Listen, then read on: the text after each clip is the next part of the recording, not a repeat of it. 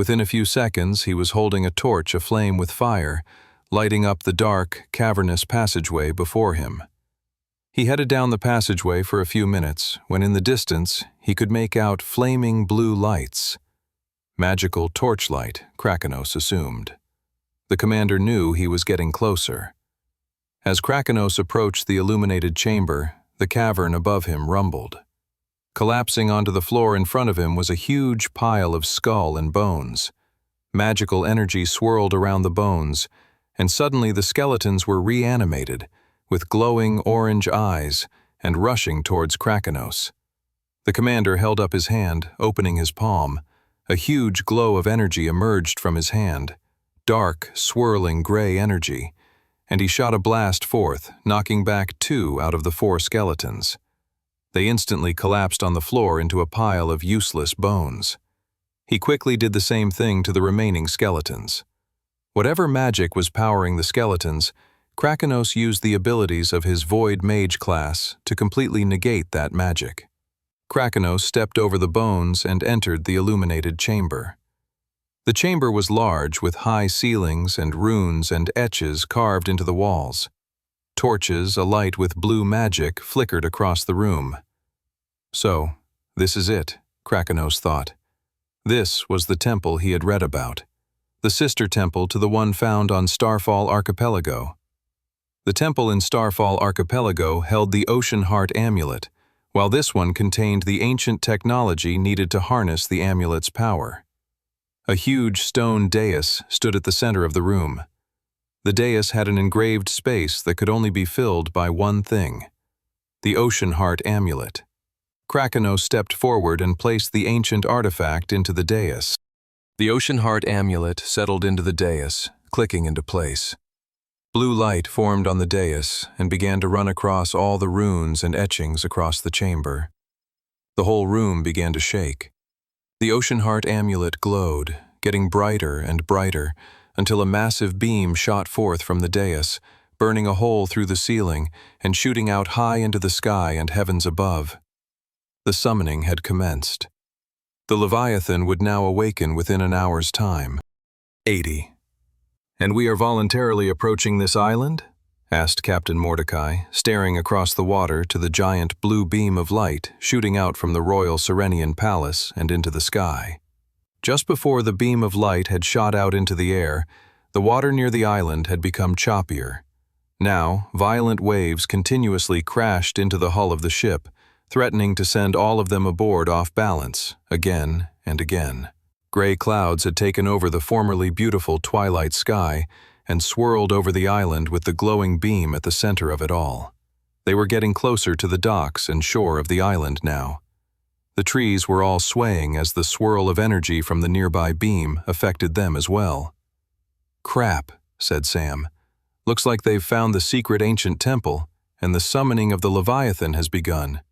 If Krakenos and his organization succeeded in their plan, Princess Muriel would lose her father, her nation, and everything she held dear. Volsungar would lose an ally, and evil rogue travelers like Dante Silvaris, the horrible man who kidnapped Queen Alice, would gain a friend. Sam's ultimate goal of saving Westria from the hands of the Demon King would be set back, potentially and fatally forever. Thank goodness they had arrived at Serenia right on time. "I look ridiculous," muttered Princess Muriel. She had a ridiculous blonde wig on and was wearing a pirate's tunic and had a scabbard at her side. Both her and Sam had taken special eye drops to change their eye color brown. The eye drops would last about an hour before they changed their eyes back to normal. That was fine, as they wouldn't need them beyond getting past the guards at the Serenian docks. Sam, Toby, Clara, and Edgar were all dressed similarly to Princess Muriel, wearing pirate garb. The reason why Muriel was wearing a wig was that her green hair was too standout a feature. It would clearly indicate her Serenian heritage, which would put many of the Leviathan Network agents on edge. It wasn't worth the risk. "Why do you have this wig anyway?" Clara asked Captain Mordecai. Said Mordecai, his cheeks blushing red. "How about we don't worry about that right now, and we focus on the giant beam of light that might end up killing us all?" Edgar put his hand on Mordecai's shoulders. "Don't worry, my friend," he said. "I understand. It gets lonely out at sea, and a pillow with a wig is better than a pillow without." "We bloody stole it from a bunch of theater troupe sailors," gasped Mordecai. "Enough!" "Whatever you say," said Edgar, holding up his hands. Eventually, the ship pulled up to the Serenian dockyards. A man walked along the dock towards their ship. "Remember what we discussed," whispered Sam. They had spoken beforehand that they needed to assume most people they interacted with on the island were Leviathan Network, especially anyone in a position of power or authority. It was all part of the Leviathan Network's grand plan. Krakenos had elected his puppet leader onto the throne under the guise of King Kai. From there, they had slowly created discord and strife as Kai raised taxes and did other things to test the patience of the Serenians, until slowly there was more and more of a groundswell of citizens who hated the king. As talks of rebellion and civil war brewed and mistrust filled the air, the Leviathan Network snuck as many agents as they could into the bureaucracy of the nation-state. The criminal organization's agents became the people who worked the docks, guarded the shores, protected the palace. As real Serenians began to hate and turn on each other, the Leviathan Network agents were slowly taking over the island like a virus that no one could see. The dock guard came up to the ship. "Well, you've picked an awful time to dock," said the guard, looking over to the beam from the palace. "Could be all of our last days on this world, if you get what I mean." The man chuckled. Sam and the rest all laughed, nervously. They weren't sure how to react. A giant apocalyptic beam in the sky didn't feel like the appropriate thing to joke about, yet this guard seemed to think it was. "Look, it's an awfully awkward time for you to arrive, I get that," said the guard. "Also, our ledger doesn't have any indication of you lot stopping here on Serenia, so I'm going to have to come up there and inspect all of you." Sam turned to the group, and they all shrugged. One of the brine buccaneers hoisted down a ladder, and the dock guard climbed up aboard onto their ship. "Okay, so I know you're not Leviathan Network agents," said the man. "A shame, for sure. But I can tell from your flag and just by looking at you that you're a rowdy bunch of criminals." Sam was both proud of their costumes, but also slightly offended. He kept all of that to himself and let the man keep talking. "You're also not a bunch of green-haired Serenians, so that's good," said the man. Sam fought the urge to look at Muriel with a face that said, "I told you so," and stayed focused on the guard.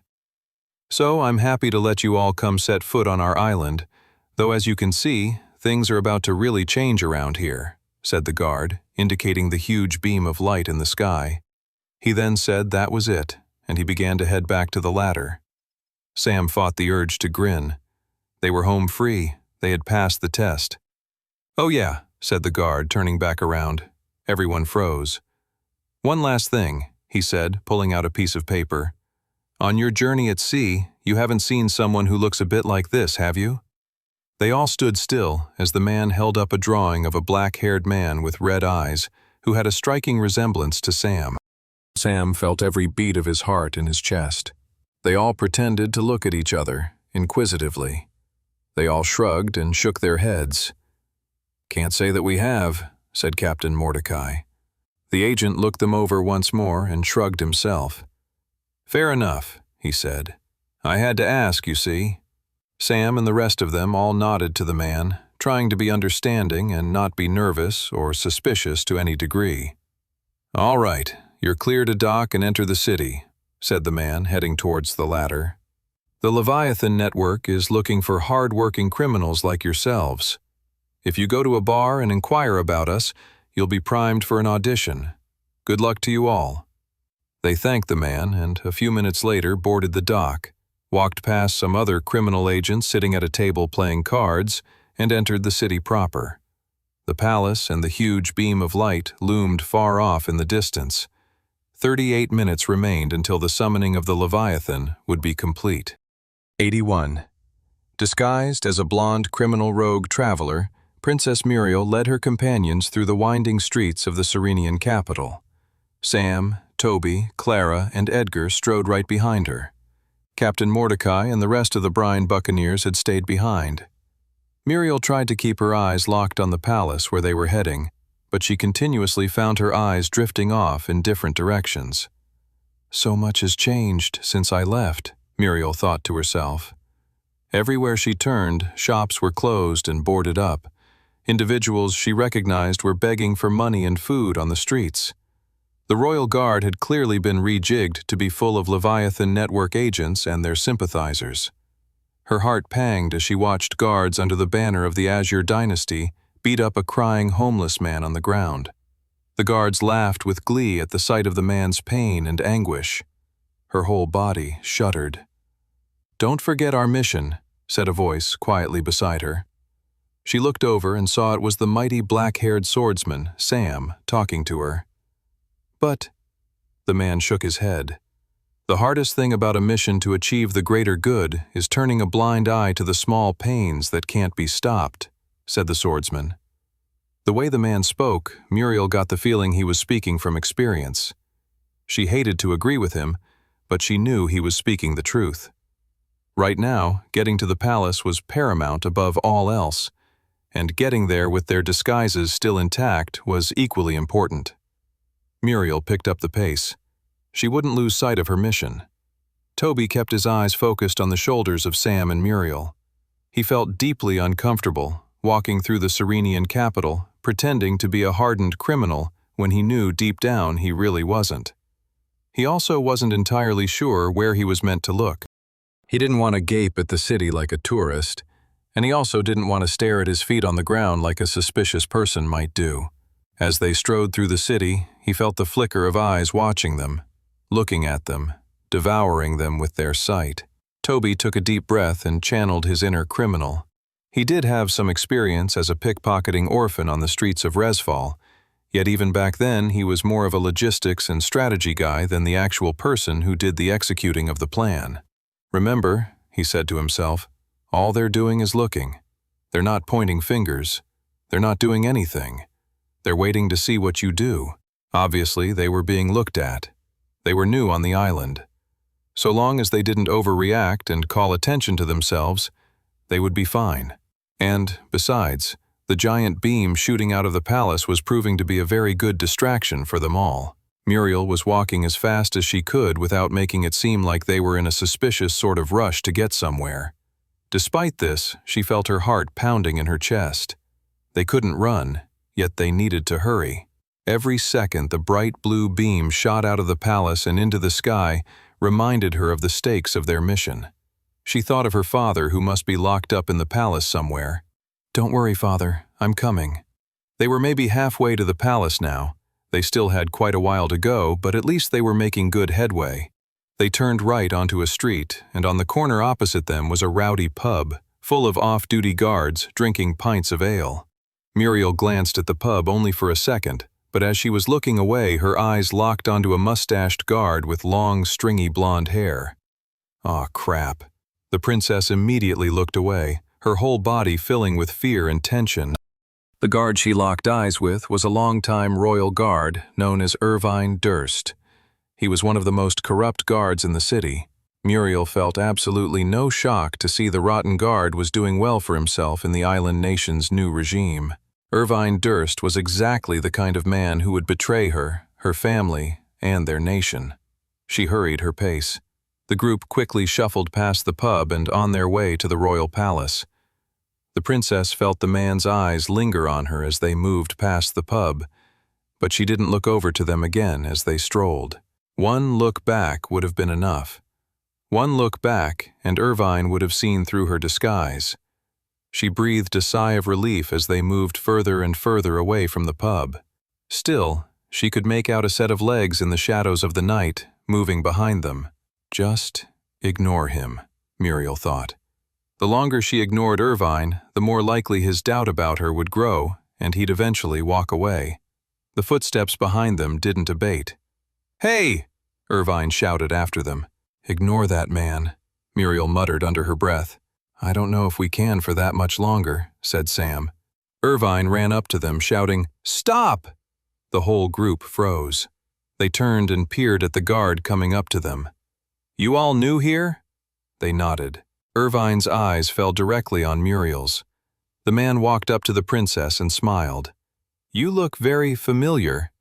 Muriel stared at the man and shrugged. Before he or she could say anything else, he boldly stretched out his hand and ripped Muriel's wig right off her head. "Gotcha," said Irvine, looking at Muriel's set of full green hair. "I thought it was you. Welcome back, princess.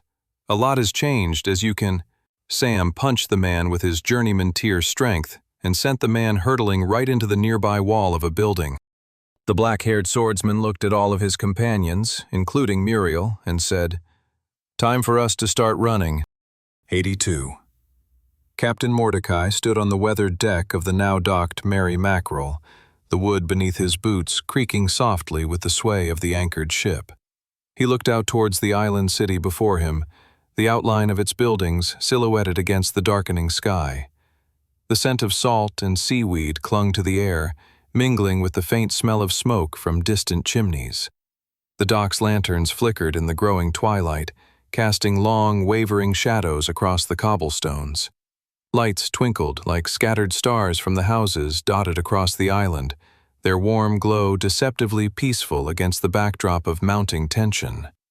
The small, innocent enclaves nestled among the trees gave off an air of calm detachment, as if the colossal beam of light shooting up from the palace was nothing more than a distant spectacle. Yet, the rest of the island told a different story. Its atmosphere was thick with foreboding. The normally tranquil sea churned restlessly, its waves crashing violently against the rocky shoreline, while the tall coconut trees swayed dangerously, their fronds whipped by a rising wind that carried the taste of an impending storm. Captain Mordecai pulled out his flask from his jacket pocket, unclipped it, and took a swig. "It's nights like these that you remember," he thought. A loud horn sound echoed across the island, and Mordecai's face perked up at the loud noise. He could see criminal agents on the docks, rushing in towards the city. The words, "intruders," echoed across the city as people yelled it over and over again. The captain looked over his shoulder to his crew. "All right, lads," he said. "You know what that means." Sam darted through the winding streets of the Serenian capital, his breath coming in quick, shallow gasps. The cobblestones underfoot were slick with recent rain, making every step a potential slip as he followed Muriel, who led the way with determined urgency. The narrow alleys were cloaked in shadows, the only light coming from the intermittent glow of street lamps, which cast an eerie pallor over the ancient stone buildings. The air was thick with tension. Every echoing footstep carried the weight of the city's fear and chaos. His heart beat rapidly as the panic and concern rose in him. "This way," hissed Muriel, as they all ducked into another side street, sprinting down it as fast as they could. If they could turn down enough streets as quickly as possible, they could lose sight of the Leviathan agents chasing behind them. It was less a matter of any of them fearing the lesser agents behind them in terms of a one-on-one or even group battle. The problem was, they just simply didn't have the time. The clock was ticking, and Krakenos was getting closer and closer to summoning the mighty Leviathan to lord over them all. The giant beam of light shooting into the sky was a constant reminder of this threat. "Let's turn here," said Muriel again. They turned, and looking over his shoulder, Sam couldn't help but grin. They'd lost the group of guards chasing behind them. They were getting back on track of their mission's original purpose, getting to the royal palace and stopping Commander Krakenos. The group kept running forward. The huge beam of light swirling and pulsating out from the palace was getting larger as they got closer towards it. It was now looming over them and casting its bright gaze onto the rooftops of the buildings they passed. They eventually reached an intersection when Sam heard a loud voice bellow, "There they are!" He looked to the side and saw a regiment of guards coming in the direction of the voice. "Uh-oh," said Toby. "We have a problem." Royal Serenian guards holding a variety of different weapons were coming towards them from all directions. They were trapped. It would take them ages to fight through this whole group of guards. Not to mention, as Muriel had pointed out to them earlier, some of them were still loyal to the Azure dynasty, but to protect their families had to go along with the current regime. They didn't know who was innocent and who wasn't in this crowd of guards. They had a contingency plan for this exact scenario. It needed to happen now. A Royal Serenian guard captain was clutching his spear tightly as they approached the group of intruders. As soon as he had spotted them, he had started ringing the alarm bells and redirecting the other guard regiments to come help them in this section of the capital. They had them surrounded.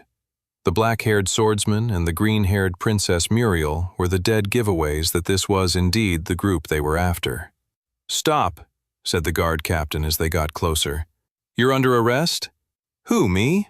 said the green-haired princess. The guard captain's eye twitched. The woman's voice was oddly masculine. Something wasn't right here. He looked closer at the black-haired swordsman. The guard captain couldn't tell before because of the darkness of the evening, but now that he could, it was clear that the man standing before him was a very old man, wearing a black toupee. The guard captain glanced back at the green-haired princess, who was definitely a man with facial stubble and a gold tooth. "Who are you?" balked the guard captain. "The name's Captain Mordecai Saltwhisker," said the black toupee man, while pulling out a musket. "And we are the Brine Buccaneers." Sam felt relief at the sounds of the alarm bells going off yet again. They had thrown the Serenian capital into absolute chaos. The regiment of guards to their right completely peeled off, as supposedly the intruders were actually on the other end of the city. "There's an opening," Sam yelled. The group rushed through the cracks between the guards and made it to another narrow side street of the Serenian capital and pushed onward. Absolute chaos surrounded Captain Mordecai. He could see more guards coming their way, meaning they had successfully diluted the guards heading for the real squad. "Good plan, Sam," smirked Mordecai. "Good plan indeed." 83. Sam and his companions rushed through the winding streets, their hurried footsteps pounding against the uneven cobblestones with a frantic rhythm. The cool night air whipped past their faces, carrying with it the faint sense of salt from the nearby sea and the lingering aroma of distant fires. Each breath was sharp, filled with the taste of urgency and dust kicked up from their rapid movements. The narrow alleyways echoed with the sound of their boots, the hurried beat resonating off the stone walls as they navigated the labyrinthine streets of the capital. "Not too far now," Muriel told the group as they turned another corner. The Captain Mordecai decoy squad seemed to have done the necessary work of diverting the royal guards, making the streets significantly less crowded now. Sam and his companions turned another corner, their momentum carrying them forward, and suddenly came face to face with a massive stone staircase that ascended steeply before them. At the top, the majestic Royal Serenian Palace loomed, its grand facade bathed in the eerie glow of the pulsating light beam that shot skyward from its highest tower. The palace, a fortress of ancient stone and gilded spires, seemed to radiate an aura of both splendor and menace, the shadows cast by the beam flickering like specters across its ornate walls. The air around them buzzed with tension, the oppressive weight of the mission ahead pressing down on their shoulders. "We did it," said Toby. "Not quite," said Edgar. "Look." At the top of the long, imposing staircase, a shimmering bubble shield glowed with an ominous, pulsing light. The surface of the shield rippled like water, its energy field crackling faintly in the otherwise still night air. It was a formidable barrier, radiating an unearthly power that distorted the space around it, making the palace beyond seem both tantalizingly close and impossibly distant. More pressing, however, was the stream of Leviathan network agents spilling out from within the shield's protective embrace, their silhouettes dark and menacing as they charged down the steps with weapons drawn and malevolent intent clear in their eyes. This looked like it might be one of the brawls they wouldn't be able to avoid that evening. More and more criminal rogue travelers streamed out from the bubble shield. There was an odd assortment of men and women. Many of them had scarred and rough faces. They wore a mishmash of gear and equipment, most likely belongings stolen from those they had killed. A classic, mercenary look. They rushed towards them. Many of them had their weapons, spears, swords, axes, all raised and ready to break through Sam and his companions' armor and flesh. The magic-based travelers had energy, from blue to green, forming in their hands, readying hostile mana-based projectiles to toss at them. They all wore the smug expressions of opponents that thought they had the upper hand. "That's a lot of incoming enemies," said Toby. "Any suggestions how not to die?" "Don't let their arrogance scare you, Tobes," said Sam. "They're nothing but chattel." Sam didn't think much of the agents on an individual level, but he couldn't deny the power of their sheer numbers. Their advantage became all the more apparent as the sky above them began to fill with arrows and magical projectiles. The sheer volume of the incoming assault was overwhelming, a deadly rainstorm of steel and sorcery that promised to tear through their defenses and leave nothing but carnage in its wake. "You say they're chattel, but I don't see how we dodge that," said Toby. "Out of my way, lesser boy," said Princess Muriel, nudging Toby. The girl clasped her hands together. Energy swirled around the princess. The barrage of attacks rained down towards them, seconds away from penetrating their flesh and melting their faces off. A huge sound barrier whisked through the air like a huge gust of wind, snuffing out a barrage of attacks. Sam was impressed by the power of the Serenian princess. This was the moment. This was their time. "Come on," shouted Sam. "Time to retaliate." Sam and the squad rushed forward to take on the huge crowd of rogue travelers. The Blood Knight led the way, triggering his Pain Ring ability and getting to work. He slashed his Shadow Blade, breaking through chainmail, then flesh, blood spurting onto other enemy faces and bodies, as well as the staircase. Sam triggered level 3 of Blood Flame, conjuring a Blood Flame sword out of the spilt blood on a rogue traveler's face. The Blood Knight's sword being born from the melted brains of his enemy. He dual-wielded both of his swords, becoming a tornado of sharp metal and destruction. From the corner of his eye, Sam saw Clara jump high into the air with her jumping boots. A few seconds later, she came crashing back down with energy swirling around her and her spear. Body parts and blood exploded from where she landed. Edgar ripped through the enemies, dragging his spirit mana claws, raking huge gashes of blood through the crowd of rogue travelers. From behind the melee fighters, huge blasts of ice shot forth from Toby's palms, slicing through the Leviathan agents' necks. Muriel, fighting beside Toby, shot out spirals of sound blades, shooting holes through the chest of their attackers. Slowly, but surely, Sam and his companions were pushing their way up the stairwell, mowing down bodies of their enemies as they did so. The Leviathan network agents were falling back. As soon as Sam and his crew's retaliation had started, their enemies' confidence had quickly dissipated. The problem for their enemies was that they had nowhere to run. The lesser agents were too big a mass, too big a blob of fighters. And even if they could escape Sam, they would just run into the hostile attacks of Sam's companions. There was no escape for their enemies. "Keep pushing," Sam yelled. He gripped his blade and sliced off an enemy's head. Blood spurted out of the body's neck. The huge beam of light continued to blow out into the sky. They were running out of time. There was only 13 minutes remaining until the summoning was complete. 84. Commander Krakanos made his way through the palace, feeling the thrum of energy reverberating beneath his feet. The whole building was shaking from the immense power he had unleashed with the Ocean Heart amulet. The whole island and the southern sea beyond could feel the enormity of what he had unlocked. He stepped out onto the highest platform of the royal palace, the once serene rooftop gardens now transformed into a battlefield of ancient magical forces. The lush greenery that once thrived here had been scorched and withered by the sheer intensity of the magic in the air.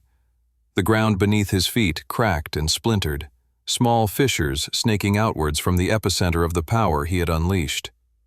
Before Krakanos, a massive bright blue beam of light tore through the skies, a pillar of energy so intense that it seemed to warp the very fabric of reality around it. The beam surged upwards, piercing the heavens, its brilliant glow illuminating the swirling storm clouds that had gathered ominously above, obscuring the stars and casting an eerie, flickering light across the entire island. Krakanos grinned at the huge force looming before him. "This," he thought to himself with satisfaction, "is the result of all my hard work. This is my will." He couldn't explain precisely how the ancient Carvasi technology worked, its secrets lost to the annals of history, but Krakanos reveled in its power nonetheless. The mechanisms were ancient and inscrutable, carved with runes that glowed faintly with a cold, azure light. It was as if the very air around the beam thrummed with arcane knowledge, the hidden mysteries of an ancient civilization now bending to his will. At its essence, the technology was a conduit, a means to tap into the raw, primal forces of the world, gathering mana from the very core of the world and the depths of the surrounding seas. This mana was concentrated, amplified, and channeled into a singular purpose: the summoning of the Leviathan, a creature of such unimaginable power that it would reshape the world in Krakanos' image. It was eerily similar to the way the dungeon gate system was able to create dungeon gates out of thin air, but at an even more intensive scale. The huge burst of energy continued to pummel outward into the sky, clouds swirling around the beam, concealing how high it truly went. Krakanos grinned and looked out to the sea. The Leviathan would soon be here, and then he would be unstoppable. Sam slashed his sword, cutting through the chest of a rogue traveler with the wizard class. The man had tried to burn Sam's face off, but the Blood Knight had managed to cut a hole in the man's body for all of his guts to leak out first. "You can't kill me if you have no guts," Sam thought to himself. They were more than halfway up the stairwell towards the palace. They were running out of time. "Enough is enough," shouted Edgar, smashing his fists on the ground and creating a huge ripple of spirit druid energy that sent a huge wave of Leviathan network agents flying in all directions. The attack was powerful enough to clear a path up the stairwell for the entire squad. Sam rushed forward, as did everyone else. They reached the top of the stairwell only to come face to face with the bubble shield. They had 4 minutes until Commander Krakanos' summoning of the ancient Leviathan would be complete. Toby placed his hand on the energy shield and pushed. His hand could not move beyond the surface of the energy shield, even though there was seemingly empty space in front of them. "I recall you saying you had a solution for the bubble shield, Sam," said Clara, gripping her spear tightly. "That would be pretty handy right now, seeing as we have more enemies coming our way." Moving towards them from the front entrance of the temple was another squad of Leviathan network agents, around 8 of them. There were still enemies behind them, below the staircase as well. They were surrounded. "Okay, you guys fend them off while I deal with the bubble shield," said Sam. They had prepared for this in their planning, though this was the version of the scenario when things were going extremely badly. This was the scenario they had hoped wouldn't happen. Sam materialized a dagger and a piece of special coral he had collected from beneath the southern sea along their travels. The coral was known as diamond coral. It didn't even look like a diamond. It was actually gray and unappealing looking. It was called diamond coral because the residue from the coral was an even sharper material than diamond. As Sam's friends battled their surrounding enemies, Sam rubbed the diamond coral against his dagger, coating the dagger in its residue. "All right, everyone," said Sam. "Get ready." The residue's effect on his dagger would only last a few seconds. Sam stood up and stabbed the newly coated dagger into the bubble shield. A huge crack echoed across the battlefield. Sam pushed the dagger in further and dragged through the bubble shield a big enough hole to walk through. He then leapt through the bubble shield and encouraged all of his companions to do so as well. Edgar punched one of the agents so hard he flew through the air, knocking back a bunch of other evil rogue travelers. "Come on," said Muriel. "We have to get inside the palace and find Krakanos." They only had 1 minute remaining. They rushed to the entrance of the palace, confronting its large hallways and chambers before them. They had no idea where Krakanos was situated in the palace. "He could be anywhere," Muriel gasped. 30 seconds remaining. "Sam," said Clara, "what are we going to do now?" Sam wasn't sure. They needed more time. The beam flickered with more intensity than ever before. 15 seconds. They didn't have enough time. The group looked at the palace in horror. 3, 2, 1. 85.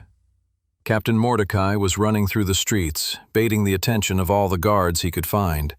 Mordecai was a natural criminal, and he enjoyed the dance he was playing as a decoy for his allies. The more enemies he deluded away from them, the more likely their plan would succeed. And successful plans meant treasure.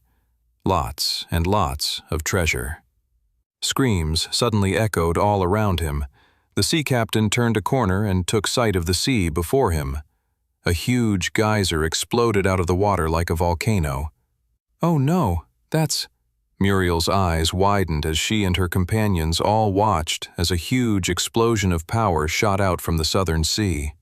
Her stomach lurched at the terrifying sight. Her heart began to sink. Is it already too late? She gulped and stared with horrified awe at the monstrosity emerging from the sea. Commander Krakenos grinned, watching as a huge volcanic geyser shot out from the sea, followed by a massive serpentine dragon-like creature. The monster was truly colossal, its body a vast, snake-like form that twisted and undulated as if it were a living part of the tempest and sea itself. The dragon's scales shimmered with a multitude of colors. Each scale was jagged and rough, like ancient weathered stone, and they seemed to pulse with the raw energy of the storm that surrounded the creature. Its head was horrifying, with a maw that opened wide enough to swallow the entire palace. The creature's jaws were lined with rows of jagged, dagger-like teeth, each one gleaming ominously as it prepared to unleash its fury. Long, twisted horns protruded from the dragon's head, spiraling upward like the spires of a dark cathedral. Around its neck and along its spine, a series of jagged, bony protrusions rose, each one sharp enough to pierce the heavens. From deep within its throat, a searing blue glow emanated, hinting at a powerful, fiery breath it was prepared to unleash upon the world below. The monster screeched into the night with horror before diving back into the sea and back out again. "Welcome, my friend," said Commander Krakenos.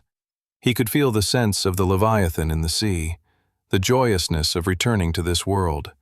"Rise," Krakenos said, messaging the Leviathan.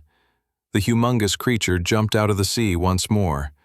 It was all happening as it was supposed to. In their research, the person who summoned forth the Leviathan would have control over that creature. The legendary monster was now under Krakenos's command. Sam watched with horror as the Leviathan surged out from the sea. The creature was magnificently monstrous, a true sight to behold. "This is bad," said Toby, looking out with awe at the huge monstrosity emerging from the sea. Sam was in complete agreement with his friend. This was indeed very bad. They were now in the worst-case scenario of their plan. Ideally, they would have stopped Krakenos before he succeeded at summoning forth the Leviathan.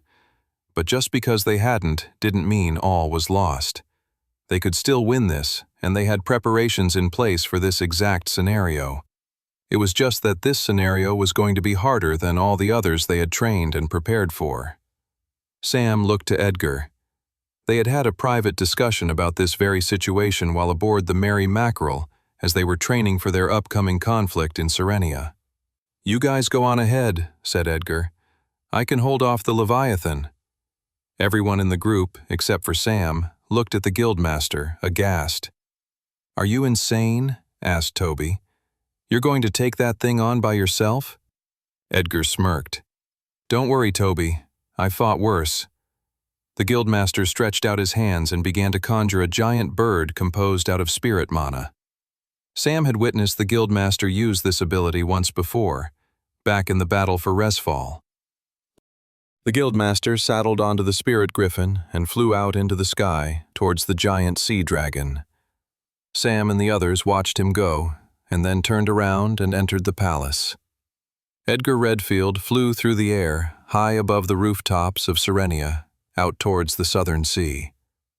Vicious winds, drawn up by the summoning of the Leviathan, whipped all around him. The guildmaster and his spirit griffin were unperturbed, pushing forward into the night. A huge roar came from below them as the Leviathan emerged from the sea, jaws opened wide to devour both Edgar and his griffin. The griffin flew upwards.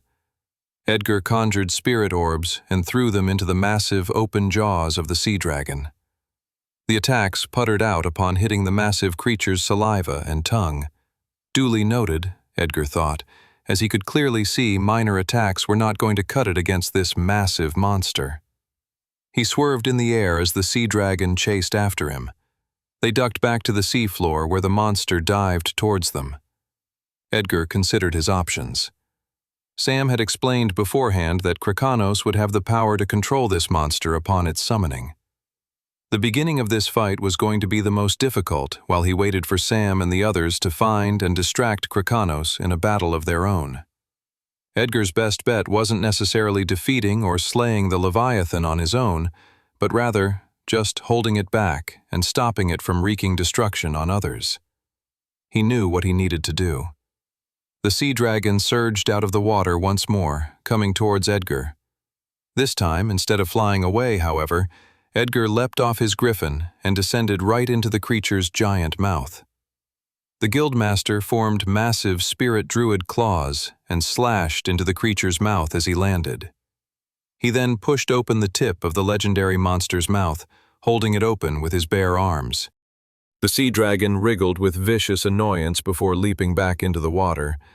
Everything swirled around Edgar until the Leviathan surged back out of the water, shaking its head, trying to remove Edgar from the tip of its mouth. Edgar spat water from his mouth and between gritted teeth said, "Go ahead and try and get rid of me. I can stay here all day." 86. Sam rushed forward into the palace with his companion at his side. He shuddered as the roar of the torrential waves beyond the palace reached his ears, a constant reminder of the epic struggle unfolding in the sea between Guildmaster Redfield and the mighty Leviathan. As they moved forward, the distant but unmistakable sounds of thunderous impacts and the Leviathan's guttural roars echoed across the island, reverberating all the way through to the palace walls. Sam could almost feel the weight of the colossal beast's presence, its power radiating like a dark storm on the horizon. Edgar was out there, fighting a battle that shook the very ocean, and Sam knew they had to act swiftly to relieve him of this impossible burden. "Hang in there, Guildmaster," Sam thought to himself. "We'll make sure you don't have to face that thing for too much longer." The group's top priority now was finding Commander Krakanos and defeating him. Now that the Leviathan had been summoned, the only way to destroy the monster was to destroy the person who summoned it. Krakanos was most likely on the roof of the palace where he could view the southern sea and control the Leviathan from within his gaze. A quick check of Sam's mana sense confirmed this to be true. It was important that they approach the rooftop via the palace. Sam could most likely have used blood manipulation to create blood wings and fly himself to the roof, but that came with two very serious problems. 1. Krakanos could use his void magic to neutralize and destroy Sam's blood wings, and then send him hurtling towards the ground with no ability to stay afloat. And 2. Approaching so brazenly might instigate Krakanos to have the Leviathan shoot a beam of power right into Serenia, potentially killing and harming innocent civilians. So, they needed to sneak up on the criminal organization's commander by heading to the roof the normal way. "We need to head this way," said Princess Muriel, rushing forward down the palace hallway. The interior of the palace was a true sight to behold. The ceilings were so supremely tall, it was like they were walking between two mountain cliffs. The walls and ceilings were adorned with old, ancient paintings depicting Serenian history. The next big hallway they entered was filled to the brim with flowers. Roses, tulips, daffodils, and more. "We're halfway there," said Muriel. "Come on, everyone." Suddenly, all the flowers in the room shook and rose out of their vases, and flower petals and stems swirled around the room, creating a vicious and deadly mist. Sam held up his arms to his face to protect his eyes and attempt to see what was happening around them. Everyone groaned and grunted as the flower petals were moving so fast they were able to cut and slice bits of exposed skin. Eventually, a figure appeared through the mist of swirling flower petals. The petals collapsed on the floor, and standing at the end of the hall was a man with long black hair tied in a ponytail, a black goatee, and wearing billowy purple robes. Sam recognized the rogue traveler straight away. It was the vile Dario Sorelli, one of the elite squadron, Commander Krakanos' most decorated rogue travelers in the entirety of the Leviathan network. The man was a powerful journeyman tier traveler with the wizard class, specializing in the element of air. This man was not going to let them through easily. Dario Sorelli stared down at his enemies. There was Princess Muriel, standing out with her green hair. Then there was another girl, amber-haired and holding a powerful trident, a portly boy holding a wizard's staff, and then a swordsman with black hair and magnificent-looking silver armor. "So, you're the group that defeated both Captain Barnaby Squallhawk as well as General Quentin Zephyr and the Shadow Guard," muttered Sorelli.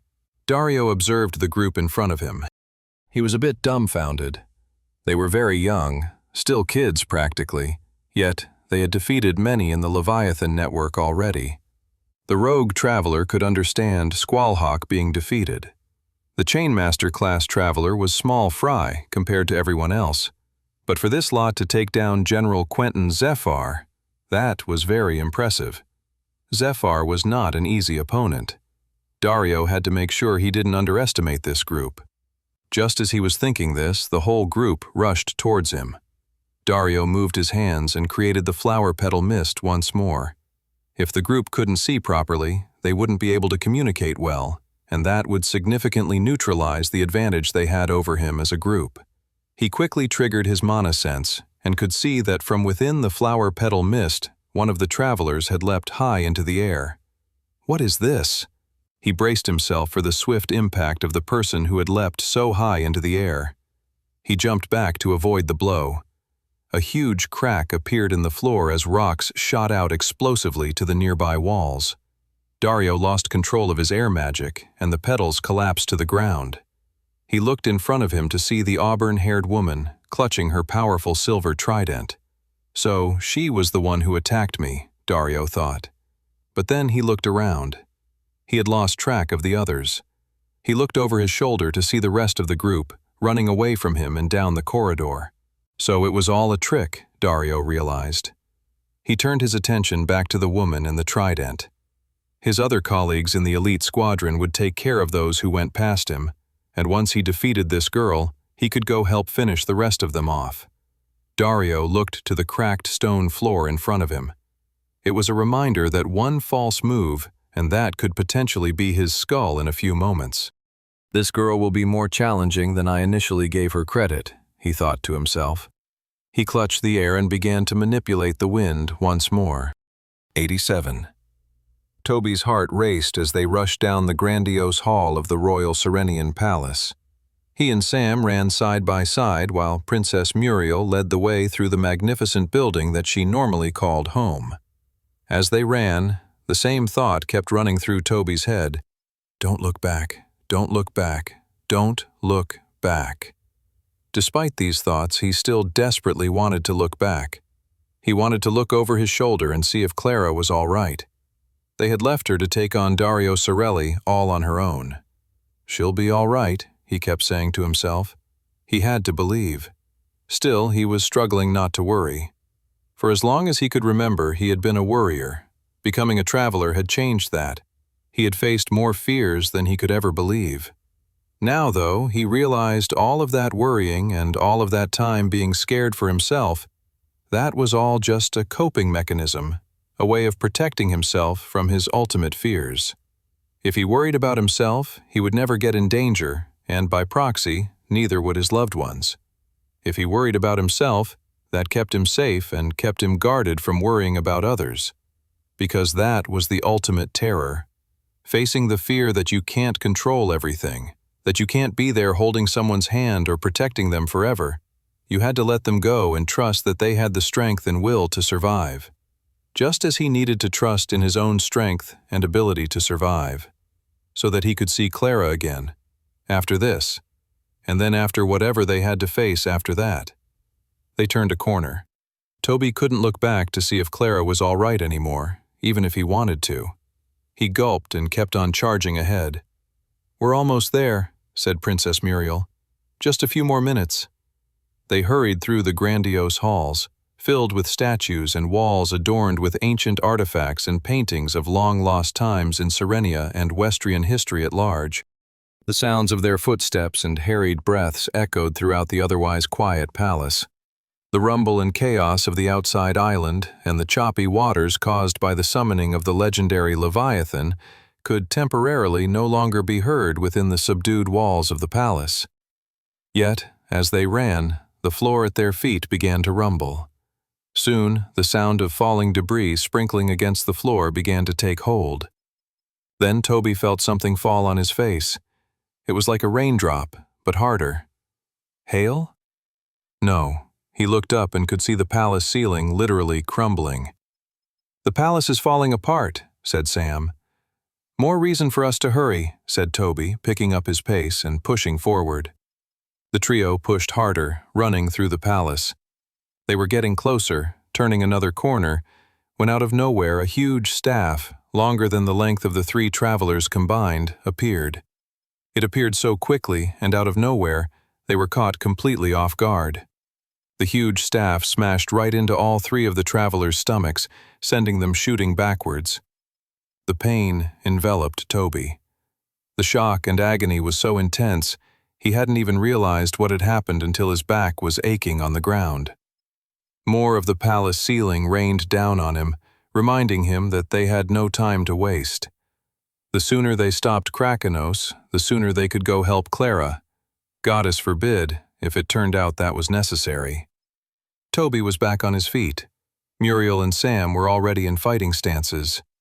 Emerging at the end of the hall was a tall, muscular man with thick, long white hair tied in a ponytail. The man gripped a staff tightly in his hands. The staff was much smaller than the staff that had hit all three of them. Sam had warned Toby and Muriel about this man, a dangerous rogue traveler known as Rowan Ashford, a part of Krakenos's elite squadron. The silver-haired man looked at the three of them and said sternly, "This is as far as you go." Rowan Ashford narrowed his eyes at the three opponents standing in front of them. Commander Krakanos had warned him and his colleagues in the elite squadron that they might come across this group of travelers. Even though he recognized them, he was still surprised to see them. Two of them, the black-haired swordsman and the brown-haired wizard-class traveler, were from his former nation of Volsungar. And then the third, the green-haired girl, was Princess Muriel of Serenia, a girl they had been hunting down for months now to no avail. It was quite shocking to see the three of them together, two Volsungar travelers fighting alongside a Serenian. Rowan never thought he'd see the day when something like that would happen. That kind of comradeship only existed in storybooks, or aboard mercenary groups of expatriate rogue travelers. But by that point, you couldn't really refer to those people by the country from which they hailed from. His three opponents rushed at him, and he triggered his Polemaster class abilities. He extended his staff such that it was so big there was no way they could cross it. "You're not going anywhere," said Rowan. Suddenly, a light glowed at his feet. Rowan jumped away just in time for the glowing spot to burst forth with a huge destructive geyser. Then his ears were filled with paralyzing sound. Next thing he knew, the trio was riding aboard the flying surfboard, with an undulating wave beneath it. The trio on board the surfboard was able to fly over Rowan's giant staff. Rowan Ashford gritted his teeth in anger, ready to kill his enemies once and for all. Toby and the others landed on the other end of Rowan's giant staff. "Come on, let's go," said Sam. "You guys go on without me," said Toby. "Otherwise Rowan is going to keep chasing us. Someone needs to stay back and hold him off." "Are you sure?" asked Princess Muriel. For the first time, the princess wasn't speaking down to him. She was seeing him for the truly brave person he was. "Yeah," said Toby. He then cracked a smile. "Trust me." 88. Clara didn't waste a second. She immediately pushed herself off the ground, sprinting towards Dario Sorelli. She gripped her super rare and adept tier trident and rushed towards her enemy. She closed the gap within seconds. As soon as she was in range, she thrust her spear forward. Dario moved back to dodge, pulling his neck back as he did so. He quickly leapt into the air, jumping a few meters on the ground. With the help of mana-induced jumps, most travelers jumped higher than the average human. Clara was sure Dario was using some of his air magic to aid his jump as well. With his new height advantage, Dario created swirling orbs of wind that became swirling, thick spheres of destruction. He whipped them down at Clara, one after the other. Clara sprinted forward, strafing to dodge the air magic projectiles. As soon as she was in range, she leapt into the air with enough speed and grace that Dario was caught off guard. But the competent fighter was only disoriented for a second. Clara thought she had him. Dario moved his head at the last second, the tip of Clara's trident just grazing Dario's cheek. The cut created a small line of blood. It was not the wound Clara had been hoping to deliver. They both landed back on the ground of the palace hallway. Dario put a finger to the blood forming on his cheek. He looked down at the wound and began to smile. The rogue traveler looked at Clara sinisterly. Dario looked down at the red splotch of blood on his finger once more. He couldn't believe it. It had been a very long time since he'd been cut or seen his own blood. He knew it was time to step it up. Go on the offensive. Finish this puny little girl quickly so he could go make quick work of the rest of her friends. Commander Krakenos would focus on wielding the Leviathan to take control of the Southern Sea, and while he did that, Dario needed to protect him. Dario was part of Krakenos's elite squadron. He was a top soldier, and he planned to continue to prove himself. "All right, little girl," Dario thought to himself. "Let's end this." He stretched out his arms and hands. He channeled his power and mana. The air around him began to stir with increasing intensity. The wind whipped and howled, spiraling into a concentrated vortex at his outstretched hand. Within moments, the swirling winds coalesced, forming the outline of a massive great sword. The blade was forged from pure air, yet its presence was undeniable, sharp, tangible, and pulsating with the energy of a tempest. Every wizard-class traveler upon hitting Journeyman tier unlocked a weapon-conjuring ability. This was Dario Sorelli's Journeyman tier ability as an air elemental specialist. It was known as the Tornado Blade. He rushed at the girl, using the wind to propel and speed up his feet. He swung the greatsword right for her head. She leaped to the side and thrust her spear forward. Not quick enough, Dario smirked. With an ordinary greatsword, Dario's attack would have been hopelessly risky, leaving him open to a quick attack, especially by someone wielding a longer-ranged melee weapon like a spear. However, the Tornado Blade, while dealing the same, if not significantly more, level of destruction as a greatsword, did not come with the same downsides. Namely, its sluggishness. Dario swerved, and the Tornado Blade came crashing down, pinning the brown-haired girl's trident on the ground. The girl squirmed as she realized her weapon was now pinned to the floor. Clara gripped her spear, struggling to pull it out from Dario's Tornado Blade.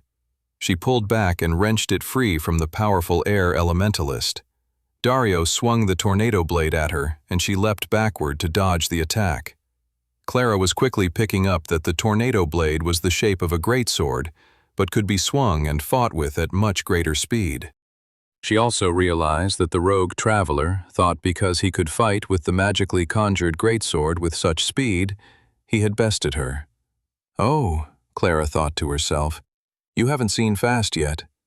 She gripped her spear and rushed towards Dario. The rogue traveler smirked and tried the same trick yet again. He went for the risky swing, and Clara dodged. But before Dario could move his Tornado Blade quick enough to pin Clara's spear to the ground, she triggered her warrior class's forward charge ability, thrusting herself at unblinking speeds, faster than Dario could react. Her spear stabbed right into Dario's side, drawing blood and bits of flesh. The man grimaced in pain. He lifted his foot and kicked Clara right in the gut, sending her flying backward. Freed from his enemy, Dario leapt into the air. This time, however, he didn't fall back down. He flew to the high corner of the palace hallway. He then started volleying air blast after air blast at Clara. Clara rushed forward, not wanting to miss her opportunity, while Dario was wounded and weakened. She jumped into the air and soared up to the top of the palace ceiling with the help of her boundless sky boots. Except by the time Clara reached Dario, he had floated to another corner of the ceiling. "You can't do anything to stop me," laughed Dario high up in the corner. "I have the height advantage. You can't even reach me." It wasn't just a matter of getting high enough to attack Dario now. It was a matter of reaching the same height as the rogue traveler and staying there. Clara realized she needed to unleash her new crafted item she had been working on while they journeyed across the sea to Serenia. It's time. Dario's whole body shuddered with both pain and anger. The wound the spear-wielding warrior had landed on him was continuing to bleed, and he felt himself slowly getting weaker. Retreating from the girl by flying up to the top of the high palace ceiling was the right strategy. He needed to regroup. He materialized a healing potion from his inventory and aggressively chugged it. He felt the wound near his ribcage seal up and repair itself. With his wounds healed and his height advantage, it was only a matter of time until he slowly ran the girl out of energy, and his air blast attacks would then knock her out. Even with her ability to jump really high in the air, she still couldn't match his ability to fly. It was incredible that such a wondrous ability to fly emerged in evolving his novice-tier air manipulation ability to such a high degree. He had leveled it so many times over the years that it eventually granted him the ability to fly in the air. Dario whipped more air blasts at the spearwoman. The brown-haired girl dodged the attacks and then leapt into the air once more. Here we go again, Dario thought. When is she going to realize this is futile? Dario floated away from where he was standing. He looked over his shoulder, expecting to see the girl falling back down towards the ground, but then his eyes widened when he realized that wasn't the case. Attached to her armored shoulder plates was a gliding device of some kind. It was allowing her to float in the air, slowly descending back down. Okay, Dario thought, looking at the girl quizzically. She's still descending, albeit a bit more slowly, but I can still easily dodge her and keep my height advantage. Then Clara triggered forward charge, shooting herself through the air, keeping herself afloat. Dario's eyes widened. That's a problem. Clara zipped through the air so quickly it caught Dario off guard, and the girl landed a direct hit of her trident in his stomach. She triggered forward charge again and again, until Dario Sorelli was skewered right into the corner of the ceiling where he had originally thought he could hide. By the time Clara was finished with him, it wasn't just flower petals spilled all over the palace floor, it was blood as well. 89. Toby briefly watched his companions hurry down the palace hall before turning back around to take in his opponent. Sam and Muriel would have to face whatever challenges awaited them without him. Toby's fight was here. He took in the thick, muscular man standing before him, Rowan Ashford, an infamous rogue traveler and wanted criminal from Volsungar. He had slaughtered whole towns and villages in attempts to level up his traveler class faster. He was a horrifying, dangerous, and sinister man. When it looked like the Travelers Guild had amounted enough power to stop him, he disappeared from the country altogether. The man then disappeared for years until he turned back up again as a member of the criminal organization known as the Leviathan Network. Sam had informed them all of Rowan Ashford's skills and abilities in their preparation for landing on Serenia. Toby could foresee already that it was going to be a difficult fight. As a primarily ranged magic user, Toby would need to try his best to maintain distance, which would be extra tough since Rowan had the power to extend and enlarge his weapon. So it would be difficult, but the best strategy for Toby involved attacking from a ranged position. Rowan's eyes narrowed and he rushed towards Toby, staff gripped and ready to attack. Toby quickly hopped back on his surfboard and swerved around the man back to his original position in the hallway when him and his companions had first entered. As long as Toby stayed on the board, he could maintain good positioning. He held his palm out, creating an orb of powerful water magic, and then whipped it right at his enemy. Rowan spun around and extended his staff to hit the annoying water mage. The pole extended at a vicious and hostile speed, but it wasn't enough. So long as the kid stayed on his surfboard, he could outpace the speed of Rowan's staff abilities. Rowan could increase his running speed, though.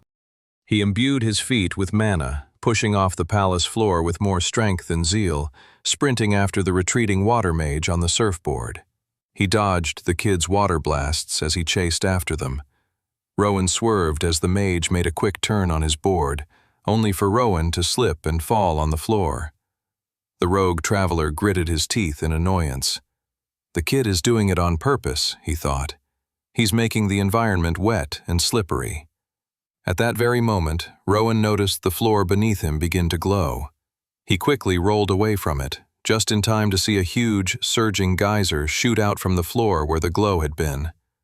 Rowan jumped back to his feet and triggered his staff ability, elongating it. He spun around the room, trying to hit the water mage. The kid ended up just floating above the radius of his staff tornado attack. At the last minute, Rowan stopped the spin of his attack and went for a surprise thrust. The water mage dodged and managed to get a weak water blast in his eyes. His vision was temporarily blurred, leading to a barrage of more powerful water attacks. Enough is enough, Rowan thought as he absorbed the attacks. It was time to stop fooling around. This kid was fighting with cheap tricks, but cheap tricks didn't win battles. Raw strength did. Wind shot Toby's hair back as he slipped and slid through the air aboard his Mystic Wave Weaver surfboard. He flew up and down, circling the palace hallway, whipping water blasts at Rowan Ashford. The man was strong and durable, and Toby needed to hit him with some harder attacks. Still, Toby was pleased that the battle was currently under his control. At that moment, a new fury and zeal overtook Rowan, and he leapt towards Toby. Rather than attacking with his pole, he stretched the pole to the ground to shoot himself towards Toby. He proceeded to tackle Toby, shooting them both down to the ground. With one hand, Rowan gripped his thick, burly fingers around Toby's neck, while with his other hand stretched out his pole so that it shot his Mystic Wave Weaver far away into the other room. Toby attempted to fight back, but Rowan stretched out his staff and pressed it into Toby's chest so hard it pinned his arms down as well. The worst situation had happened, the one Toby had been avoiding. Rowan Ashford had closed the gap between them. But Toby didn't just have ranged attacks, though. Not anymore, he didn't. It was time Toby went all out. It was time he utilized his new Journeyman Tier Wizard class ability. Rowan grinned as he watched the kid's skin pale as he lost more and more oxygen. The pesky water mage would be dead in a few seconds, and he was glad about it. The kid's eyes began to glow blue, and he started to scream with utter rage. His hand began to glow blue as well.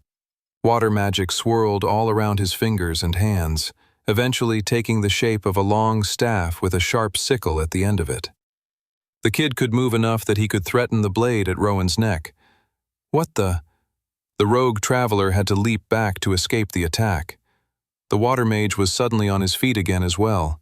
He rushed towards Rowan. The pole master shot out his staff, but the kid sliced his new conjured water scythe, slicing Rowan's powerful staff right in half. Rowan's eyes bulged in terror. It all happened so quick he didn't have time to react. The water mage slashed down his powerful new weapon, slicing Rowan Ashford's head cleanly off. Toby felt the power surge through him. His water magic mopped the blood and guts on the floor around him. This was Toby's new Journeyman Tier ability, his own version of the unique elemental weapon conjuring ability that all Journeyman Tier Wizard class travelers had. Toby's ability was known as the Scythe of 1,000 Waves. 90. Sam hurried through the Serenian Palace alongside Princess Muriel. With every step they took, Princess Muriel's face grew more ashen, her once vibrant green eyes now clouded with a mix of sorrow and determination. Her breaths came in shallow, trembling gasps, each one heavy with the weight of the memories these walls held for her. The regal poise she had maintained throughout their journey was crumbling, her shoulders sagging under the invisible burden of her homeland's despair. Her hands, once steady and sure, now clenched into fists so tight that her knuckles turned white. The very air around her seemed to thrum with her barely contained anguish, as if the palace itself mourned alongside her.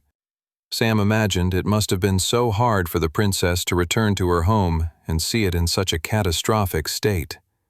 A legendary creature terrorizing the waves outside, the people nearly at war with themselves, her very home where she had slept at night taken over by a criminal organization.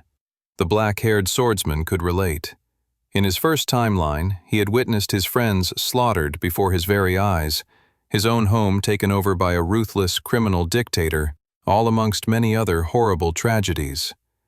It was a terrible thing to witness such horrors. Sam wouldn't wish it upon anybody. To see someone as deeply loyal as Princess Muriel, to even briefly begin to contemplate such tragedy, hurt Sam deep in his soul. This was why the goddess had sent him back in the first place, to stop moments like this. It didn't matter that the Leviathan network hadn't actually ascended this far in power back in his first timeline. They had in this one, and so, therefore, they had to be stopped. They were almost there. Sam's eyes briefly glanced over his shoulder. Both Toby and Clara were out of sight now. He prayed and hoped for his companion's well-being, even Guildmaster Redfield. Even at Master Tier, a mythical creature summoned from the heavens themselves was not something that would be easy to fight. He knew that he needed to have faith in them all, just as he had to have faith in himself. They had trained and prepared on their journey to this island. They had done everything that was necessary, and more. It was all about execution now. Muriel's heart was racing. They were running out of time. In fact, they'd run out of time as soon as Commander Krakanos had successfully summoned forth the Leviathan. Now, they were just trying their best to do damage control. Damage control in this case being stopping Muriel's entire nation from being completely destroyed. It was even more personal than that, though. Muriel desperately wanted to see her father. He was the only close family she had. She wanted to make sure he was all right. She had no idea what kind of pain, torture, and suffering had been inflicted upon him since she'd been away. She and Sam turned a corner, and her stomach completely dropped. Standing between them and the stairwell that led to the roof was a powerful figure. An older man with green hair and a green goatee. It was, unbelievably, King Kai Azure, Princess Muriel's father, the man she'd just been worrying about as they sprinted through the Serenian palace. Muriel stopped in her tracks at the sight of the man and even took a step back. Father? Something didn't feel right. She couldn't say what precisely, but she should have wanted to run towards her father and give him a hug, and yet she felt this impulse to stay back. "Do not go further, Muriel," said King Kai. "Listen to me. What is happening is good. For you, for me, for our nation." Muriel shook her head. "How can you say that? Have you been outside? Violence and destruction fill the streets of our homeland." Her eyes began to brim with tears. She felt a hand placed on her shoulder. She broke her tears and looked up at Sam. "Remember our preparations on the ship," said the brave and honorable black-haired swordsman. "You can see through this." Muriel clenched her fists. From the moment she saw this man in front of her, even if she hadn't consciously known, she had intuited that this man was an imposter. She stepped forward and shouted, "Enough of your games! Reveal yourself, Vespera!" The man before them grinned. Suddenly the figure's skin began to ripple unnaturally, like the surface of a pond disturbed by an unseen force. What started as subtle waves quickly escalated into violent convulsions.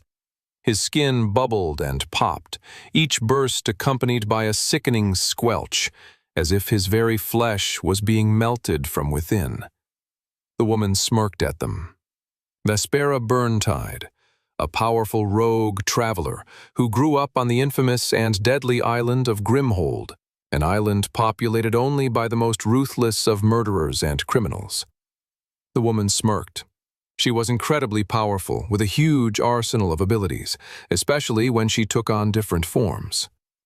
"I can't let you pass," said Vespera.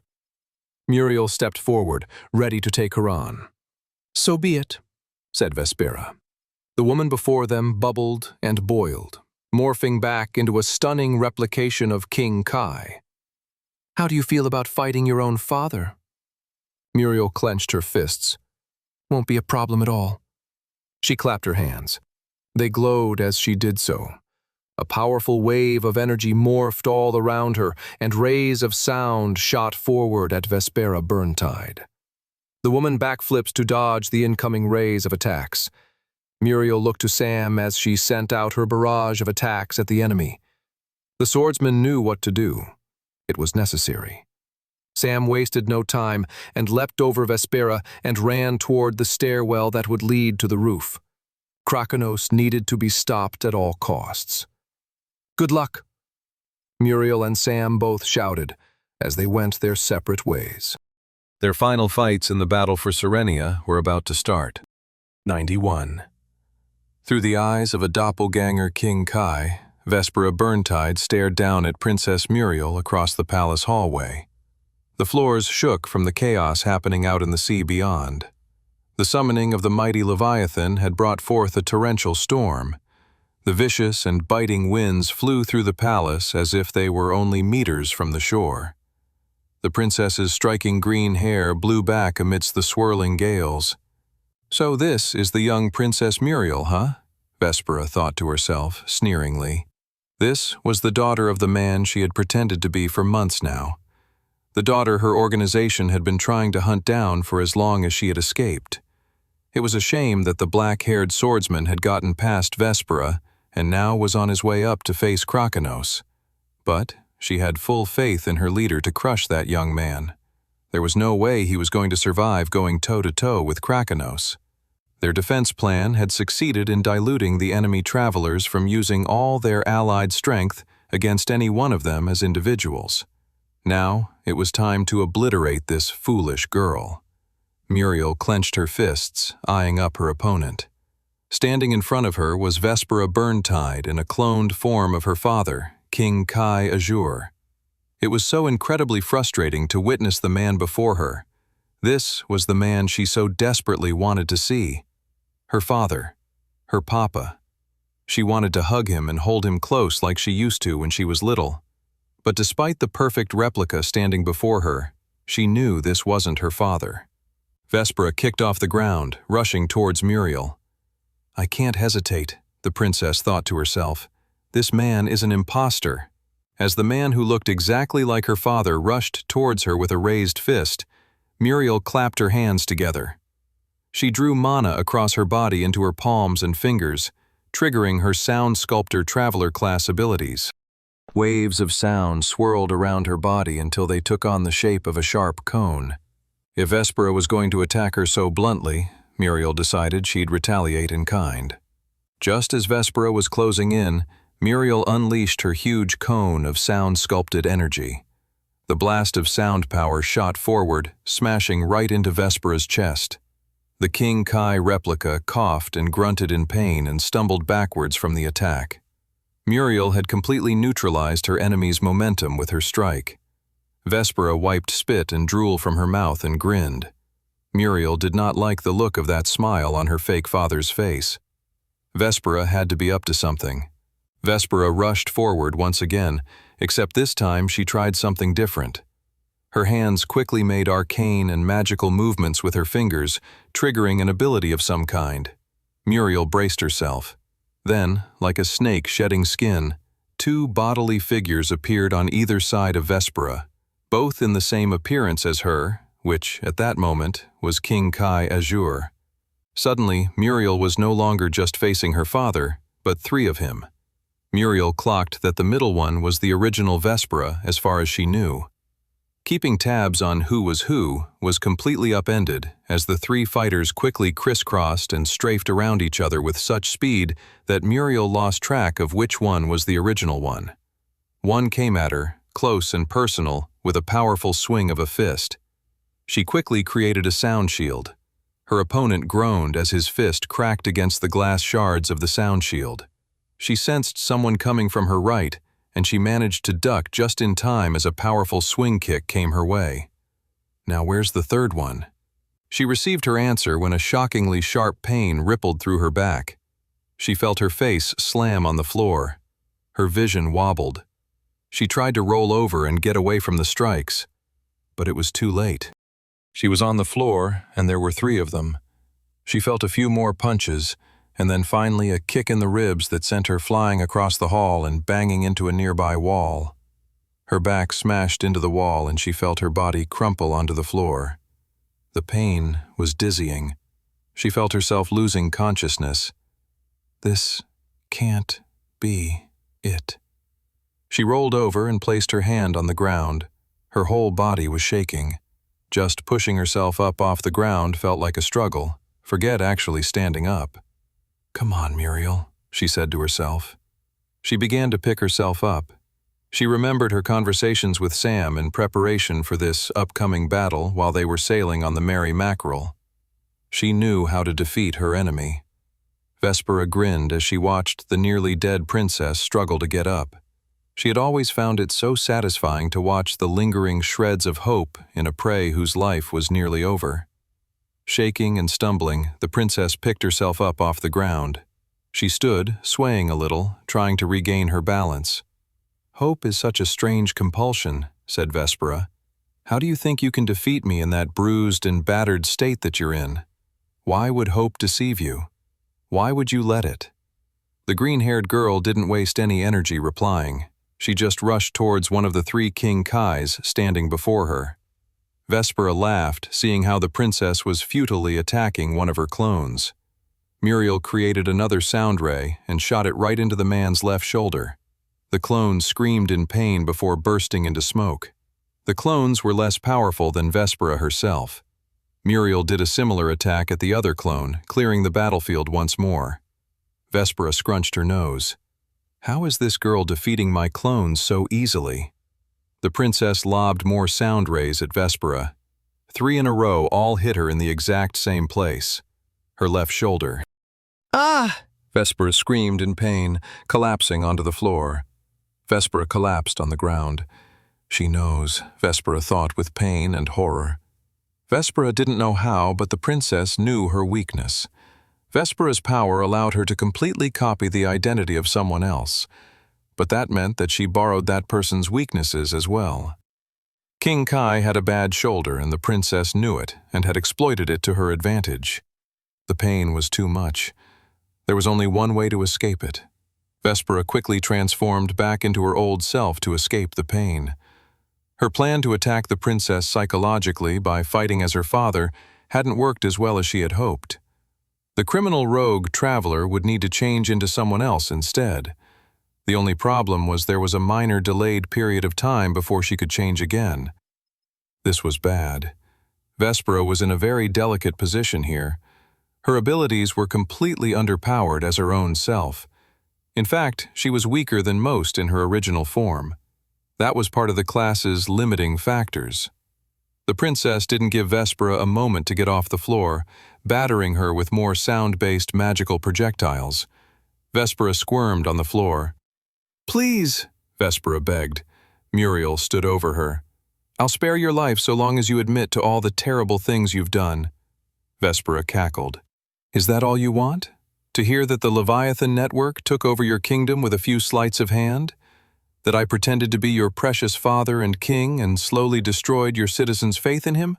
Yes, we did all of that, and I'd gladly do it again."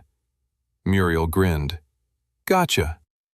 All across Serenia, the voice of Vespera Burntide explaining the Leviathan Network's master plan echoed throughout the entire island, in every nook and cranny. Shopkeepers, soldiers, dockmen, and everyone else listened with remorse. They all 92. Edgar Redfield held on for dear life, his fingers clutched around the Leviathan's massive, jagged teeth. His boots sank into the soft, squelching flesh of the creature's gums as he tried to hold open the monster's jaw from either side, keeping it from swallowing him whole. Pressure came at the guildmaster from all sides. There was the overwhelming force of the monster's jaw and mouth raining down upon his body. The traveler was using all of his strength and mana power to keep the monster's mouth at bay. Beyond this, though, he also had to contend with the swirling rush of the sea and its waves as the Leviathan wriggled and wrangled as it dived in and out of the water, trying to rid its mouth of him. If the Leviathan couldn't swallow Edgar whole, spitting him out was the next best thing. "Do your worst," Edgar said between gritted teeth. The stench of the Leviathan's breath, hot, putrid and metallic, filled Edgar's nostrils as the beast roared in frustration. Every time it dived beneath the churning waves, cold seawater splashed over Edgar, soaking him to the bone and chilling him to the core.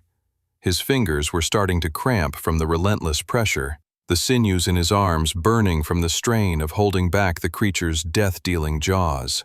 The guildmaster's heart pounded in his chest, but he forced himself to remain focused. His sweat mingled with the seawater, his breath coming in ragged gasps, each one filled with the taste of salt and desperation. The only solace Edgar felt like he had in his current position between the jaws of a gargantuan and deadly creature was that it wasn't necessary for him to actually defeat this monster. He just needed to survive, to endure. So long as Edgar distracted this monster for as long as it took his team to save Serenia and defeat Commander Krakenos, he would be fine. Destroying Krakenos meant destroying the Leviathan, which meant all Edgar had to do was keep his hands gripped around the monster's massive fangs and keep pushing them upward into the creature's gums with all of his strength. Do that and not lose his cool. It would have been helpful for his own sense of morale if there was some kind of sign, something to show him the battle was going in their favor. It was at that moment that he heard a distant horn blow out. Edgar looked below and he could see the Serenian citizens were mobilizing and taking on the lesser Leviathan Network soldiers and grunts. Edgar smiled at the sight. Come on, everyone, he thought as he kept the two sides of the Leviathan's jaws from closing in on him. We got this. Clara's glider helped her land onto the bloody and flower-strewn floor of the palace in one piece. Dario Sorelli lay dead on the floor nearby. Good riddance, Clara thought to herself. She could feel her energy and mana levels waning. She had used all of what she had in her to defeat her opponent. She wasn't dying, but she wouldn't be able to fight at that capacity anytime soon.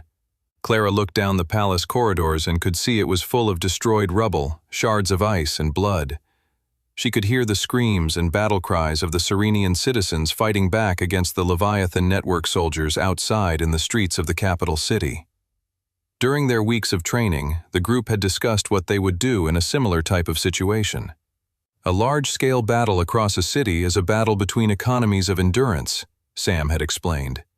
Which side has more stamina, energy, and drive will determine the results of the fight. Even more determinative is which side knows how and where to allocate their energy and stamina in the most optimal, efficient, and strategic manner. Clara gripped her spear. She wished she could go help Sam, but she would be no use to him against Krakenos in her current state. She would only get in the way. But there was a whole population of people outside the palace that could use her help. Clara rushed back the way she came to go help save and assist the citizens of Serenia. Come on, Sam, Clara thought to herself as she ran.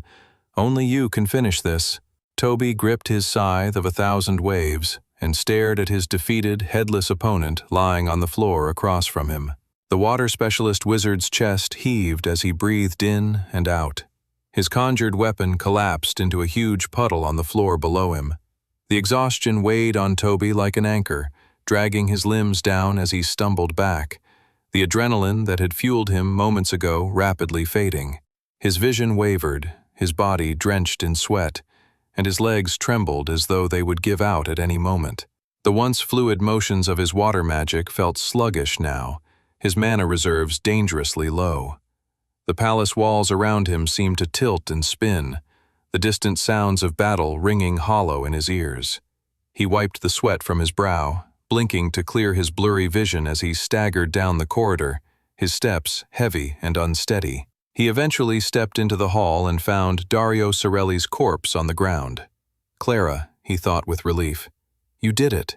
Given that he hadn't seen Clara since they separated, and she wasn't here now, she must have run back into the city to fight and help out, as they had originally planned back aboard the Mary Mackerel a few weeks back. He ran out into the city to find and help her. We'll do our part, Sam, Toby thought. Now it's time for you to do yours. You got this. Edgar let out a huge gasp as the Leviathan wrangled its head back out of the water. The monster screeched and hissed, the hot air of its breath smacking against Edgar's skin. Just keep holding, Edgar reminded himself. Then, Just as he needed a sign to keep him pushing forward, he saw out of the corner of his eye a black-haired swordsman stepping up onto the royal palace rooftop, where Commander Krakanos currently stood. "Come on, Sam," Edgar thought. "It's all up to you now." 93. Commander Krakanos stood tall on the edge of the rooftop, the jagged stone beneath his boots vibrating with the distant rumble of the Leviathan's movements below. From this vantage point, the royal city looked like a battlefield. Fires smoldered in pockets of destruction, the flames licking at the blackened remains of the once grand streets. Columns of smoke twisted and rose into the storm-darkened sky, merging with the swirling gray clouds above. The roar of the ocean crashing against the island's cliffs echoed in his ears, mingling with the distant clanging of swords and the cries of Serenian citizens rising up against his agents. The wind whipped at his cloak, sending it flapping violently behind him like the banner of a conqueror. His fish-like skin gleamed under the flickering lightning, the storm a mirror of the chaos he had unleashed upon this island nation. Far below, soldiers clashed in the streets, their blades flashing in the darkness, their bodies strewn amidst the fallen remnants of the once proud capital. The scent of burning wood and blood carried on the wind, filling the air with the stench of destruction. The man reveled in the chaos he had created, though part of him was annoyed, as not all of the mayhem had been caused by him. "That damn princess," Krakanos thought angrily to himself. Princess Muriel had managed to outsmart Krakanos' accomplice, General Vespera Burntide, and create a massive sound amplification that tricked her into explaining their plan of hoodwinking the populace of Serenia to the entire island. Now the Serenians were rising up against the Leviathan Network's soldiers and lesser agents. Not that any of that mattered now. Nothing did. Not now that the mighty Leviathan had returned to Westria and was under his control. Huge storm clouds swirled over the island and the sea beyond. The huge sea dragon leapt in and out of the water, attempting to shake off the pesky master-tier traveler and member of the infamous Apex Quartet, Edgar Redfield. Krakanos knew well of Edgar Redfield's powers. Most of Westria did. But that didn't shake the commander's confidence. The Leviathan would destroy one of the 4 most powerful men in this world, and that would be proof enough that Commander Krakanos now reigned over this new era of Westria. Total domination was within Krakanos' grasp. Krakanos' sharp eyes narrowed as he felt a sudden shift in the air, a subtle disturbance carried on the turbulent winds. It was as if the natural rhythm of the storm had stuttered, the howling gales briefly interrupted by a presence that didn't belong. His finely tuned instincts, a result of years lived on the battlefield, screamed that something was amiss, something dangerously close. His muscles tensed, his purple-skinned fingers twitching with anticipation, feeling the storm's pulse as it whispered warnings through the gusts. For a fraction of a second, time seemed to stretch. The storm's roar became distant, a muted backdrop to the silence that followed. Krakanos' gaze flicked to the side just as a flash of lightning illuminated the world around him. His eyes caught the glint of steel, a nightmarishly black blade slicing through the night, aimed directly at his throat. The cold shimmer of death was less than a breath away. In the blink of an eye, Krakanos shifted his weight, his body moving with a speed that defied his massive, heavily muscled frame. His fist shot forward like a battering ram, smashing into his attacker's chest with the force of a tidal wave. The impact sent a shockwave through the air, the sheer power behind it reverberating in the stone beneath their feet. The attacker flew through the stormy night, the sky spinning wildly around him, the rain streaking across his face. Time seemed to slow as he hurtled backward toward the far side of the rooftop, the dark void of the ocean yawning beneath him. Just as the jagged stone lip of the palace loomed before him, the attacker twisted mid-air, skidding to a stop with his boots grinding against the slick, rain-soaked surface.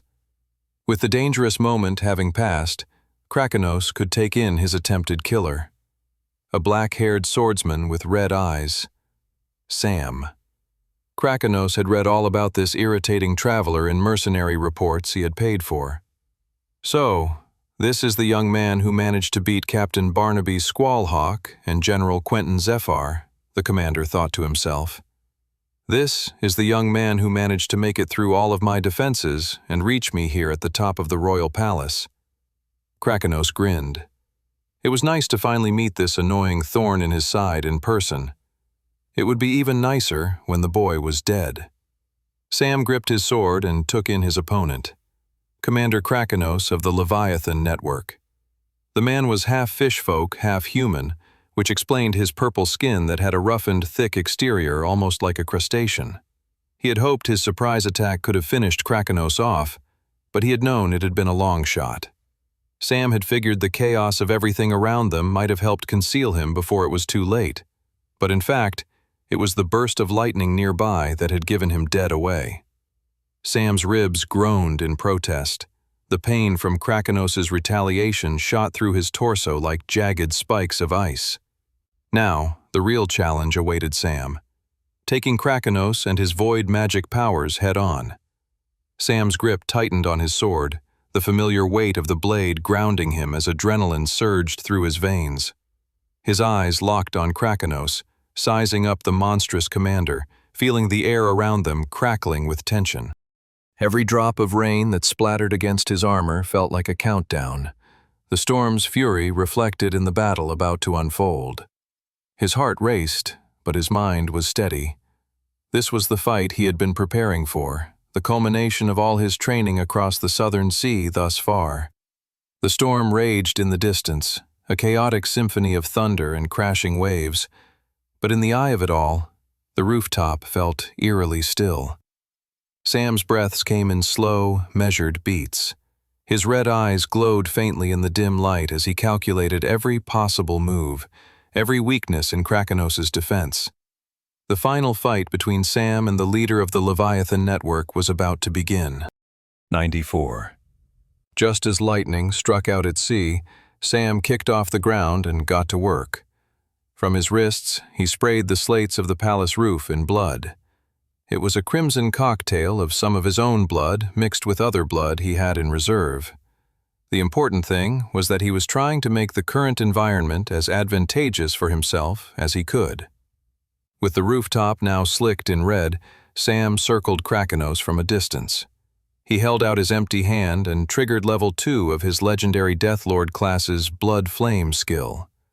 The blood on the rooftop began to lighten in color and illuminate softly. The glowing red liquid flew out from the ground like rapidly evaporating rain and fly towards Sam's open palm, until so much of it swirled in a powerful magical orb within his fingertips. Sam whipped the orb at Krakanos. The powerful blood flame projectile flew across the palace. The commander sidestepped the attack with ease. It was no matter, though, as Sam had already conjured another projectile and was spiking it towards his enemy. Sam knew better than to rely on just one projectile to do the job. Soon, a whole barrage was zooming right towards his target. Sure, against a dumb enemy, Sam could brute force his way to victory with one single powerful projectile blast. But against someone like Krakanos, Sam knew he had to be cunning. That was why he had thrown his projectiles in a pattern. It was a way of lulling his enemy into the unexpected, only for Sam to break the mold when Krakanos least expected it.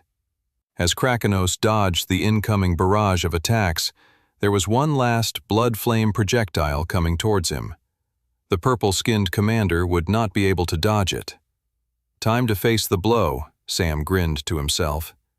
Just as Krakanos dodged one attack after another, the final sneak attack came towards him. He had just moved to dodge another attack, right in the direction of the current blast. There was no way he could create enough momentum in time to dodge this. Krakanos didn't move. He lifted up his arm. A ripple of translucent energy shot out from the man's open palm, heading right in the direction of Sam's surprise blood flame attack. The wave of clear energy shot forward, and as soon as it made contact with Sam's blood flame magic, the powerful fiery projectile disappeared, vanished in a millisecond. One touch from Krakenos's energy blast, and Sam's magical projectile was gone in a blip. There's the void magic, Sam thought to himself. He wasn't surprised by this turn of events in the slightest. In fact, Sam had been wondering when Krakenos would start using his Traveler class's abilities. Sam knew that the clear energy blast Krakenos had just unleashed was the Void Mage's novice tier ability, Void Blast. A translucent blast of energy that nullified any magic it came into contact with, which was exactly what happened when the blast merely touched Sam's fiery blood flame orb. Sam shifted his feet and started rushing towards Krakenos directly. Lightning struck in the distance once more. Sam slashed his black shadow blade, taking advantage of the split second of light and shadow. Krakenos turned to Sam unperturbed. The man hadn't even noticed Sam's attacks to his shadow using his powerful blade's special ability. It was worth a try, but it didn't matter at the moment. The sword's special ability was limited by severely underpowered attacks, which was only rendered even more moot given Krakenos's extremely high levels of endurance due to both his Traveler stats and his crustacean fishfolk exterior. If Sam wanted his attacks on Krakenos's shadow, or directly upon the evil man's flesh to do any harm, he was going to have to raise his power levels significantly. Thankfully, he had an ability suited just for that.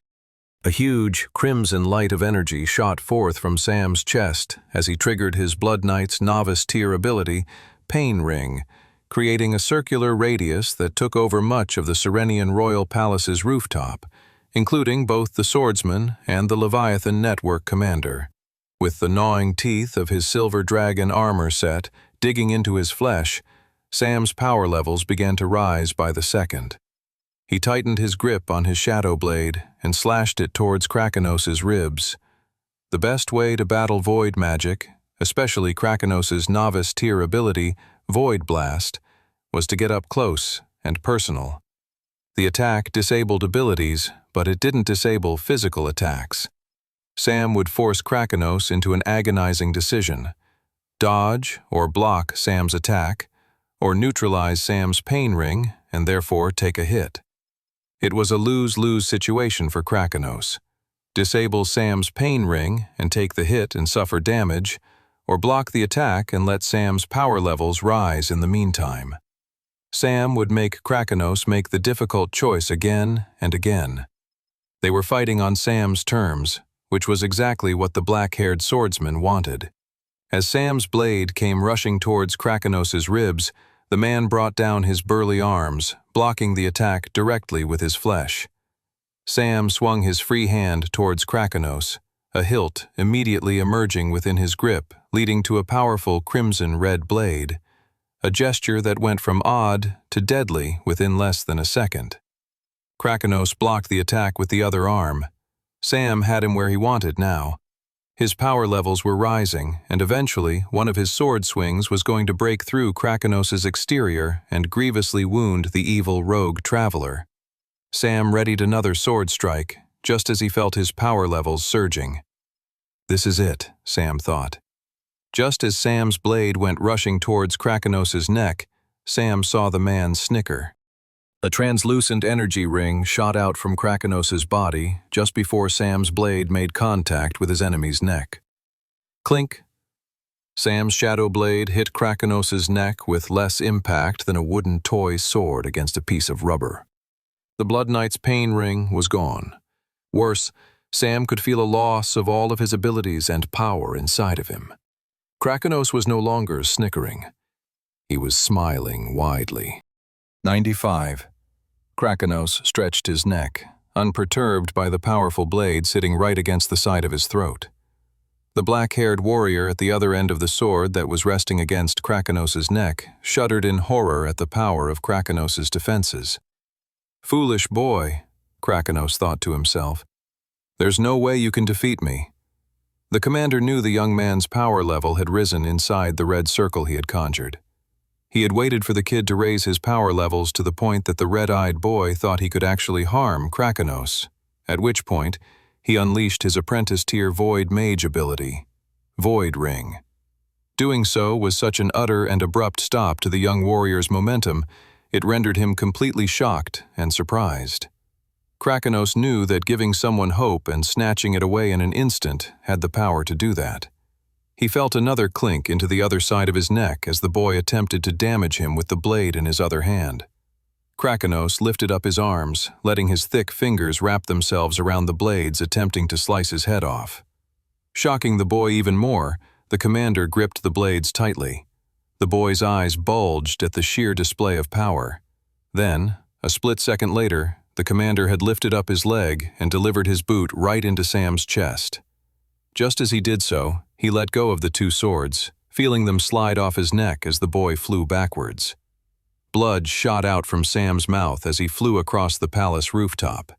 The stormy sky above swirled overhead as Sam flew backwards from Krakenos's devastating kick.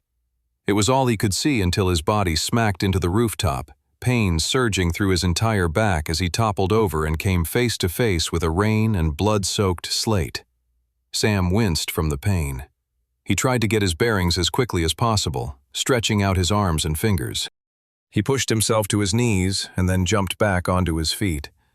Sam knew an injured and immobilized opponent was as good as dead. He couldn't give Krakenos more of an opening than he already had. Sam picked up his blades on the ground beside him. He could see the translucent ring of energy that was Krakenos's apprentice tier ability, Void Ring. It was interesting that Krakenos had kicked Sam outside the field of his Void Ring. Krakenos must think that Sam didn't know how the man's abilities worked. Perfect, Sam thought. The way in which Krakenos's Void Ring ability worked was that it immediately disabled all enemy abilities active inside of its ring and neutralized an enemy's ability to trigger any other abilities. There was a catch, though. If an enemy left the radius of the Void Ring, they could once again channel their abilities and could even enter the Void Ring once more and utilize their abilities. So, given that Krakenos had knocked Sam outside the Void Ring, he could use his abilities once more. The commander could always recast his ability, but given the lag time of the ability, he would want to optimize when he unleashed it again. So Sam's strategy going forward would demand him to trigger his abilities in such a way that fooled Krakenos before the commander could realize Sam understood the ins and outs of the Void Ring ability. Sam gripped his blades. It was time to put his plan into formation. Krakenos watched as the black-haired swordsman came at him once more. The blood strewn across the rooftops began to glow once more like it had done before. This time, however, rather than turning into projectiles that the swordsman threw at him, the glowing red liquid began to grow into sharp tendrils and fangs of crimson fire. The flames grew near him, even inside his most recently summoned Void Ring, because the boy had triggered them from outside of the Void Ring. Krakenos had relished trapping the boy too much initially, that he had kicked him too hard and sent him hurtling outside of the radius of the spell-canceling ability. The commander knew not to make the same mistake with the boy's incoming onslaught. Except the kid had changed up his strategy. The swordsman rushed towards him only to vanish and reappear at a different spot on the roof. Amidst teleporting, he managed to spray more blood on the roof and throw more blood flame projectiles his way. He created all this chaos while the first set of blood flames he had created raged all around them. Krakenos noted that the boy was rolling out his traveler abilities with very little caution. He had read about the boy's teleport skills from the reports he had commissioned. The boy must know that the commander was aware of his abilities, else he would have held them back more judiciously.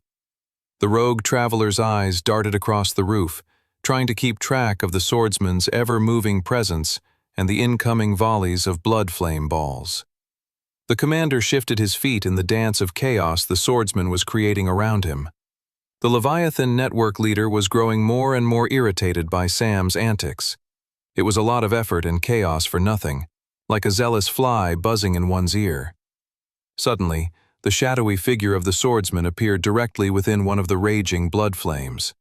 The boy rushed through the flames, materializing out on the side of it, sprinting straight towards Krakenos. All of that just for a futile swing of your sword? Krakenos balked inside of his head, raising his arms to block the incoming attack. The nightmarishly black sword cut through the air and managed to dodge Krakenos's block, smashing right into his ribs. Ah! Krakenos roared with pain as the swordsman's blade broke through his hardened exterior, breaking through to his flesh and bone. Twitching in agony, Krakenos tried to make sense of this. How is this even possible? The kid shouldn't be able to deal such a powerful blow.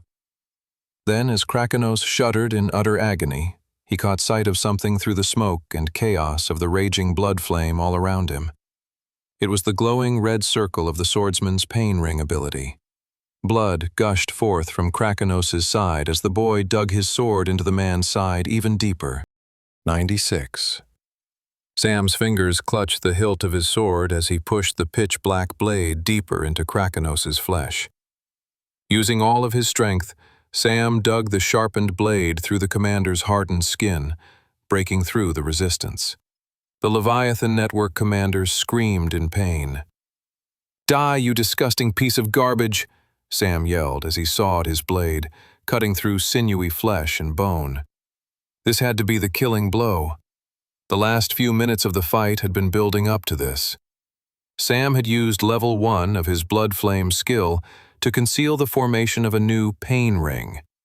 He continuously teleported with the use of blood teleport to create even more chaos and distraction. He had been buying his time for minutes, letting his power rise until he was strong enough to properly damage Commander Krakenos. And now, here he was, doing exactly that. Blood sprayed out of Krakenos onto the side of Sam's face, as well as his silver armor, giving it a reddish glint. Krakenos's rough exterior began to crack, bigger and bigger crevices spiderwebbing across his entire body, until an explosion of blood burst forth. Sam gripped his blade, making sure that this strike was the death blow. As blood rained down all around him, he truly believed this was it. The end of Commander Krakenos. Lightning struck out at sea, and the massive Leviathan still reigned above the clouds. The latter was the first sign that something wasn't right. Then Sam felt his blade hit against something oddly soft and rubbery where bone should have been. This feels wrong, he thought. Sam took a step back and let the rainstorm of blood clear. As the torrential spray of blood beneath Krakenos's hardened crustacean exterior died down, a figure emerged. Sam took another step back. He gulped. His eyes widened in horror. What the? Standing before him was a being so completely different from the person he had just been fighting. The new person in front of Sam stood tall and regal, its form both humanoid and utterly foreign. Its head was smooth and featureless, lacking any distinct facial features like eyes, nose, or mouth. Instead, its cranium was bulbous and semi-transparent, glowing faintly as if something unnatural churned within. Its skin had a sleek, glassy texture with faint ripples moving across the surface, evoking the appearance of some kind of deep-sea creature. Delicate tendrils streamed from its lower face and neck, thin and luminescent, trailing like the ethereal arms of a jellyfish. These tendrils pulsed with a soft, otherworldly light in shades of violet and blue, drifting in the air as if the creature moved through a different medium than the physical world. Floating around the creature was a swirling mass of energy and liquid, ribbons of translucent matter that twisted and coiled in the air. These tendrils of violet and transparent energy seemed to react to the being's presence, as though it was manipulating the very fabric of reality around it. Tiny bubbles and particles rose from the substance, as if the creature was submerged in an invisible ocean of its own making. A strange, vibrating voice emanated from the bulbous and faceless head. "Well done, puny human," said the creature. "You're the first to lay eyes on my original and more powerful form." Sam was dumbstruck. He had never heard of this in his first timeline. He had no idea that Commander Krakenos had more than one form. "You're the first," said the bulbous head once more. "And the last." Krakenos stretched his arms and let his fingers dance amidst the wind. It had been a very long time since he had assumed his original form. He could feel the extra raw power and mana coursing through his veins that had been sealed by the hardened exterior of his previous form. His current form was the form he had been born in, but as he grew up on land, his skin had grown an extra fortified protective shell, which had become the form most people recognized him as. Krakenos hadn't felt this free in a long time. The swordsman had dealt a devastating hit to him, but still the outcome of this battle, at least to Krakenos's mind, was inevitable. Even more so now that he had taken on his second form. He clenched his fists. It was time to finish this.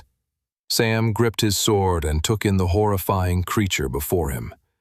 He checked his mana sense, and he could see that Krakenos's new form was just overflowing with massive amounts of mana and power. I need to find out as much as I can about this new form as quickly as possible, Sam thought to himself. He didn't like getting caught off guard like this. Still, as a seasoned warrior, he knew that no amount of preparation and planning could protect you from the chaotic and wild surprises that the battlefield chose to cough up in front of you. He triggered his Journeyman Tier Blood Knight ability, Blood Vision. He looked beneath the creature's alien skin to see where the creature's heart and veins were. Blood Vision was the quickest way to more information about Krakenos's new form. Sam did not like what he discovered. Blood Vision didn't work. There were no veins. There was no heart. There was no blood. Sam rushed towards his enemy, gripping his blade. The swordsman needed to take advantage that his pain ring was still running. His power levels were still rising. He could get one last strike in before... A wave of energy shot forth from Krakenos, and Sam instantly felt his power level collapse back to normal. Commander Krakenos had triggered another void ring, completely neutralizing Sam's powers. Given that he was within range, Sam went for a sword slash anyway. A huge clang rang through Sam's ears, halfway through his sword slash. A massive, shimmering blade of translucent energy blocked Sam's sword attack from reaching his enemy's flesh. Uh-oh, Sam thought. Here we go. Sam suddenly felt a ripple of pain rip through his entire body, like something was getting sucked out of him. He gulped. This was Commander Krakenos' strongest ability. This was the Adeptier ability of his Void Mage class known as Void Sword. Unlike the other Void Mage abilities, this ability didn't just neutralize Traveler abilities, but item abilities as well. The haunting, strange, and alien voice emanated from the bulbous, faceless head. Are you ready to give up yet? 97. Captain Mordecai fired his musket. As the sea captain pulled the trigger, a deafening crack echoed across the battlefield, the musket's barrel flashing bright in the dim, smoke-filled air. The recoil jolted through his arm as the bullet ripped through the chest of the enemy, a spray of blood bursting outward. The soldier's body jerked violently, collapsing into the dust-covered cobblestones with a sickening thud. Smoke lingered in the air, curling upwards like a serpent before dissolving into the chaos around him. The sharp scent of gunpowder filled Mordecai's nostrils as he watched the soldier's lifeless form twitch for a final moment. Around him, the sounds of metal clashing and battle cries reverberated through the streets, blending with the roars of nearby fires that raged in the distance. Sweat trickled down his forehead, mingling with the dirt and grime of the battlefield, as he reloaded his musket with swift, practiced movements. Before the near-dead enemy could get back onto his feet, a tip of a spear plucked through the man's neck.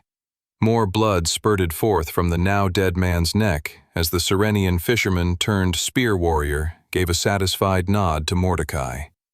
"Let's keep going," said the man holding the spear. "Us Serenians will be fooled no longer. We're taking back our island." "Sounds good to me," Mordecai thought to himself, nodding his head to the serious spear warrior.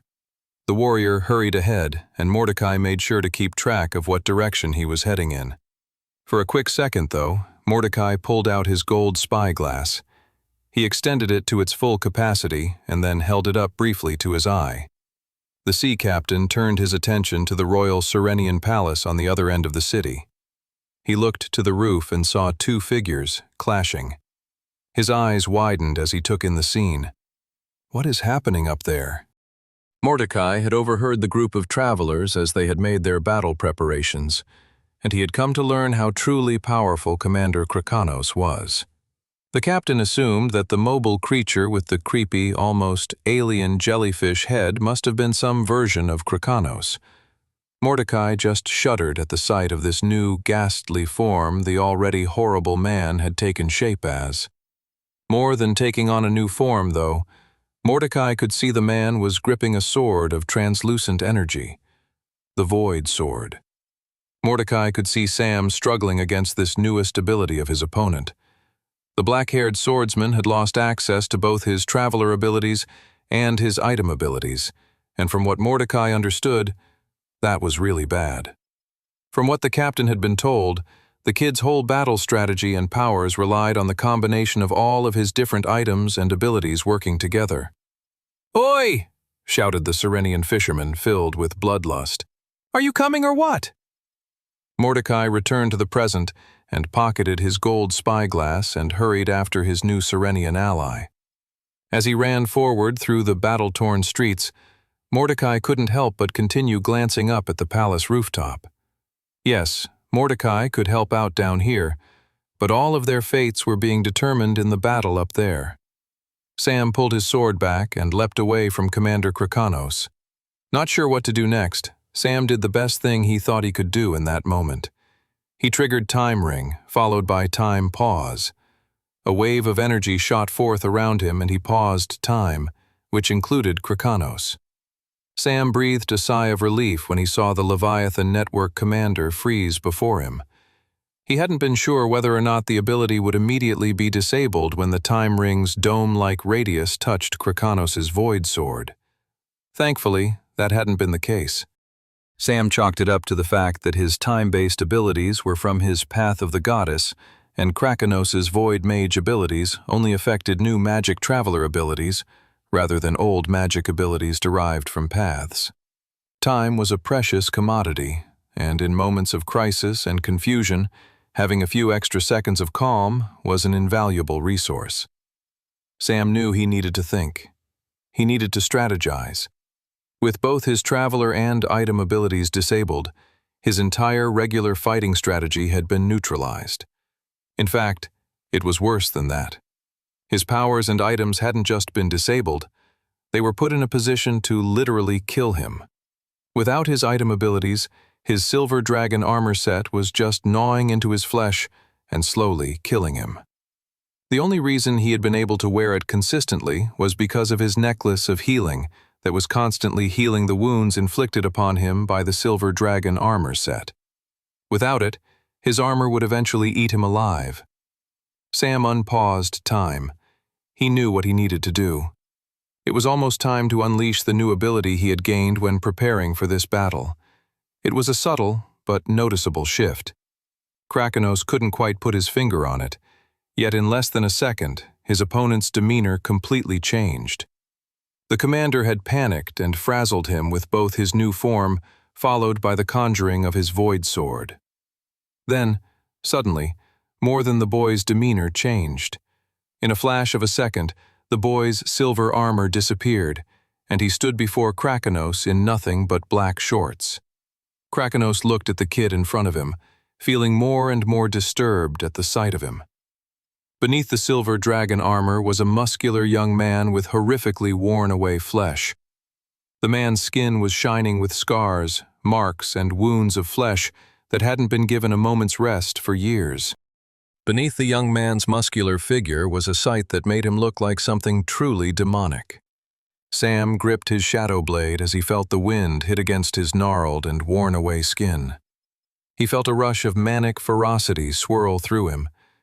"Guess I'll have to fight the old-fashioned way," Sam thought, grinning devilishly. "The way I used to fight in my first life." 98. The black-haired swordsman cracked his neck, getting ready to battle Krakanos once more.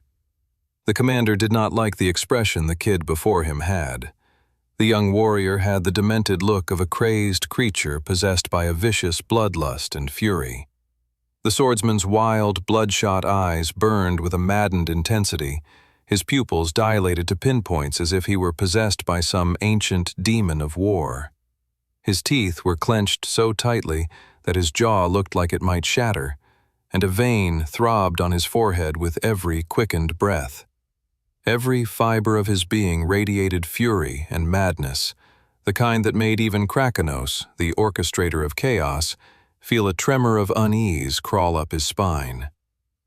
"Die!" screamed the swordsman as he rushed towards Commander Krakanos. The boy's face contorted into a savage grin, revealing teeth stained red with blood.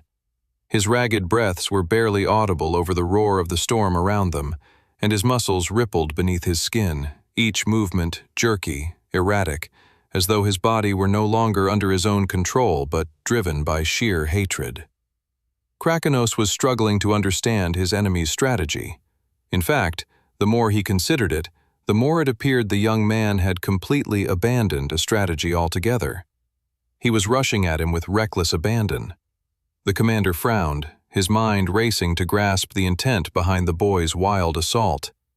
The movements lacked the calculated precision of a trained fighter. Instead, they were haphazard, chaotic swings of a man driven more by instinct than strategy. It was as if the boy had relinquished all reason and was relying solely on the strength of raw, untamed emotion. Has the young man realized he's lost, so he's going for one last crazed attempt at defeating me? There was no elegance in the boy's steps, no careful calculation in his attacks, only the pure, reckless abandon of someone who had given up any hope of survival. For the first time in years, Krakanos couldn't predict what his opponent would do next, and that uncertainty clawed at him in a way that felt almost foreign. As the swordsman rushed towards Krakanos, the kid triggered all the tricks Krakanos had already seen. The blood-soaked rooftop seemed to come alive under Sam's command, the thick puddles of crimson bubbling and hissing before erupting into searing flames.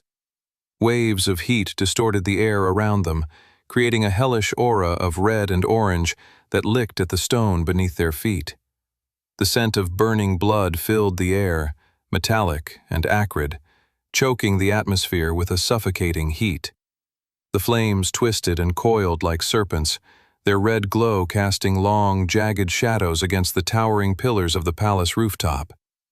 Each flare of fire reflected off the blade of Sam's sword, making the entire battleground shimmer with a nightmarish, crimson haze. Running through the fire, the half-naked, black-haired swordsman screamed with rage, throwing out an open palm in Krakanos's direction. A sizzling burst of orange energy shot out from the swordsman's hands, a chained hook slithering outward towards Krakanos. The hook pierced Krakanos's chest. "What's this?" Suddenly, the swordsman was hurtling towards Krakanos at even greater speeds. "He's choosing to pull himself even closer to me?" Krakanos balked. The commander slashed his void sword, disabling the boy's orange chain ability and therefore disrupting his momentum. The swordsman fell to the ground following the severing of the orange chain hook. The kid used his fall to create momentum by rolling on the ground and swerving back in Krakanos's direction, sword firmly gripped in hand. "He's gone insane!" The kid got closer, wielding his sword so haphazardly it would be impossible for him to block if Krakanos struck. The commander took his opportunity and slashed his void sword upward. A huge burst of blood shot forth from Sam's chest, spraying Krakanos's face and body with the boy's blood. The boy screamed in pain and agony, but Krakanos could see a glint of a smile. The young man whipped his sword towards him. "Nope," Krakanos thought. He triggered Void Ring. A burst of translucent energy shot forth. For a brief second, the boy's sword disappeared, only to flicker back in his hand. Krakanos had read the report of the boy's abilities closely. One of the most impressive abilities was the kid's ability to not just teleport himself, but teleport items. That included weapons, and the only requirement was blood on the weapon and the location it was going. How convenient that the kid had opened up to be attacked in such a way that blood ended up splattering all over Krakanos's face. "Your little tricks won't work," the commander thought to himself. Sam stumbled back a step. A huge gash formed in his chest. The pain rippled through his entire body. "I'm not afraid of this pain," Sam laughed to himself. I felt worse than this. This is how I used to fight. No controlled pain from armor, just pure agony from the battle itself. Bring it on. I want more. Sam triggered level 1 of blood manipulation. A huge, sharp horn composed entirely of his blood formed in his chest, shooting outwards at Commander Krakenos. The horn grew and grew, trying to skewer the man. The leader of the Leviathan network slashed his void sword, disabling Sam's blood manipulation. Blood sprayed everywhere. Sam was drenched in red. His smile, like his body, was coated in crimson. Krakenos gripped his void sword. It was time to finish the swordsman off. The kid was insane. The commander didn't care if the kid was up to some kind of crazy trick. If the swordsman was going to give him so many openings to kill him, he would take it. The swordsman, completely soaked in blood, swayed with chaotic movements and rushed towards him once more. Krakenos took in the kid's movements and saw the precise moment to strike, and took it. The swordsman's eyes bulged as the void sword went completely through his chest and out the other side. It was the boy's last gesture before he exploded in an utterly destructive death. 99. A huge burst of blood exploded in every single direction. A shower of red rained down on the palace rooftop before Krakenos even finished the full swing of his void sword. Good riddance, Krakenos thought to himself. The kid's recklessness had left a huge opening, and Krakenos had exploited that opportunity to maximum effect. Krakenos's void sword was incredibly powerful, and so he was not surprised in the slightest that a direct hit on a fighter without any armor would cause such a level of destructiveness that it would leave his enemy utterly obliterated. The rain of red droplets eventually died down, and Krakenos stared at the huge puddle of blood across the now empty palace rooftop. Krakenos grinned and turned around to face the city beyond the rooftop. The commander's lips curled into a satisfied sneer as he surveyed the chaos below. The streets of Serenia were a battlefield of clashing metal, crumbling buildings, and the agonizing cries of the wounded. He could see pockets of fire burning through the once idyllic city, smoke rising like pillars of doom into the storm-darkened sky. The sea beyond churned violently, matching the turmoil on land. Waves crashed into the harbor, sending up sprays of foam as the monstrous Leviathan writhed and fought the pesky master-tier traveler, Edgar Redfield. Each thunderous boom from the creature's movements echoed across the island, like the toll of a death knell. Now I can focus my full attention of removing him, Krakenos thought, and then there will truly be nothing in my way from accomplishing my goals. Krakenos narrowed his eyes to across the sea and got to work. Edgar gasped for air as he and the Leviathan re-emerged from wrestling in the southern sea. The cool waters of the sea lashed against Edgar's face as he clung to the Leviathan's fangs, every muscle in his body straining to keep him from being hurled into the depths below. The salt water stung his eyes, making it nearly impossible to see through the churning waves and the thick mist of the sea dragon's breath. His fingers ached from the effort of holding the massive beast's jaws apart, his boots slipping against the slick, rubbery gums. He spat out seawater and readjusted his grip on the fangs of the giant sea dragon. How much longer is this going to last? Edgar wondered. Psychologically, he wasn't sure how much longer he could take staring into the gnawing gap of the abyss. The Leviathan writhed its head, shaking it left, then right, trying to throw Edgar out from his position. The master-tier traveler suddenly picked up the sense that the Leviathan was fighting slightly fiercer than it had been a few moments before. Something's changed, Edgar thought. He turned his neck and looked out towards the Serenian royal palace. He could only make out a single figure standing on the rooftop, and it didn't look like Sam. Edgar's stomach sank. No, he thought. It isn't possible. He felt tears well up in his eyes. Sam, you can't be. Edgar shook his head. If Krakenos had defeated Sam, that meant their whole battle plan would need to change. It would be an uphill battle, and Edgar didn't give them great odds. But he was so full of sadness and rage that he'd fight to the death to avenge his pupil. Edgar screamed as he pushed the fangs of the Leviathan back into its fleshy gums. Toby stretched his hand, shooting out a shard of ice. The big ice crystal shot forward, knocking a lesser Leviathan network agent into one of the stone houses of the Serenian capital. The lesser soldier groaned in pain. It was the last noise the man made before Clara finished him off with a thrust of her spear. Toby looked around. He still couldn't tell whether the battle was going in their favor. They were slowly gaining ground across the city, but until Sam defeated Krakenos, the criminal organization would still have control of a mythical beast that had the power to destroy entire islands. The wizard-class traveler looked up to the royal palace to see Commander Krakenos looming over the city with a grin on his face. The mere sight of the commander, not locked in a battle with Sam, was enough to make Toby feel like someone had punched him in the gut. He looked away from the horrible sight and ended up locking eyes with Clara. Her eyes were wide and brimming with tears. She had seen the same thing as him. She had seen it and thought the same thing. Sam is gone. The mere idea that their best friend was dead was too much to bear. It was too heavy. It was too immense. Ultimately, it was too distracting. The pain of losing their companion who had been with them from their earliest days living in an orphanage in Restfall was too awful to even consider. It was so awful, thinking about it would surely get them killed. Toby created another shard of ice and whipped it at another enemy fighter. Clara gripped her spear and took on a group of enemy sword wielders. They both screamed and fought with rage. "We'll fight these piece of garbage criminals until every last one of them is dead," Toby promised to himself. Commander Krakenos held his hands behind his back and grinned at the utter destruction and chaos reigning across the island of Serenia. He watched the gargantuan sea monster writhe out in the distance. That bloody Edgar Redfield had gone and stuck himself inside the sea dragon's mouth and wouldn't leave like a pesky piece of caramel stuck between one's teeth. Krakenos knew he needed to remove Edgar Redfield from the mouth of the Leviathan as soon as possible.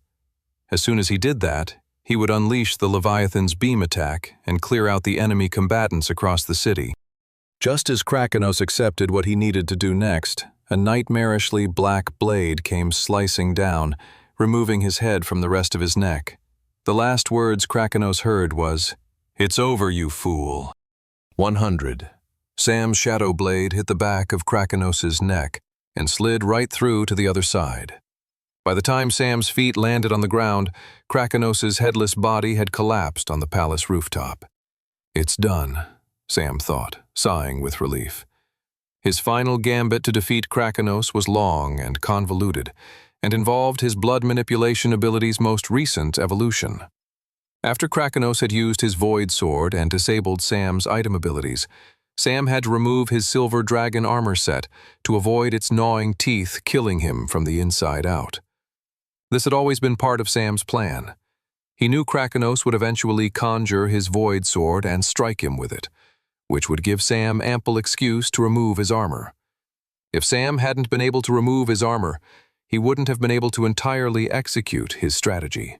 Or, at the very least, it would have become even more complicated and difficult to pull off.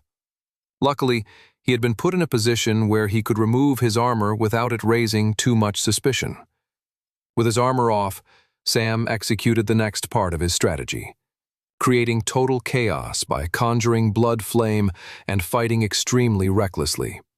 Crucially, he allowed himself to get covered head to toe in blood, making sure he was completely soaked crimson.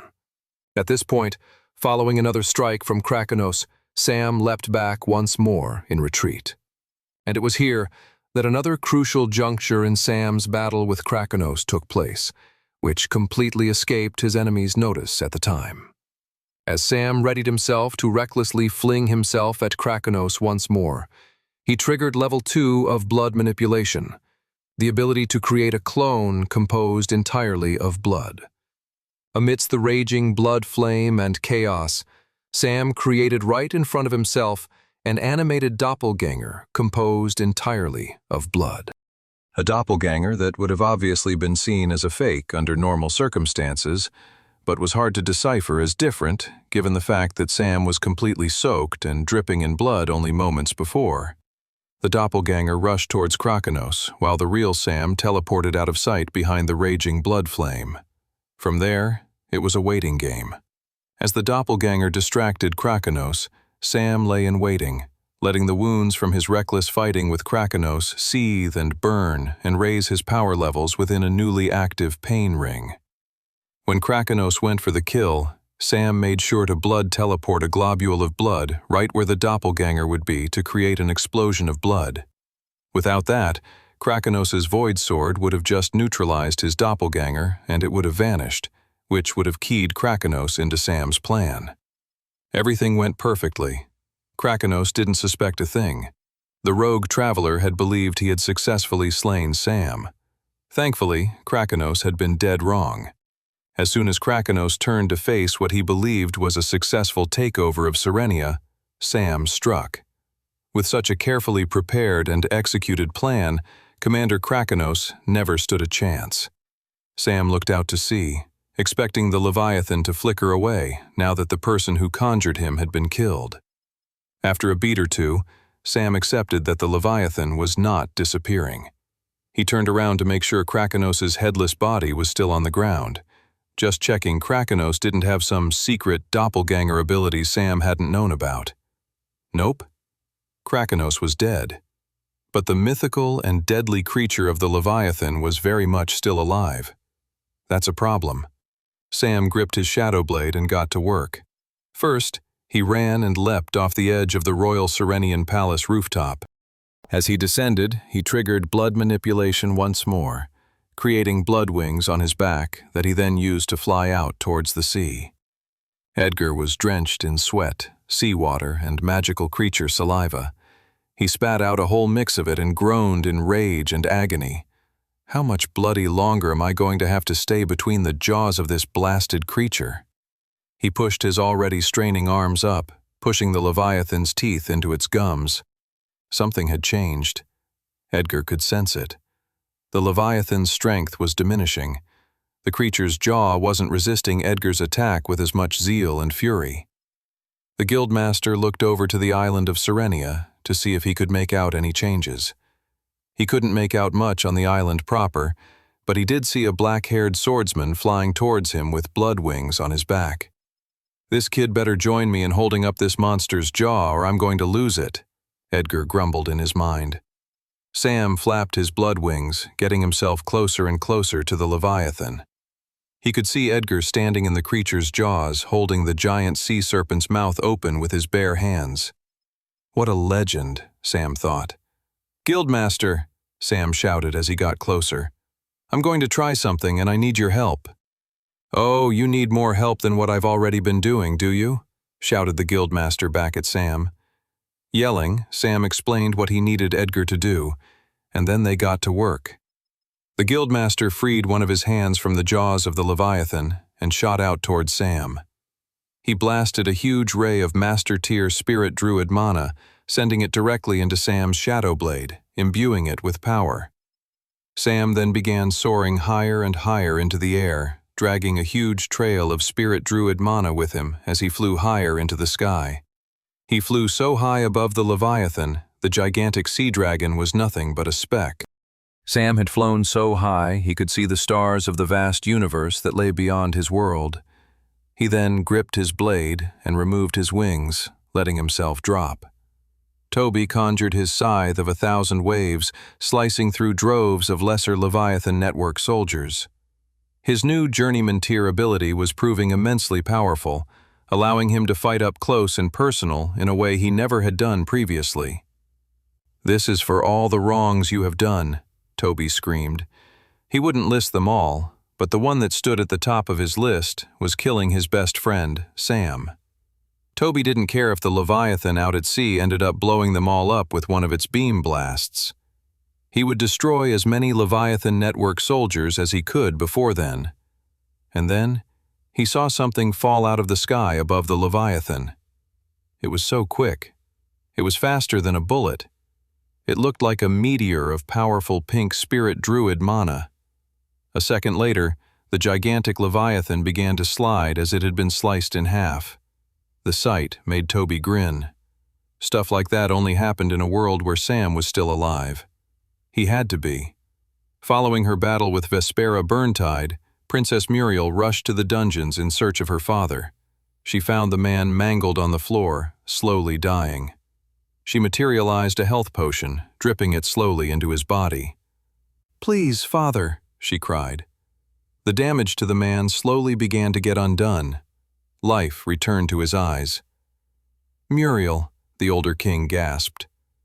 The reunited father and daughter hugged. "Come on," she said, helping him out. "You must see something." Muriel helped carry her father up the steps of the dungeon and out to the front of the palace. The king couldn't believe his eyes. The storm clouds that had previously lorded over the sky had begun to part and reveal a crisp, navy blue canopy. The citizens of Serenia were cheering along with the travelers who had arrived to help them. The battle for Serenia was officially over. The city and island had been saved. 101.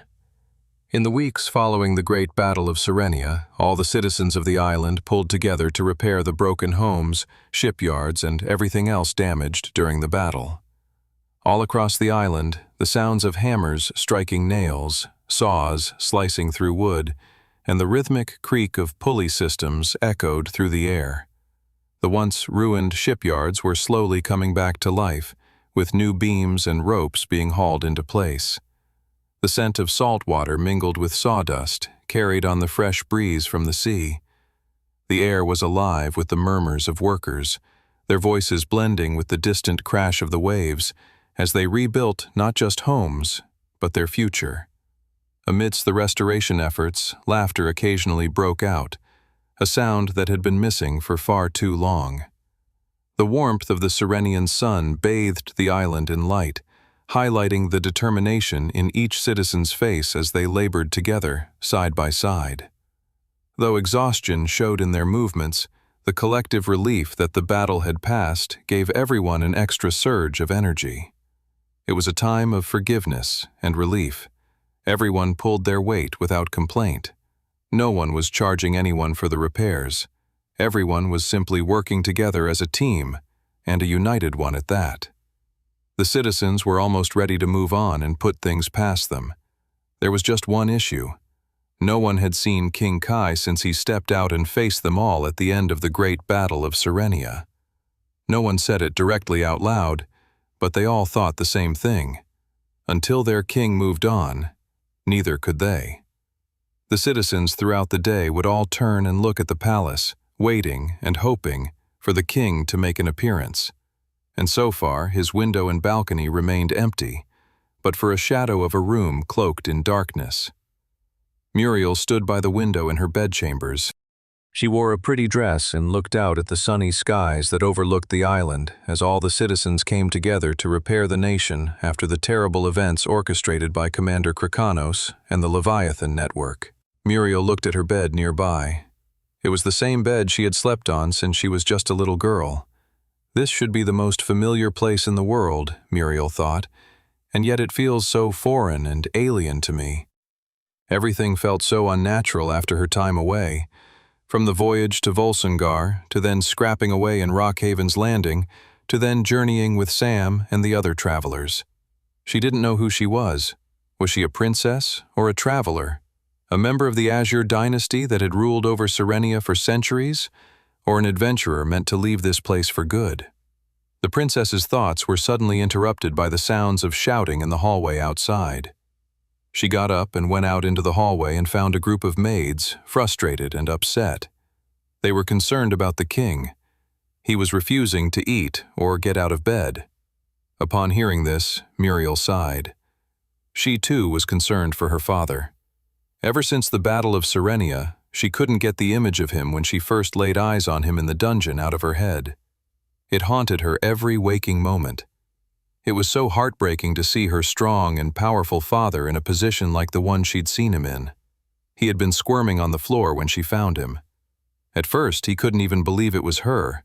That was how thorough Krakanos had been in his torturing of him. Just thinking about it made her clench her fists with anger. She was glad they had finished off Krakanos and the Leviathan Network.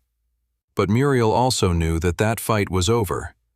Now her father just needed to beat the fight that was happening inside of him. Suddenly, an idea came to her. Maybe that could work. King Kai lay on his bed, staring at the ceiling. His aches and pains from the months of torture had been eased with healing potions, and some extra specialized healing magic as well. The king's physical recovery was going fine, but there were some scars that couldn't be healed with any type of magic. The scars of failure and shame ran deep through his blood. He couldn't look at his people when such overwhelming self-loathing coursed through him. He couldn't look at his daughter. He couldn't even look at himself. A knock at the door stirred Kai from his thoughts. "Go away," he said. There was a brief moment of silence. "It's Muriel," said his daughter from behind the door. "Can I please come in?" Kai didn't say anything, and, headstrong as always, Muriel took a non-answer to mean a yes. The door creaked open, and Muriel stepped into the king's bedchambers. As soon as his eyes lay on his daughter, the man felt a sense of warmth fill inside of him. He was reminded of her as a little girl, coming in late at night when she couldn't sleep, coming to sleep between both him and her mother, his now long-past wife. Such happy times, times that could never be relived. "Father," she said, "what's wrong? The island has been saved. A great evil has passed. Why do you continue to linger in misery?" "I'm so happy you're alive," he said. "I'm so sorry I failed you." Muriel took him by the hand. "Do you really think that, Father?" "How else can I think?" Muriel took her father's hand. "In that dungeon you carried the brunt of the Leviathan Network's violence for months, all to protect me and everyone else on the island. If you hadn't done that, we wouldn't have had enough time to get here and stop Krakenos. You're a hero, Father. Everyone knows it. I know it. The only person who doesn't is you." King Kai's eyes filled with tears. "Come, Father, look," said Muriel. She took him by the hand and took him to the window.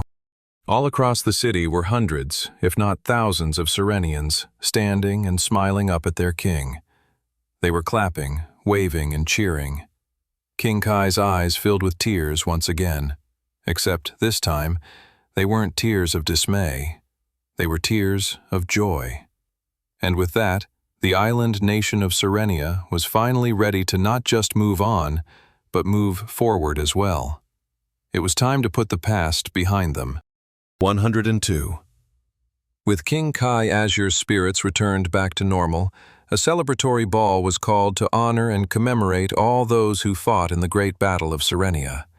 And so, a few nights after his first public appearance since the harrowing battle on the island, the citizens of Serenia dressed in their finest attire and walked up the stone steps of the Royal Serenian Palace for an evening they would never forget. Toby stood at the top of the palace, clad in the tuxedo he and Sam had purchased for their first ball all the way back in Resfall. He was waiting for his date, and he found himself impatiently fidgeting. He checked his pocket for at least the 100th time that night to make sure the special item he was carrying was still there. Toby sighed with relief as his fingers clasped the small jewelry box sitting in his pocket. Am I a brave enough person? Is tonight the night I— Good evening. Clara's voice broke through his thoughts, and he quickly let go of the box in his pocket and reached out his hands to hug and kiss his beautiful girlfriend. Come on, she said. The ceremony is about to begin. She grabbed his hand, and together they went into the ball. 45 minutes later, Princess Muriel found herself sitting beside her father overlooking the tables filled with Serenians, celebrating their successful accomplishment of beating back their foes and defending their nation from peril. The grand hall of the Serenian Palace was alive with festivity. Chandeliers made of luminescent sea glass cast a warm, multicolored glow over the polished marble floors. The gentle murmur of conversation, the soft clink of wine glasses, and the rustling of silken gowns filled the space. The music of a traditional Serenian ensemble echoed through the hall, their strings and woodwinds harmonizing with the distant sounds of the ocean waves crashing against the cliffs below. Dinner was being served, a plate of grilled sea serpent skewers and golden-crusted shellfish and coral reef stew, and now a group of performers had entered from the back to deliver a performance as they ate. You'll love this, whispered King Kai to Muriel's ear. These are the best dancers in all of Serenia. Honestly, The best dancers in all of the Southern Sea, maybe even all of Westria. The dancers came out and began a powerful dance routine. With the help of some wizard-class travelers with an air elemental specialty, the dancers floated across the dance floor, weaving themselves around floating orbs of light that took on the shape of enchanted fireflies and luminescent sea creatures. As the performers continued their routine, Muriel sat and found her eyes drifting away from the dancers and more towards the table of travelers and pirates that she had journeyed with over the last few months. Part of her wished she was sitting with them. She felt left out, and all alone on the royal table beside her father and his ministers. She looked at each and every one of them.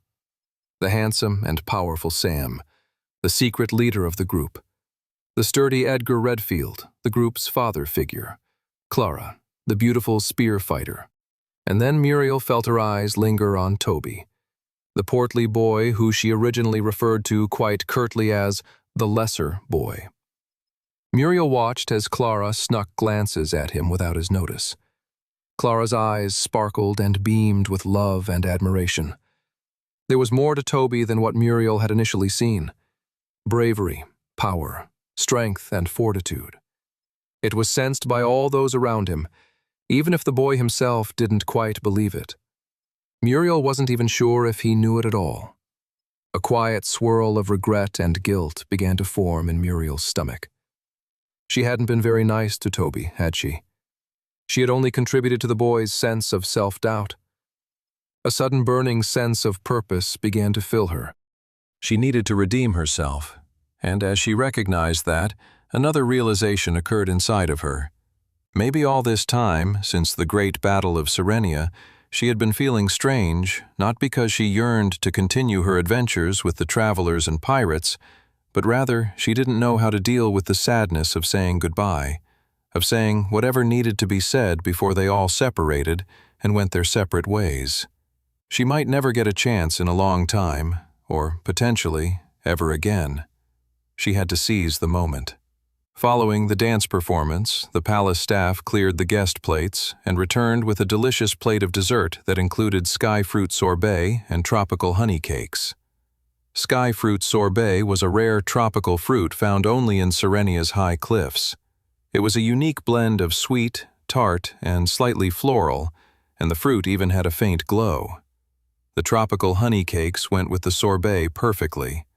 A moist, buttery cake that soaked up the sky fruit sorbet as it slowly melted on the plate. Toby was taking his last bite of his dessert when Princess Muriel approached their table. He figured she would be coming to say hi to Sam or Clara, which was why he was flustered and caught off guard when she made a beeline for him. "Toby," she said, "may I speak with you?" He looked over to Clara. "You don't need my approval," she laughed. "Speak with the princess." Toby got up from his seat and walked to the side of the ballroom. The green-haired princess took Toby's hands within her own and looked him right in the eye. "I'm sorry for calling you lesser boy," said Muriel. "It was wrong of me." Toby was completely aghast. He didn't know what to say. Okay," he said. "Thanks, I guess. Or don't worry about it. I don't know what to say." "You don't have to say anything," said Muriel. She squeezed his hands. "You are brave," she said. As much as the girl had irritated him across their journey with her condescension, Toby had come to care about her, and he could not deny her own courage fighting for her nation. She was giving him a compliment from one worthy warrior to another. "You are strong," Muriel said. "Your hands are a bit soft, but you are strong." 103. Captain Mordecai Saltwhisker took a sip of his pint of ale and watched as the Serenian ball celebrations occurred all around him. He was currently drinking a Serenian specialty drink known as seafoam ale. It was a light, frothy ale made from island grains and flavored with hints of citrus and salt. The top layer of foam was infused with a magical ingredient, making it shimmer like seafoam under moonlight. "Next time I'm in Rockhaven's Landing," burped Mordecai, "I'll have to tell them to start importing this stuff to the Groggy Mermaid." Mordecai swallowed down another large sip of ale and enjoyed the feeling of it going down his throat. Moments like these, of mundane discoveries, were one of his favorite parts of being a pirate. He got to see and experience things on a day-to-day basis that many never achieved in a single lifetime. And yes, some of those experiences were harrowing, dangerous, and exciting. But Mordecai had a soft spot for the more gentle new experiences one had as a pirate. The taste of a locally grown beer, the way the sky looked from the rooftops of a foreign city, and the different smells of the sea when traveling to a new destination. Beyond the chattering guests, Mordecai could see the large windows of the palace and the trees with their swaying leaves just beyond. There's no denying it, he thought to himself with a sigh. He had felt it earlier that day. The winds were changing. They would need to take advantage of these winds if they were going to keep moving onward to Opali. It was time to get ready to say goodbye to this place. Goodbyes. Those were his least favorite parts of being a pirate. King Kai Azure looked over the celebratory ball in the grand hall of his palace with a satisfied grin. He took a sip of one of his favorite Serenian delicacies, sunset wine. Delicious, he thought, as the light, velvety texture of the sunset wine went down his throat. It was hard to believe only a few weeks ago he was suffering in the dungeons of the royal palace, and now he was here enjoying the sweeter pleasures of life. The horror and agony that he was beginning to move past only made life's joys all the more sweeter. The king's eyes focused on the old gray-bearded man with the sea captain's hat on, sitting at a table full of pirates, eating with, if he could put it diplomatically, the littlest amount of decorum he had ever seen. They ate with their mouths full and drank beer so fast it spilled all over their tunics and shirts. Still, King Kai had a begrudging respect for the elderly sea captain. To be a leader of misfits couldn't be easy, and from one leader to another, Kai recognized a kindred soul in the drunken pirate captain. He watched as the captain stood up and walked over to the master-tier traveler Edgar Redfield and whispered a few words to the man. The captain then got up, as did the other brine buccaneers, and the group headed towards the palace exit. Kai's eyes widened. They can't leave. Not yet. Kai had a message for these pirates, a royal message. Captain Mordecai strode towards the exit of the Serenian Royal Palace's Grand Hall. Just as him and his crew got near the doors, 2 guards crossed their spears, refusing to let them past. The gesture alone was enough to stir attention throughout the entire ball, inspiring whispers and gasps. Mordecai raised an eyebrow. "I see how it is," Mordecai spat. "Good enough to save your kingdom, but not good enough to walk out of a formal ball without getting one's pockets checked like some kind of street urchin." Captain Mordecai knew when he was getting disrespected, and he would have none of it. Even amidst this jovial celebration, him and his brine buccaneers wouldn't be held hostage by decorum or anything else. Mordecai pulled out his musket from his sheath and said, "Do you really want me to blow a hole in the roof after you just spent weeks repairing it?" "There's been a misunderstanding," said a gruff voice, pushing through the crowd. Suddenly, appearing before Captain Mordecai Saltwhisker was none other than King Kai Azure. "You're free to leave whenever you want," said the king. "I merely didn't want you to leave without a few important words from me." "Go on, then," said Mordecai. King Kai lowered his head and bowed slightly. "You, Captain Mordecai Saltwhisker, and your merry band of the brine buccaneers, have done me and Serenia a great service," he said. "Please accept a full pardon on behalf of my kingdom. You are welcome to dock in Serenia whenever you need." Captain Mordecai smiled and shook the king's hand. "Funny that is," the sea captain thought. "In one moment you feel like the scum of the earth, and in another, you're shaking a king's hand." When Captain Mordecai and the brine buccaneers stepped out into the fresh air outside the royal palace, they all turned to each other, their cheeks red, their faces full of smirks they were trying to hide. The cool night air was a welcome contrast to the warmth and noise of the ballroom. A collective exhale seemed to ripple through the group, their faces flushed from the ale and the unexpected honor they had just received. The distant sound of waves crashing against the shoreline reached their ears, a comforting reminder that they would soon be back on their beloved ship, far from the trappings of royal decorum. They exchanged glances, their grins barely concealed, the absurdity of what had just transpired not lost on them. Pirates given a royal pardon? It was the kind of story that would sound ridiculous in a tavern, yet here they were, walking away from a king's palace with the freedom to return whenever they pleased. The sea breeze tousled their hair and filled their lungs as they grinned at each other, unable to shake the strange satisfaction of being heroes for once. "Okay, no more stealing for the rest of the evening," said the captain, and then winked. "But we won't return anything we've already taken." 104. The wine in Sam's glass swirled, catching the soft glow of the lanterns above. The ballroom was bathed in golden light, reflecting off the polished marble floors, and the walls were adorned with tapestries depicting ancient battles and legends of Serenia. The music was light and cheerful, the strings of a harp and the lilting notes of a flute filling the air, blending seamlessly with the sound of laughter and clinking glasses. Amidst all the activity, Sam found himself focusing on the couples dancing together on the ballroom floor. He felt a shiver of wistfulness rustle through his body. Memories of past balls with Alice came to mind. They had danced numerous times. Each time it felt like they got a little bit closer. Her arms around his neck, his around her waist. "I miss her." Sam let out a sigh as he let the thought sink in. He realized he wasn't just angry. He wasn't just desperate to get Alice back from the clutches of that evil man. There was something underneath all of that. Something so simple he had been able to ignore it until now. He just missed her. He just wanted to spend more time with her again, and it was upsetting to think about how he currently couldn't. He found himself clutching his fists beneath the table. Captain Mordecai had told them the wind was in their favor and that they would set sail early tomorrow morning. Sam couldn't wait.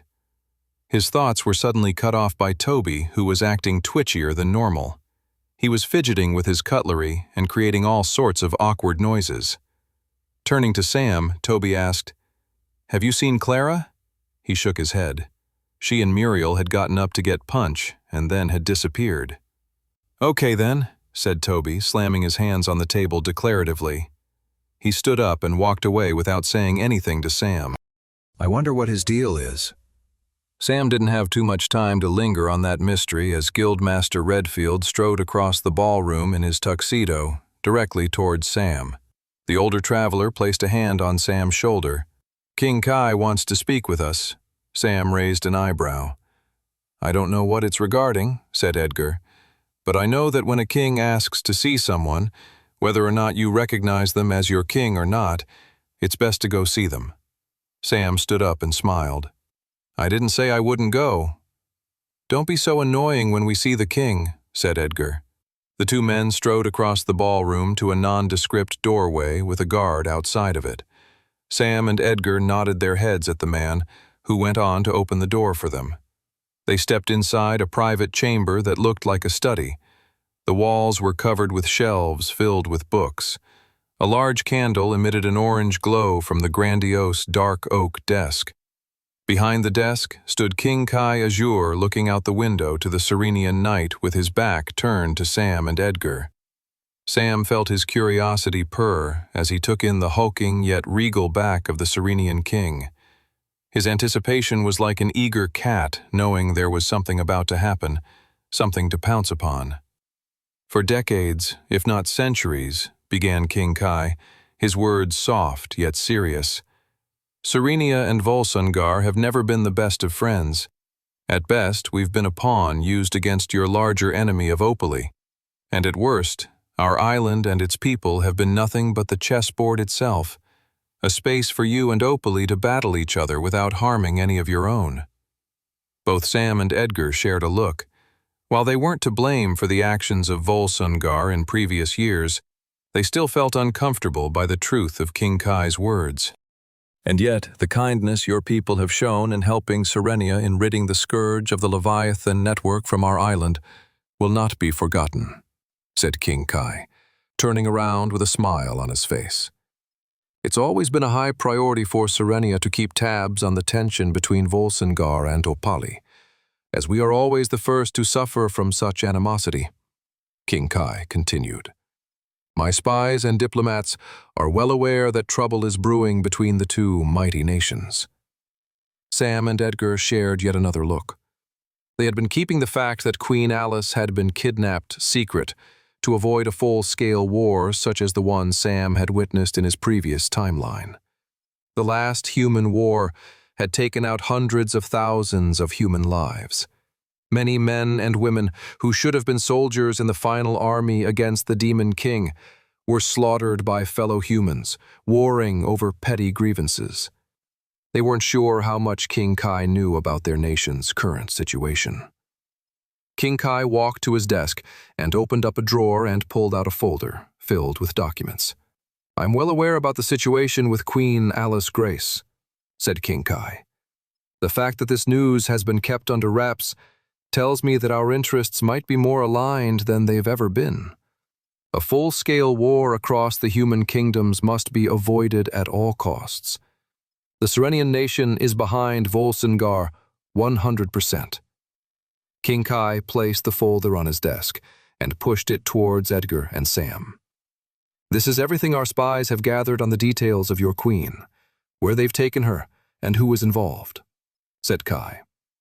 We even have details on the strange, silver-haired man spearheading the operation, the man known as Dante Silvaris. Sam felt a rising, nervous excitement inside of him. They would be departing the following morning, and they now had more information about their enemy at their fingertips. Everything felt like it was falling into place. Even more satisfying was the fact that Sam had succeeded at what he had been hoping to achieve on their journey towards Opali. Serenia and Volsungar were officially allied nations. 105. Toby moved through the throng of people celebrating and eventually found Clara by the bar. He shared a glance with Muriel, and they nodded. Operation Distract Clara, while larger operation logistics are finalized, was officially complete. Hey you, said Clara, hugging Toby and nestling her head into his shoulder. Hey, said Toby, trying to keep his voice level. Why don't we go dance? Sure, said Clara perkily. Toby smiled. He took his girlfriend by the hand and started to lead her towards the ballroom floor. Toby had worked everything out. He had created a master plan, fulfilled the necessary preparations, and now it was all about execution. As they stepped into the clearing of the ballroom, Toby's eyes made contact with the male Serenian singer leading the troupe of musicians. Upon eye contact, they both nodded. It was time to commence Operation Setting the Scene. The singer turned to the musicians and they abruptly stopped playing. Everyone in the ballroom noticed the change, attention now on the musicians and the ballroom floor. Oh, said Clara. What's going on? Maybe they're taking a break? We can come. Toby gave Clara's hand a quick squeeze to signal just to wait a second longer. Through a mana-powered voice amplifier, the Serenian singer spoke, slowly. I'd like to call to the floor 2 special people. This is it, thought Toby. What was that kid's name again? Muttered the singer. Toby's stomach sank in horror. He mouthed to the singer, Toby, and Clara. He grinned and gave Toby a wink. Oh yeah, that's it. Can I get Terry and Clementine to show themselves on the dance floor? 2 very awkward nobles at the back stood up and walked to the ballroom floor. Said the woman, presumably Clementine. I don't know this guy. Yes, said the singer, realizing his mistake, and then gesturing to Toby for help. Toby and Clara, Toby said between fake coughs. That's right, said the singer. Toby and Clara, come to the dance floor. Toby grinned and turned to Clara. Can you believe it? He's calling us. Clara looked at him quizzically. Why does everything feel super weird right now? It doesn't feel weird, said Toby, shaking his head. Just trust me. Oh, yeah, said the singer. Look at these 2 lovebirds. They wanted to celebrate their special bond this evening. The musicians began to play a beautiful, slow song. Toby and Clara began to dance and sway. "Tobes, what's going on?" said Clara. "Is it our anniversary or something?" Toby smiled. "Just go with it, Clara. You'll see soon enough." Clara blushed and said nervously, "All right." Toby's heart was racing. Operation Setting the Scene hadn't gone as smoothly as he'd hoped, but they'd got there. Now it was time to commence Operation Amping the Mood. They continued to dance when a rough, irritating sound cut through the music. Toby looked over Clara's shoulder to see one of the cello players had caught something in his windpipe and was beginning to choke. The music stopped, and a few instruments fell over, clanging to the floor, as they rushed over to help the cellist. One of them got behind the choking man and pumped his hands into the suffocating man's chest. He did this over and over, until shooting out of the cellist's mouth was a small piece of digested shrimp. Toby watched in horror as the digested shrimp shrapnel went flying right in his direction.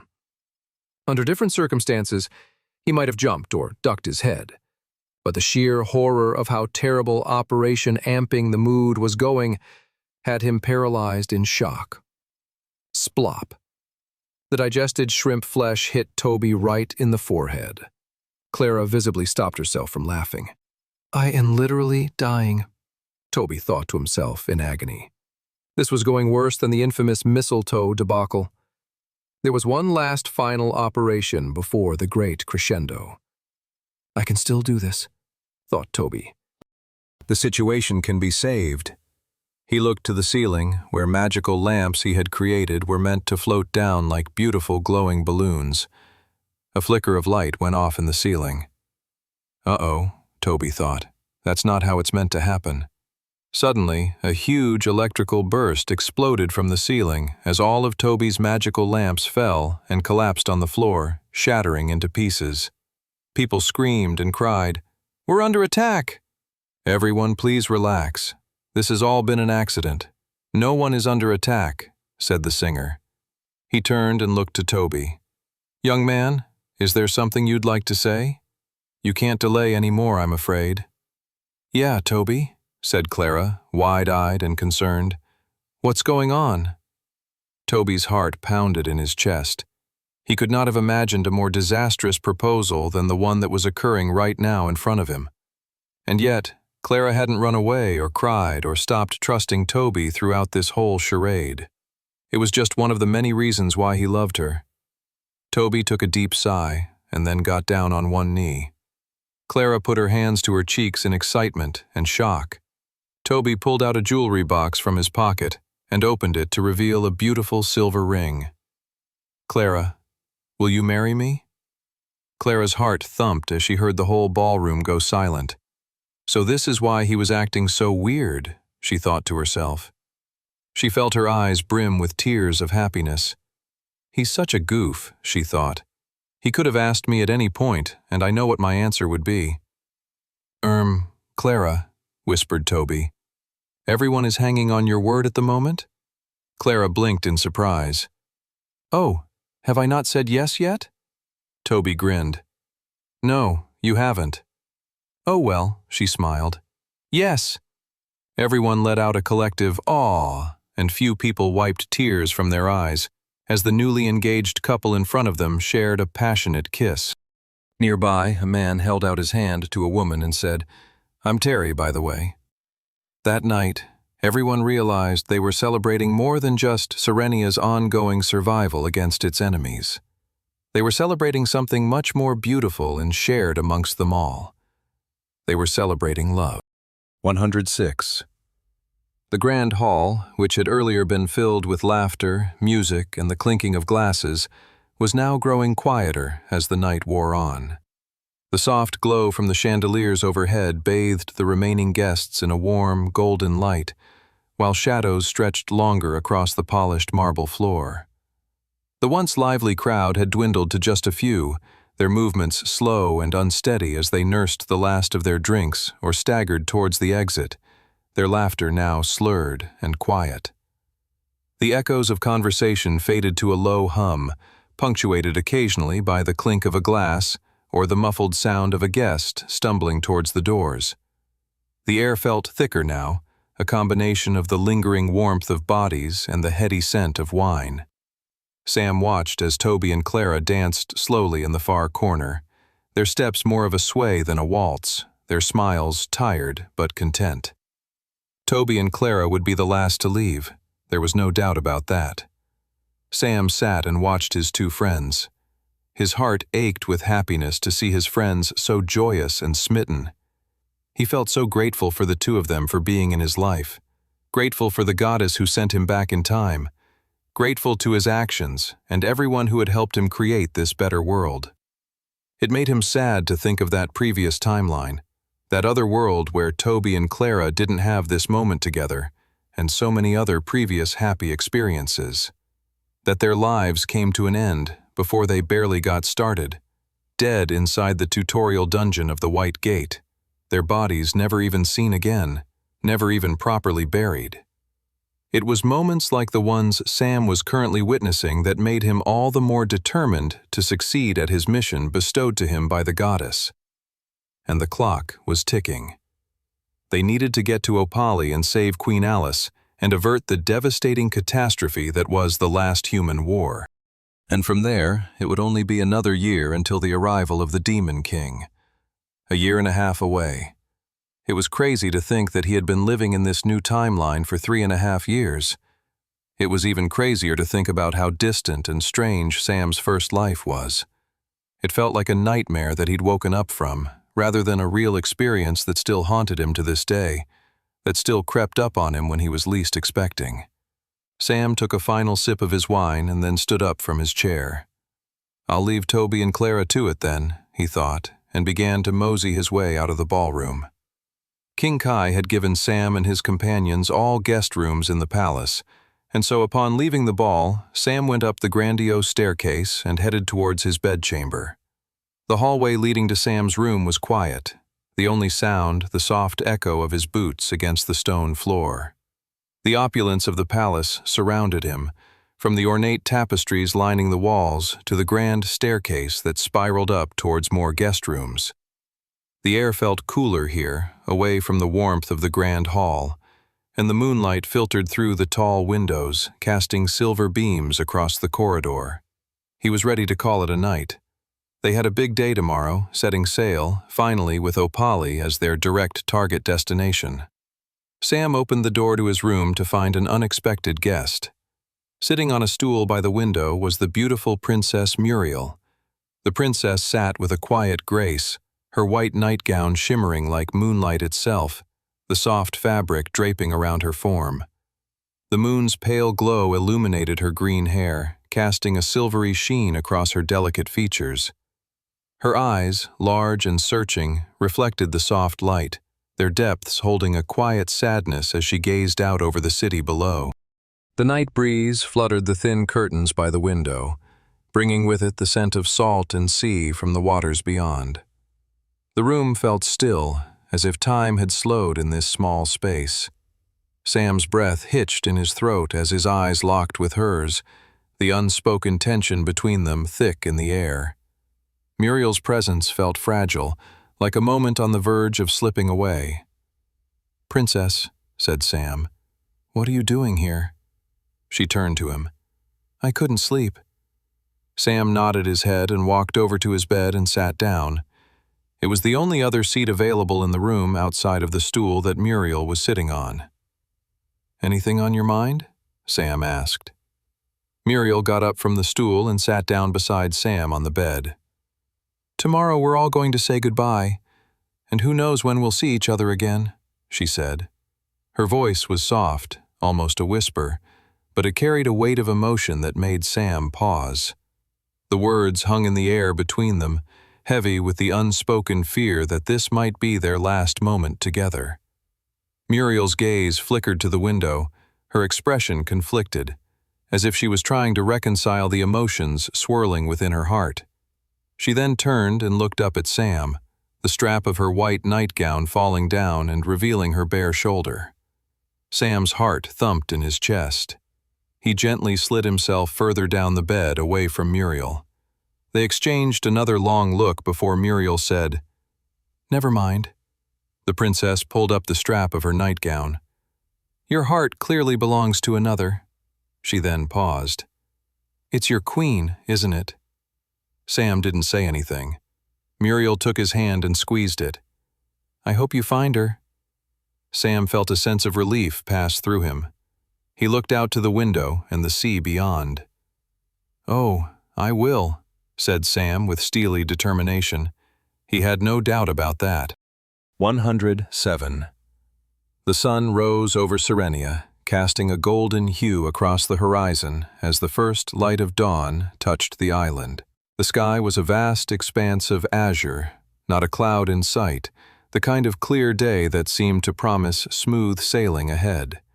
The gentle warmth of the sun began to chase away the lingering coolness of the night, and the air was fresh with the scent of salt and blooming tropical flowers. A gentle breeze rustled through the palm trees lining the shore, their fronds swaying softly as if waving goodbye. The sea sparkled like a field of diamonds under the sun's rays, the waves lapping gently against the wooden docks. The calls of seagulls echoed overhead, their white wings stark against the blue sky as they glided effortlessly, dipping down occasionally to the water's surface. Sam and his companions, along with the brine buccaneers, climbed aboard the Merry Mackerel, ready to set sail once again. They had all been quiet that morning as they packed, showered, and readied themselves for departure. There was nothing left to say once you were ready to leave a place.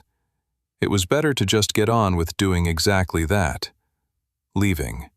As the crew pulled the ship's anchor out of the ground, a green-haired head popped out over the hill in the distance. Then another, and then another.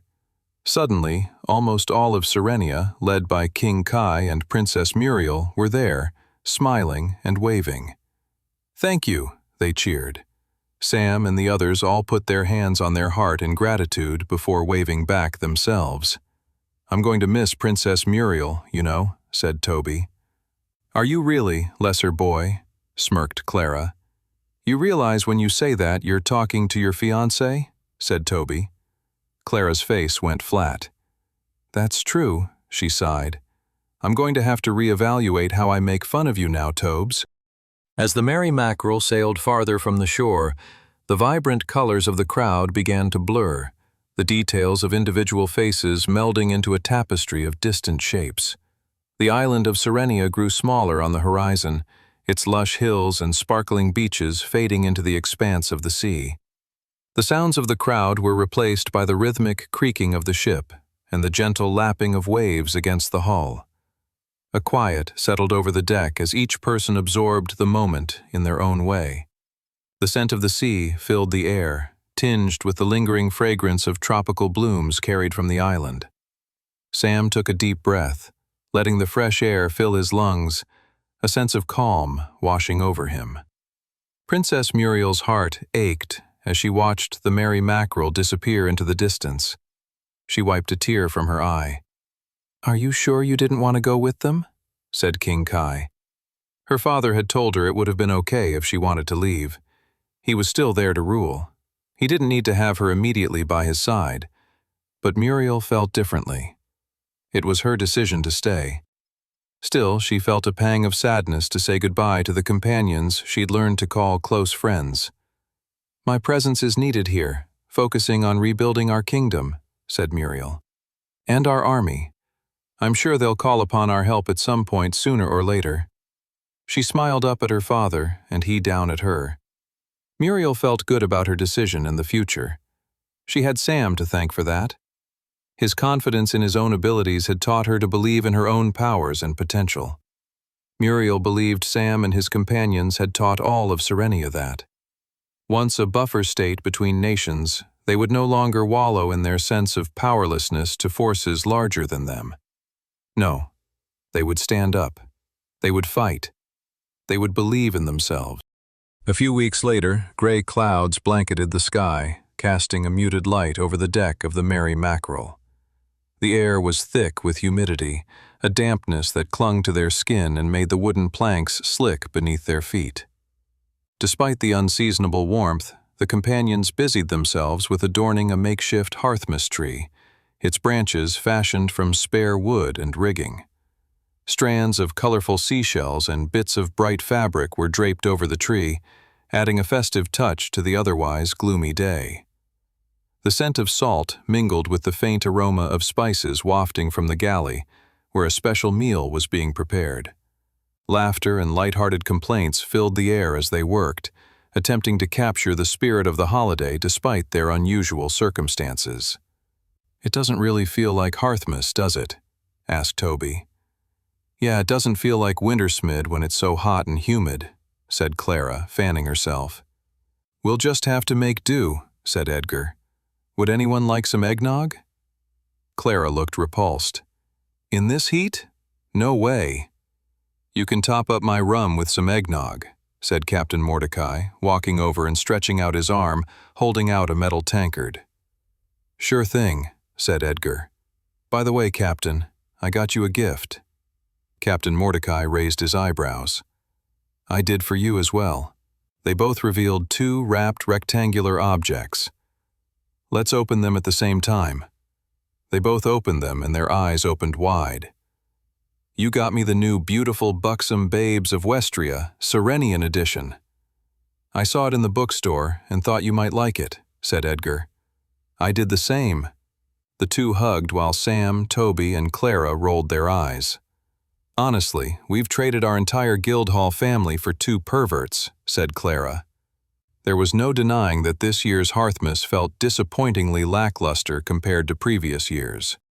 It just wasn't the same being away from their loved ones like they currently were. Even still, they would make do. Then, as if it were a Hearthmas miracle, a tiny dot appeared in the distance. "Land ho!" They all stood up. The southern continent of Westria was emerging. Opali was in their sights. Sam's heart began to race with eager excitement and determination. "Alice," Sam thought, "I'm coming." 108. Later that night, in one of the private storage rooms of the Merry Mackerel, Sam meditated and trained on his own. The storage room was dimly lit, illuminated only by a single, flickering lantern hanging from a beam above. Crates and barrels were stacked haphazardly along the walls, the scent of aged wood mingling with the faint aroma of sea salt that permeated the ship. The gentle creaking of the wooden hull surrounded Sam, a constant reminder of the vast sea beneath them. Sam sat cross-legged on the cool wooden floor, the subtle sway of the ship causing the shadows to dance around him. The lantern's warm glow cast elongated silhouettes of the crates. The muffled sounds of the crew above deck were distant, leaving Sam in a cocoon of solitude. Outside, the sea churned with a restless energy, the once calm waters now stirred by an unseen force. Each wave struck the hull with a muted thud, causing the ship to lurch gently but persistently. The lantern overhead swung in a rhythmic arc, its chain emitting a soft, intermittent squeak that echoed in the confined space. "We're so close to Opali," Sam thought. "It's in our sights." Sam's eyes were closed, his brow furrowed in deep concentration. He could feel the subtle pulse of energy coursing through his veins. Memories of past battles flashed through his mind, the clashing of swords, the searing heat of magic, the faces of foes both vanquished and looming. He clenched his fists tightly, the leather of his gloves creaking under the pressure. The determination within him burned brighter than ever, a flame fueled by the knowledge of what lay ahead. The weight of his mission pressed upon him, but it was a burden he bore willingly. Every fiber of his being was focused on one goal: to become the warrior needed to change the fate of Westria. Since they had departed Serenia, Sam had resumed his training. He needed to get stronger. To take on Dante Silvaris and rescue Queen Alice, and eventually to take on the looming specter of the Demon King who managed to completely obliterate all of Westria in his first timeline. He considered where he should take his training next. He needed to reach Adept tier in both his classes. He needed to evolve his abilities. And then there was his path. The ability to wield old magic, magic of the goddess, no less. He hadn't managed to expand his knowledge of old magic as much as he would have liked in the previous few months. It had always been bound to be a difficult task, with most of the knowledge surrounding old magic centralized in the elven domain of the glittering forest. Sam then had a sudden idea. He materialized the System Seer potion that he had crafted on their way to Serenia to take on Krakenos. He had managed to make 2 bottles of the stuff. The first bottle he had used to foresee the direction of how his blood manipulation ability would evolve. What if? Sam had no idea if what he was thinking was the height of insanity or not. He wondered what would happen if he used his remaining potion to get a vision for where his path could go. It might not even work. 2 different types of magic clashing. Sam weighed up the pros and cons. With a foe like Dante Silveris, Sam was going to be facing a fellow time traveler with the power of mental magic. Sam would need to acquire everything in his power that could give him the slightest advantage against such a foe. "Let's do it," Sam grinned, uncorking the potion. He chugged the potion down in a few gulps. He waited a moment. For a heartbeat, everything was still.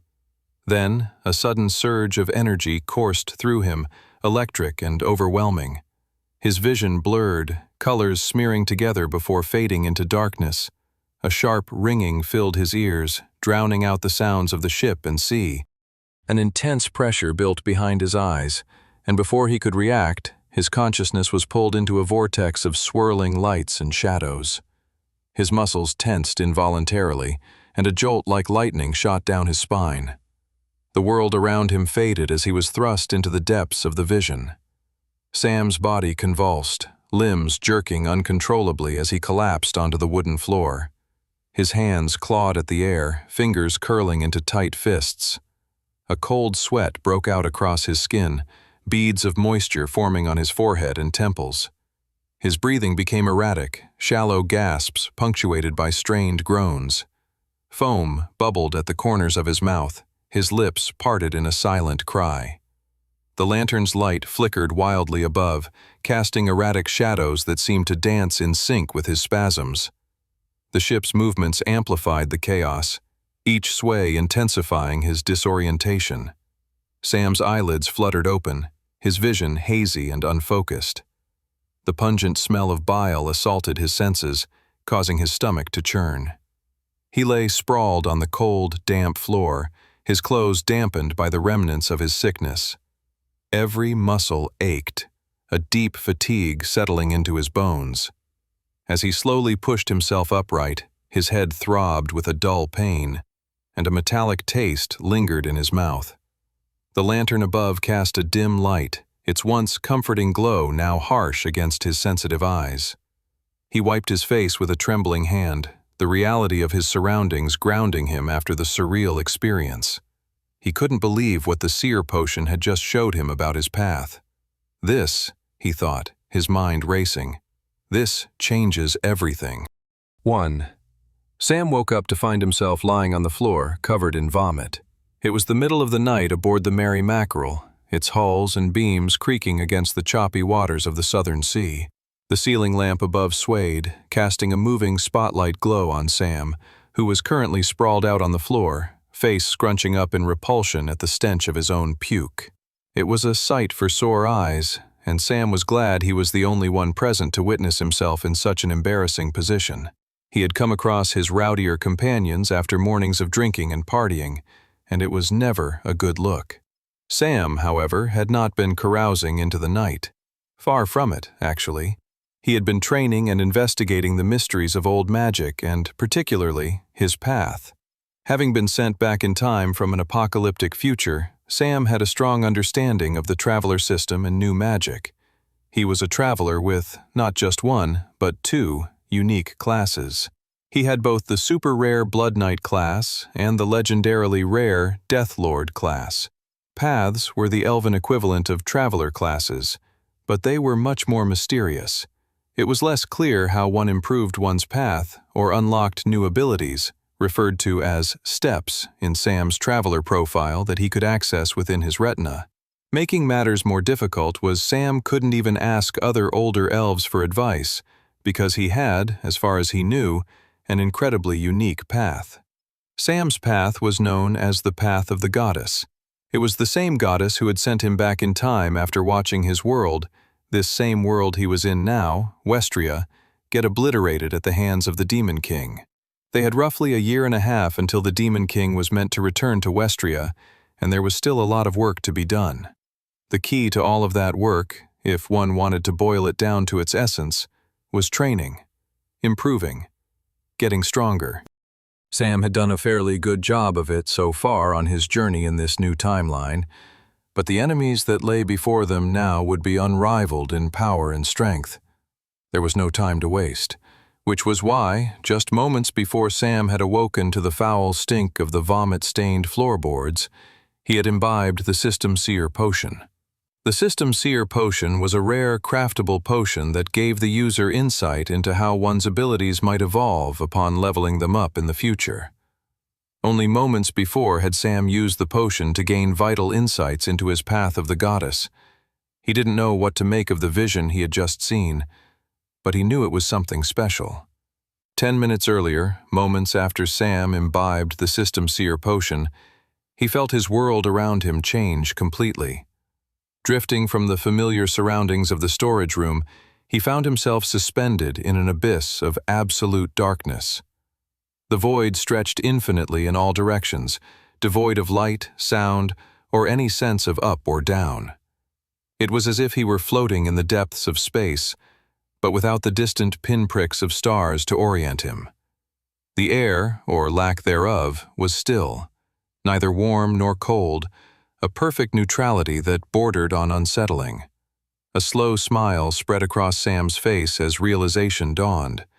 The corners of his mouth lifted, and a spark of satisfaction lit his eyes.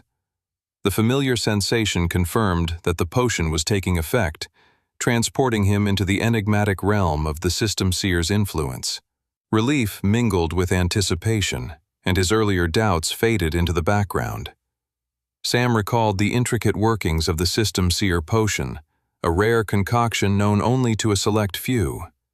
The initial phase, often referred to as the Black Room, served as a gateway, a liminal space between reality and the realm of visions. It was a necessary step, a moment of transition where one's mind detached from the physical world in preparation for the journey ahead.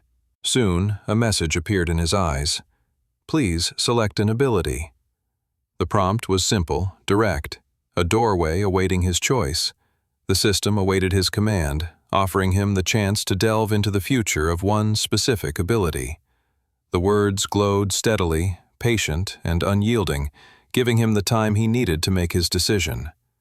Sam knew the System Seer potion worked with his Traveler class abilities, but he had no idea what would happen if he tried to use the potion's power to find out more about his path of the goddess. He went through his profile and zeroed in on his path. He selected his path and hoped for the best. At first, nothing happened. The empty black space was meant to disappear, and Sam was meant to reappear somewhere else, typically somewhere inside the vision of the System Seer potion. A horrific, shrill noise suddenly filled Sam's eardrums.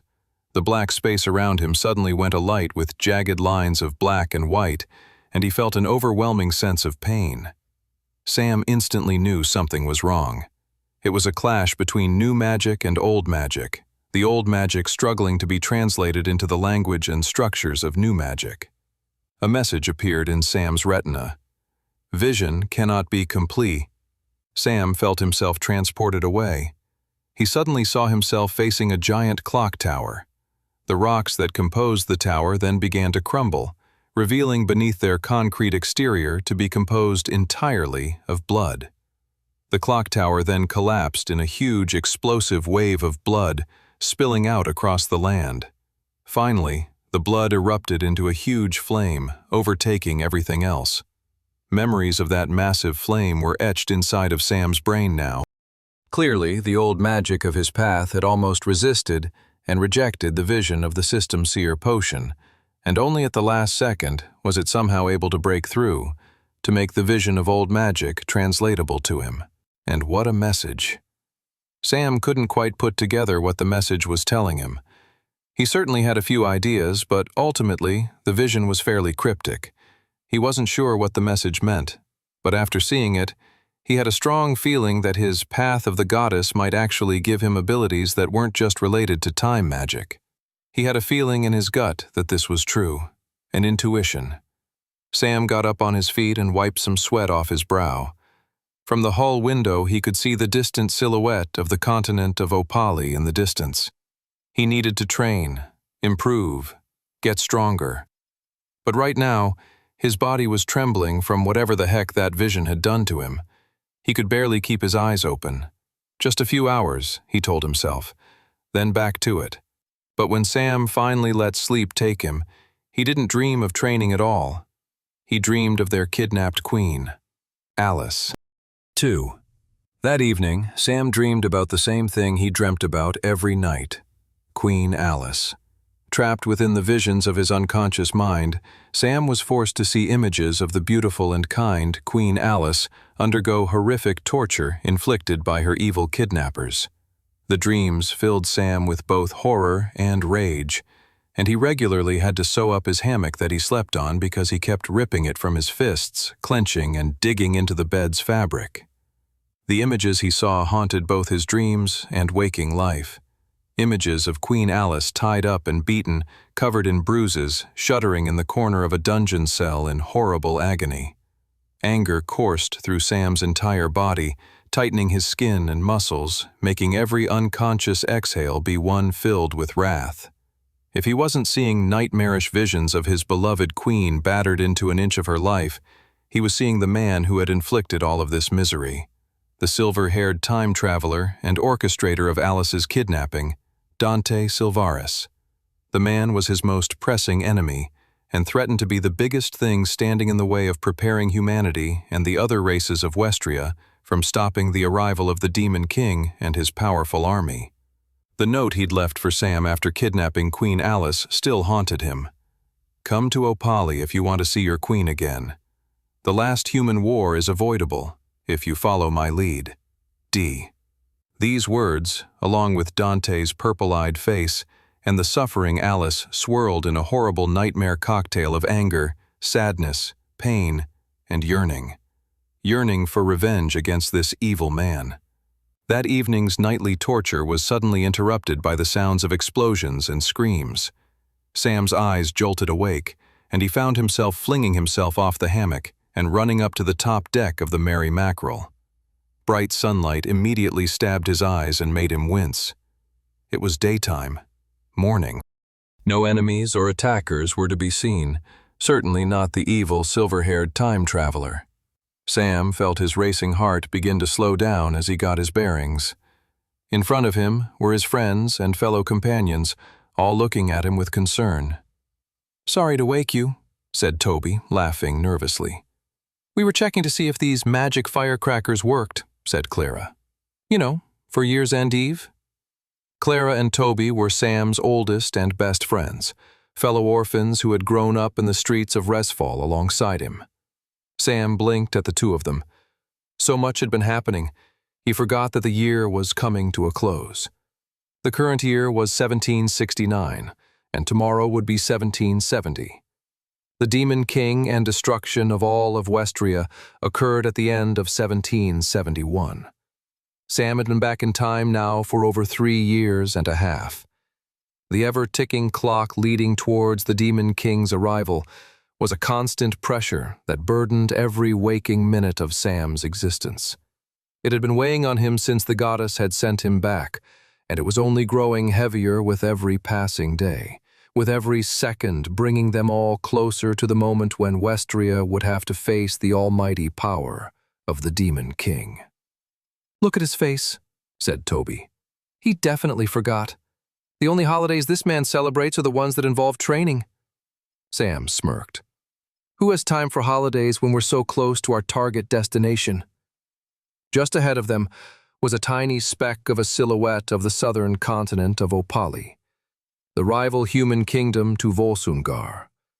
They were still a few more days before they'd land upon the shores of the main harbor city of Opali, known as Selvara. Sam materialized a folder of documents and smiled.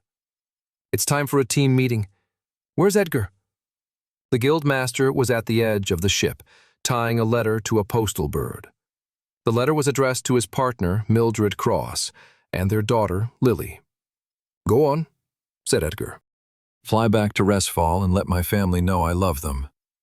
Edgar turned around, sighed, and wiped a tear from his eye. Guildmaster," said Sam. "Are you all good? I was going to start a team meeting." "I'm good," said Edgar, coming back. "It's just hard being away from them, you know? Lily will be 6 months old now. How big she must have grown. Can she walk yet? Has she spoken her first words? I don't know any of these things. And Mildred, my love, it's been so long since I've seen her. A man has certain needs and—" "Enough," said Clara. "It's hard being away from everyone, but we're all fulfilling our duty at the moment. We don't want to hear about your needs." "Agreed," interjected a chorus of brine buccaneers, working across the ship, overhearing the conversation. They had obviously been inundated with too much information from Guildmaster Redfield. "Right," said Sam, smiling, and trying to move on from his mentor's peculiar urges. "We're days away from arriving in Opali. Let's review what we know about our enemy." Sam opened up a folder of documents that compiled all that they knew about their upcoming opponents. It was one nugget of information after another, most of which was bad to rotten news for their upcoming journey to Opali. One violent and powerful evil figure from Sam's first timeline after another. Sam looked at the first piece of paper in the folder and sighed. "Let's begin." 3. The morning sun cast a golden glow over the deck of the Merry Mackerel, the pirate ship creaking gently as it sliced through the calm waters. Seagulls circled overhead, their cries mingling with the soft lapping of waves against the hull. A salty breeze swept across the ship, rustling the sails and bringing with it the scent of the distant Opalian shores. Sam stood near the ship's railing, the wind tousling his black hair as he held the folder of documents firmly in his hands. The parchment inside fluttered slightly in the breeze, the edges worn from frequent handling. His companions gathered around him, their expressions attentive, yet tinged with unease. The wooden planks beneath their feet were warm from the sun, and the distant horizon held the faint outline of Opali, a reminder of the challenges that lay ahead. "Here's what we know so far," Sam began, looking over the documents.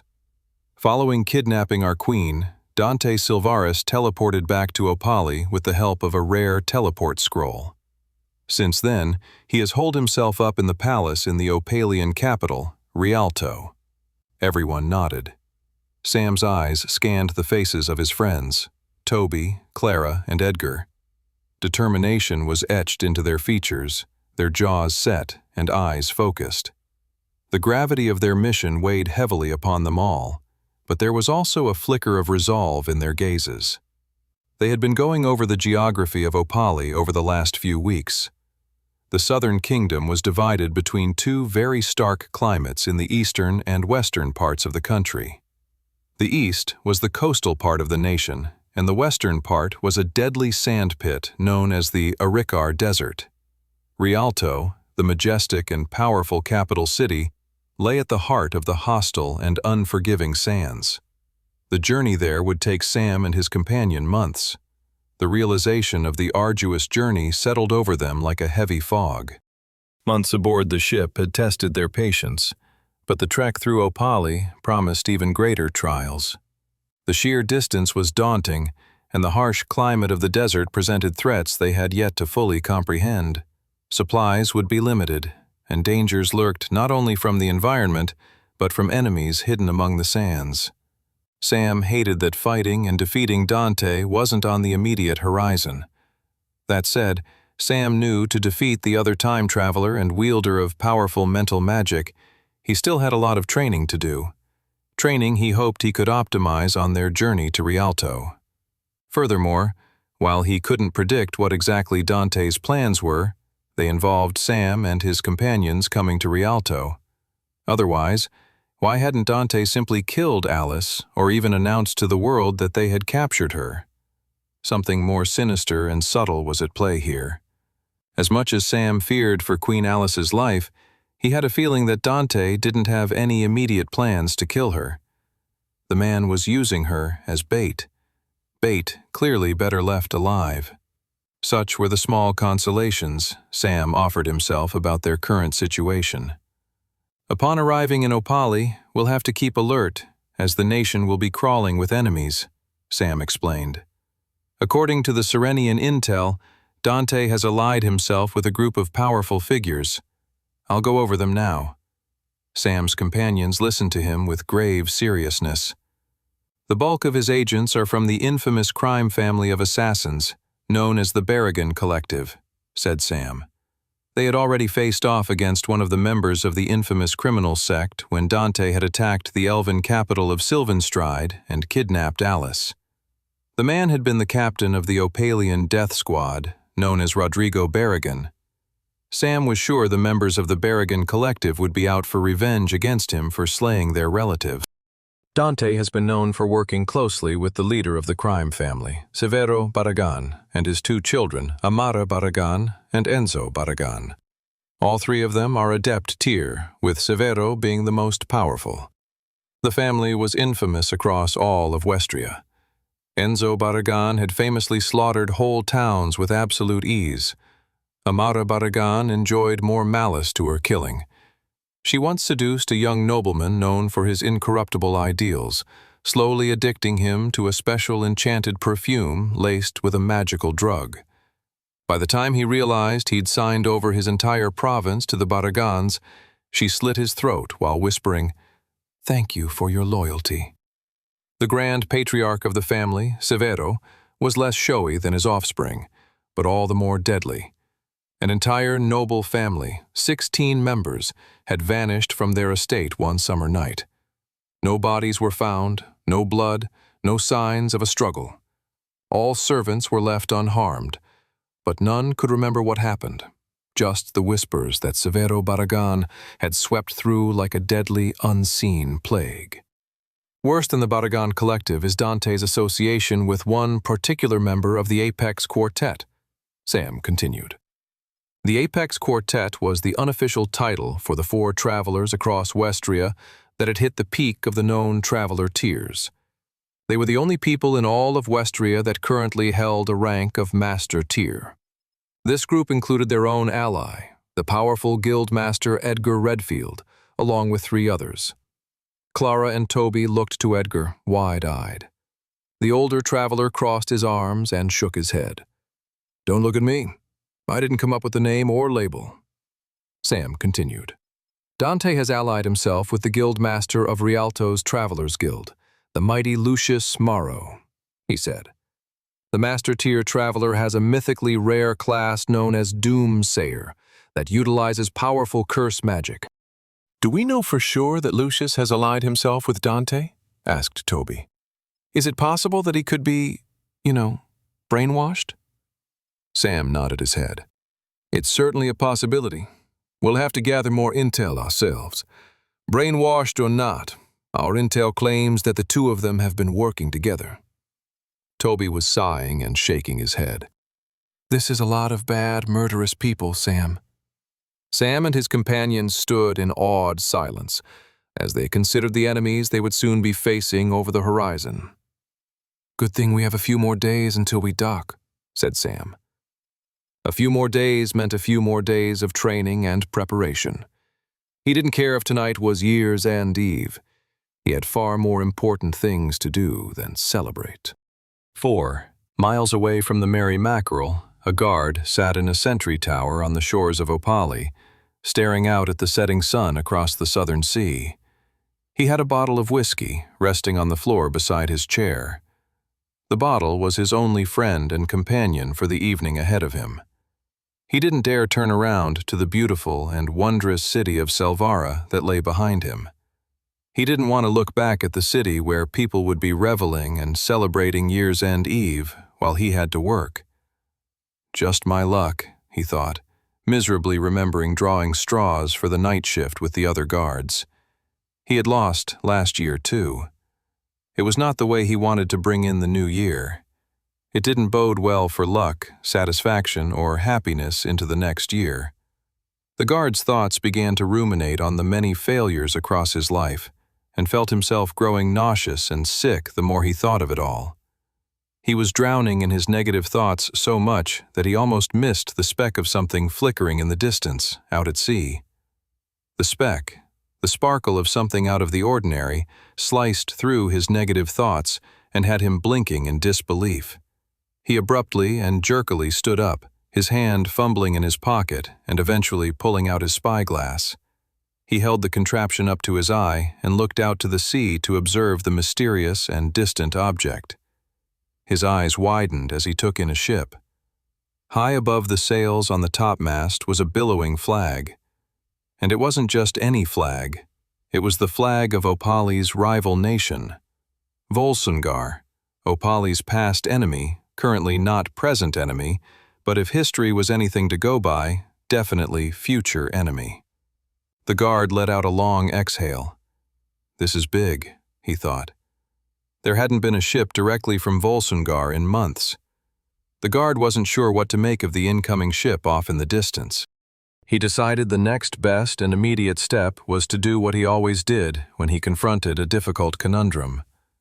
Drink. He picked up his whiskey bottle, pulled out the cork, and took a swig. The hot spice and punch of the liquor helped wake him up, bring him into the present moment, like a splash of cold water on one's face in the morning.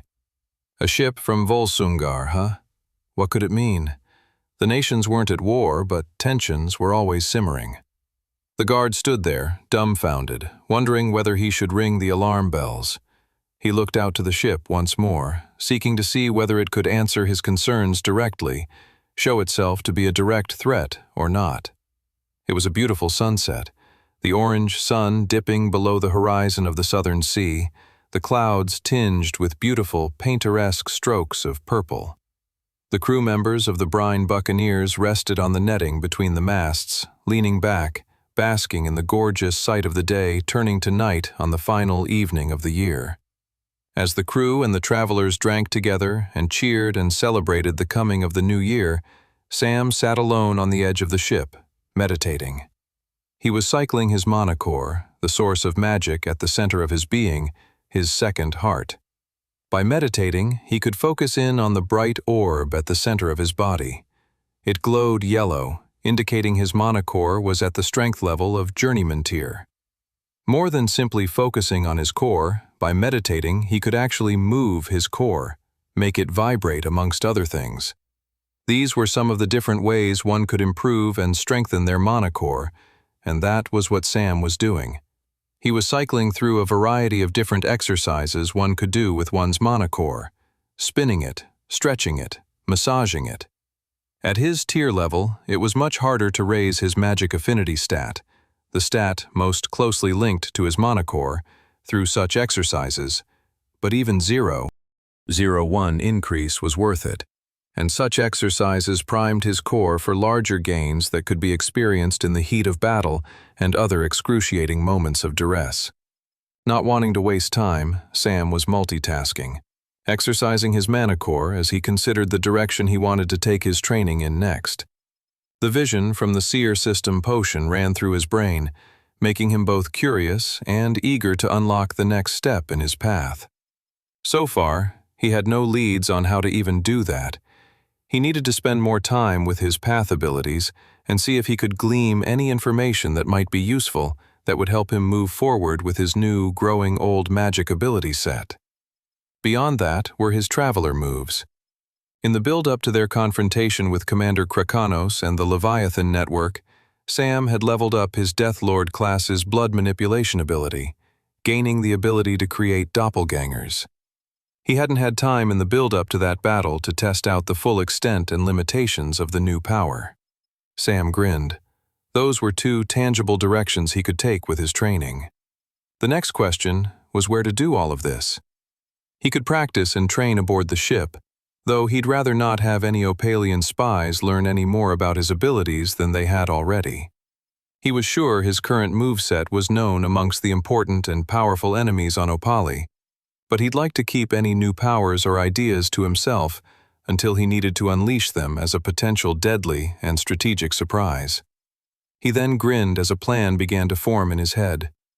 Based off his history of the dungeon gates in his previous timeline, he was pretty sure a journeyman-tier dungeon gate should be opening up on a small isle just off the shores of Opali that very evening. Sam smiled as his own year's-end eve plans came together in his head.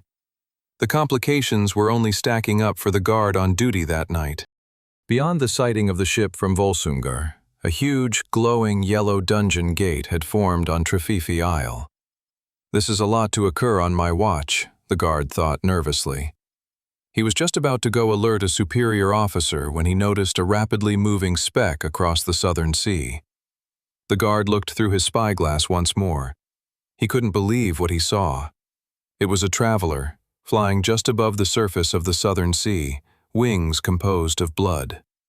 The traveler flew so fast. He zoomed forward until he was right near Trefifi Isle. A second later, he shot right through the glowing yellow dungeon gate, disappearing from sight altogether. The guard looked on, shocked. The Volsungar traveler must be taking out that dungeon gate for them. Well, look at that. The guard smiled. Even rivals could sometimes do their opponents a favor from time to time.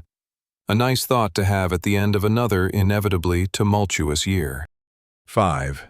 In Sam's opinion, one of the weirdest things about dungeon gates was the lack of any spectacular sensation or awe-inspiring transitory event upon entering them. It was always just a blip, an anticlimactic and unnoticeable millisecond, between the real world of Westria and the dungeon world of the glowing gate.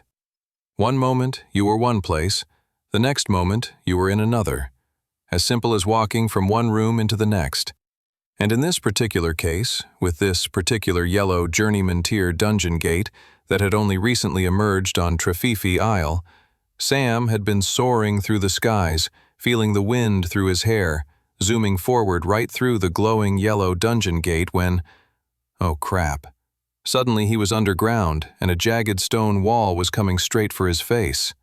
Sam pulled back his wings and slowed down his flight, and managed just barely to avoid an embarrassing crash into the wall.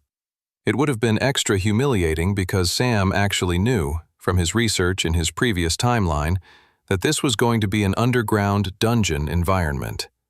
Sure, no one else would have known about him banging his head into a wall besides him, but then again, he was the one who had to live with such embarrassing knowledge of his own self for every second of every day. As his boots touched the ground, he dematerialized his blood wings and took in his surroundings. He found himself in a vast and shadow-filled cavern. The temperature was significantly and noticeably cooler than the tropical climate of southern Westria. The sound of dripping water echoed in the distance. The air was thick with dampness, carrying with it a faint metallic scent. Blood, or something older and darker, lingering in the atmosphere. The cavern was dimly lit, but not from any natural source of sunlight. A series of bioluminescent fungi clung to the jagged stone walls, casting an eerie, faint green glow over the rough terrain. Their soft, pulsating light created more shadows than it dispelled, and those shadows stretched and flickered ominously, as if they had a life of their own. In the far corners of the room, patches of glowing moss bathed the stone in patches of blood-red light, adding to the unsettling, otherworldly atmosphere. Rough, uneven stone formed the floor, scattered with small pools of stagnant water reflecting the low light. Sharp stalagmites rose from the ground like natural teeth, their rough surfaces slick with moisture and what might have been old, dried blood. Above, enormous stalactites hung from the ceiling, their sharp, jagged tips dripping with condensation, threatening to fall at any moment. Yep, exactly as I was expecting, Sam thought to himself. He had read about this dungeon gate in his previous timeline. He had come here with 3 goals in mind. Goal 1 was to train and experiment with his abilities to learn, understand, and uncover new ways of using them.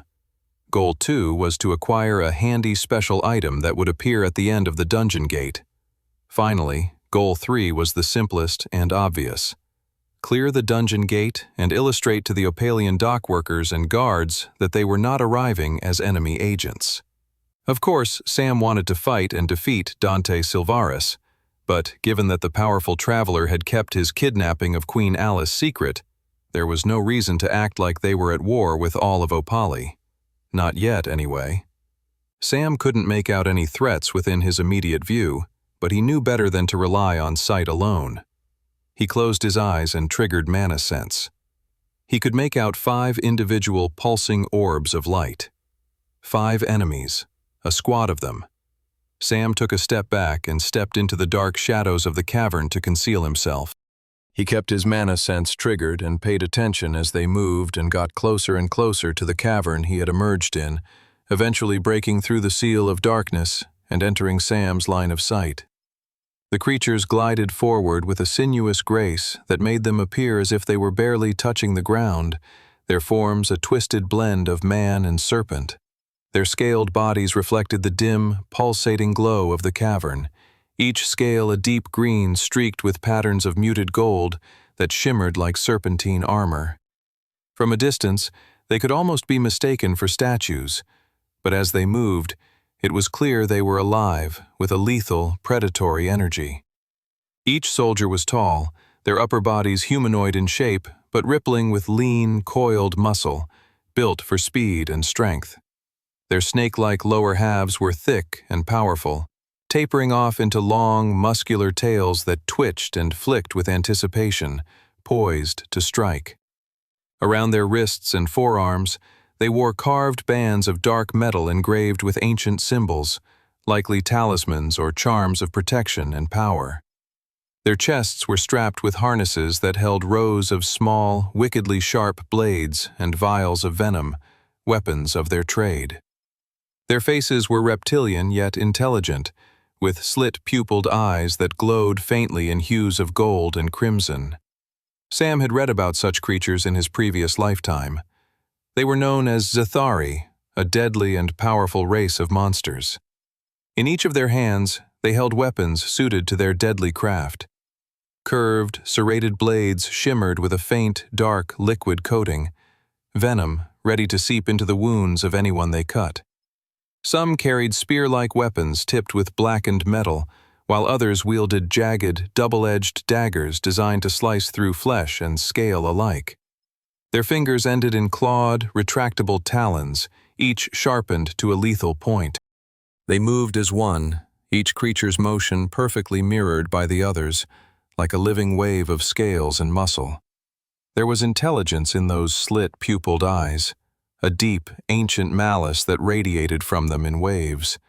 They glided closer, unblinking, as though completely confident in their power, the air thickening with the low, sinister hiss that seemed to come from all directions at once. Sam held his breath. They hadn't noticed him yet. He had to strike them before they did. And the time to attack was now. 6. The Zathari captain held up his arm, his green fingers closed tightly in a fist. The soldiers around him all paused, the serene quiet of the caverns, filling the silence now that they had stopped moving. The captain looked around. His yellow eyes narrowed on the large patches of dark shadow that pockmarked the caverns. The captain could sense that there was prey nearby, hidden yet present, not far away. An unfamiliar scent filled his nostrils as he looked around. He flared his nostrils, inhaling deeply.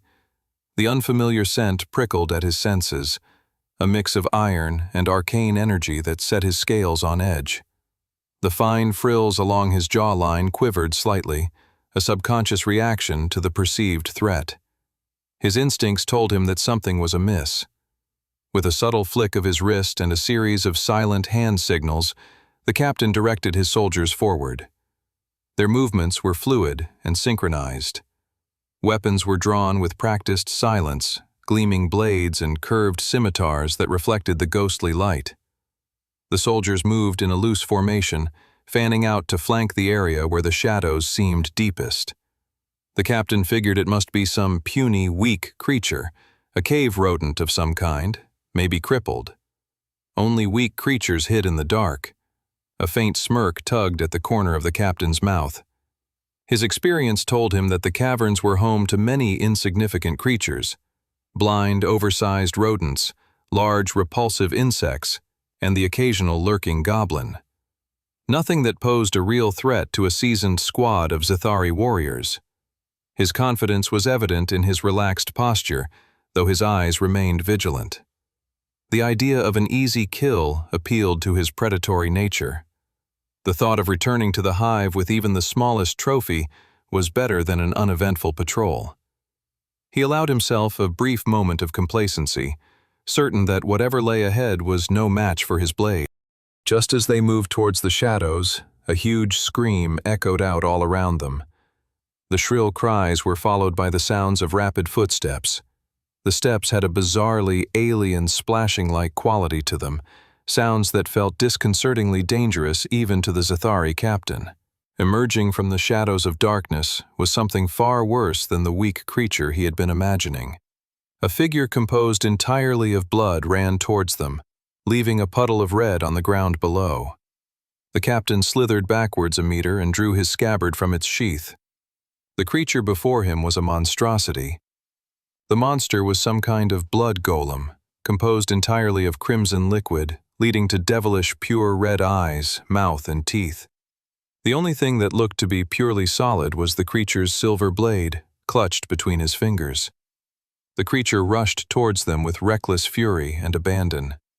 The Zathari captain narrowed his eyes, preparing to absorb the first strike of this creature and follow up with a retaliation. Meanwhile, his men began to spread back behind him, deceptively appearing like they were cowering in retreat, though were in fact slowly creating a circle to surround the blood-soaked enemy they had come across.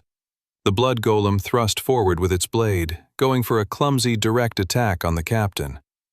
The captain swerved with great speed and countered with a fatal slash of his scabbard, slicing right into the creature's side and cutting right through it. The crimson monster sliced in half and collapsed on the ground in 2 pieces. The captain took a moment to look at the fallen-over creature. He winced at its strange body. The creature began to glow. Huh? Suddenly, an eruption of flame shot outward from the fallen-over body, and the Zathari captain turned backwards. The captain figured this must have been some kind of destructive defense, used by such creatures to protect its own fellow allies from the very predators that had slain it. He turned around to check on his soldiers, only to face something far more horrific than the strange blood golem they had just defeated. One of his men was dead on the ground, his head rolling in a puddle of blood, completely detached from its twitching body lying nearby. What? Another of his men's eyes bulged before its head went cleanly off, flying into the darkness of the shadows. Blood spurted out from the soldier's neck, a fountain of red showering the surrounding area. Only the captain and 2 of his soldiers remained. The leader couldn't even make out their attacker. Their enemy was moving with such speed he was nearly invisible to his eye. All that was visible was the consequences of his actions. Red lines drawn across throats, detached heads, showers of blood. The captain's soldiers spun around to face their unknown attacker. The soldiers were shaking, losing their nerve at the powerful unknown enemy that had already killed 2 of their allies. The leader was shocked to see the flicker of a figure, a black-haired swordsman, appear right behind one of the soldiers. He hadn't been there before. He had just materialized out of nowhere, sword at the ready, already swinging and removing another one of his soldiers' heads. And less than a second later, the swordsman vanished. The leader was dumbfounded. This creature they had stumbled upon wasn't their prey. It was the predator, and they were the hunted. The swordsman reappeared and finished off the remaining soldier under the leader's command in a quick slice. The captain began to retreat. He didn't know how to defeat a creature that could vanish in thin air and reappear wherever it wanted. The captain didn't get far before he noticed his body begin to be alight with flames, the blood on the ground. There was so much, and it was all now glowing with hot, fiery flames. As the Zathari leader roasted to a crisp, he watched the swordsman who had defeated him and his 4 men with absolute ease stand before him, a monster of pure power. 7. Sam's chest heaved as he caught his breath, standing over the ragged and slain bodies of the Zathari soldiers he had defeated. The strange, half-serpent, half-humanoid race lay on the ground before him, blood leaking from their headless necks. The eyes in their detached heads stared off blankly in different directions. Defeating them had been easier than he had expected. With the aid of his specially augmented silver dragon armor set, he had been able to spray his own blood on the ground and create the ingredients needed for the central piece to his plan. He had then used his Death Lord class's recently leveled up blood manipulation ability to create a blood clone. That doppelganger had proven to be the perfect distraction for the opening gambit of his attack strategy.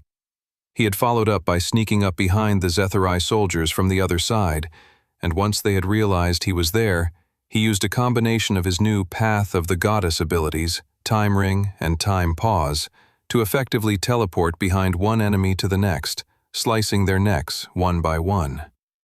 The battle had been a nice reminder of how far Sam had come along with his abilities, how much of an arsenal of powerful attacks and combos he had gathered over his last 3.5 years of training since being sent back in time. It was a nice reminder of how powerful a traveler he was. It was sometimes easy to forget when going up against strong opponents that were his equal, or even held higher power levels of strength, like Commander Krakanos, who he had fought back in Serenia. Catching his breath, Sam triggered his mana sense once more. He didn't want to relax and let his guard down in case there was a second squad incoming.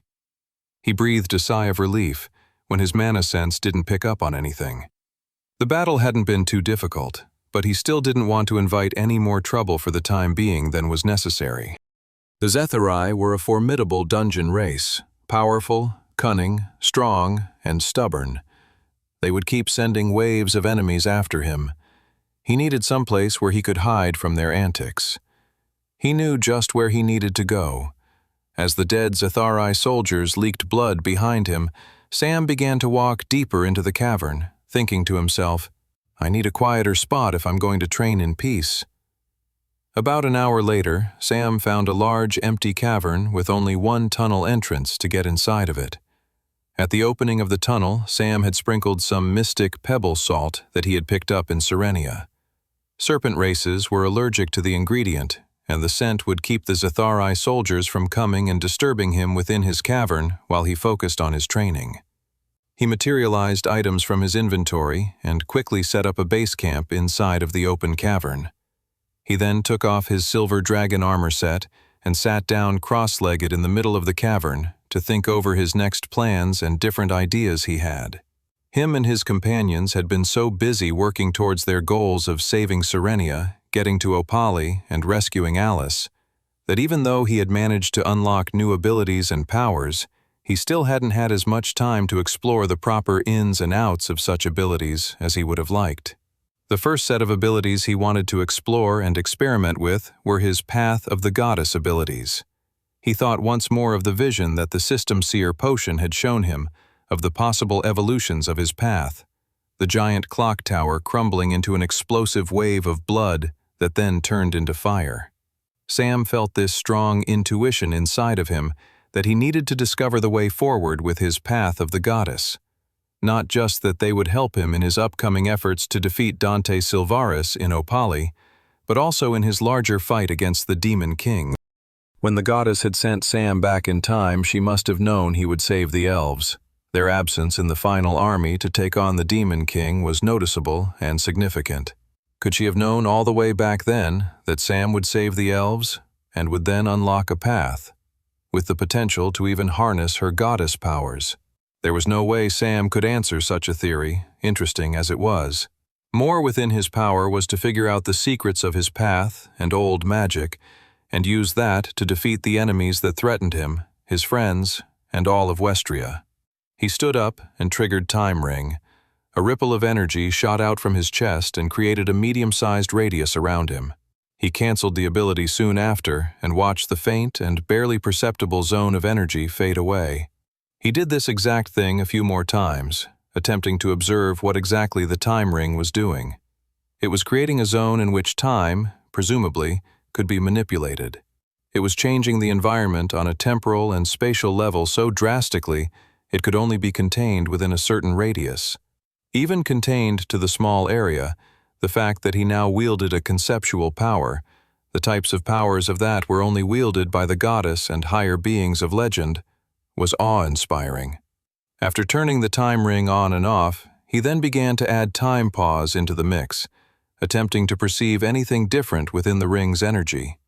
He could observe a change within the energy and structure of the time ring when he triggered time pause, but he couldn't quite tell what.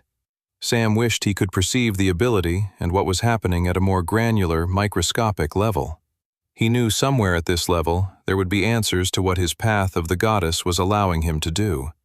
An hour later, he felt as if he had stumbled across an insight that would help him in his training and studies of old magic. I wonder... 8. In his private cavern inside the yellow journeyman tier dungeon gate, Sam felt as if he had reached a new level of insight with his path of the goddess. He hadn't unlocked his next step or cracked the code completely, but he felt as if he was beginning to see the way forward, beginning to see how he was going to figure out the secrets of old magic and his path. He was no longer scrambling and flailing in complete darkness, alone and lost. No, he was still shrouded in the pitch blackness of ignorance, but it was as if he had found a handrail to balance and ground him and show him the way towards the light of knowledge. As he had triggered his path abilities on and off, trying to investigate their mysteries, he kept thinking about conversations he had had with his elf companion, Curtis, and Curtis's sister, Thalia Ashgrove, the new Ardonial and leader of the elven homeland of the Glittering Forest. Thalia had explained to him the fundamental difference between old magic and new magic as being that of an organic system versus an artificial system. Her words still haunted and echoed in his mind, the way she had described a traveler's mana core. Yours is something else, artificial, grafted on you. It's a part of you and yet entirely separate at the same time. All of this led Sam to believe what he had been doing for the last hour or so. The path of the goddess wasn't like his traveler class. It wasn't going to just level up or hand something to him. He was going to need to find the next step. He needed to look. He needed to explore. He needed to gain a better way of perceiving mana on a more granular level, and he knew exactly how to do it. Unfortunately, he wouldn't be able to do it here in this dungeon. It would require leveling up his Blood Knight class's Blood Vision ability, and he was still far off from doing that. He knew of a dungeon that would be the perfect training ground, but it wouldn't appear for another few months. He sighed, materialized a bottle of water, and took a long sip. He then briefly paced around the cavern to clear his head. It was more satisfying when his studies and training led to immediate results, but sometimes learning and growing one's magical abilities went a bit slower. He was pleased with the new direction he had reached with where to go with this path of the goddess, though there was no doubt he also felt a bit impatient. He could keep exploring and experimenting with his path, but he could see that true progress on that front was months away. After a quick stroll around the cavern to clear his thoughts, Sam returned to the center of the room to continue his training. His path of the goddess wasn't the only set of abilities he wanted to explore. He also had been keen to turn his attention to his most recent leveled-up ability, his legendary Death Lord class's Blood Manipulation ability. At level 1, Blood Manipulation had allowed Sam to create extra limbs, to which Sam had cleverly used to create wings to fly with, arms to grab hold of people with, and even hundreds of hands to create a shield dome with. He had originally been limited by creating only limbs attached to him, but then he had discovered that he could create limbs and appendages anywhere on the ground, so long as he was using his own blood to do so. That was another potential limitation. He could only use his blood.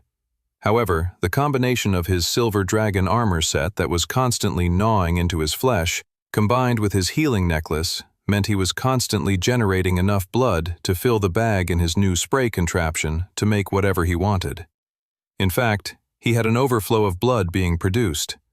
With that in mind, Sam extended his hand and sprayed a stream of his own blood onto the ground in front of him.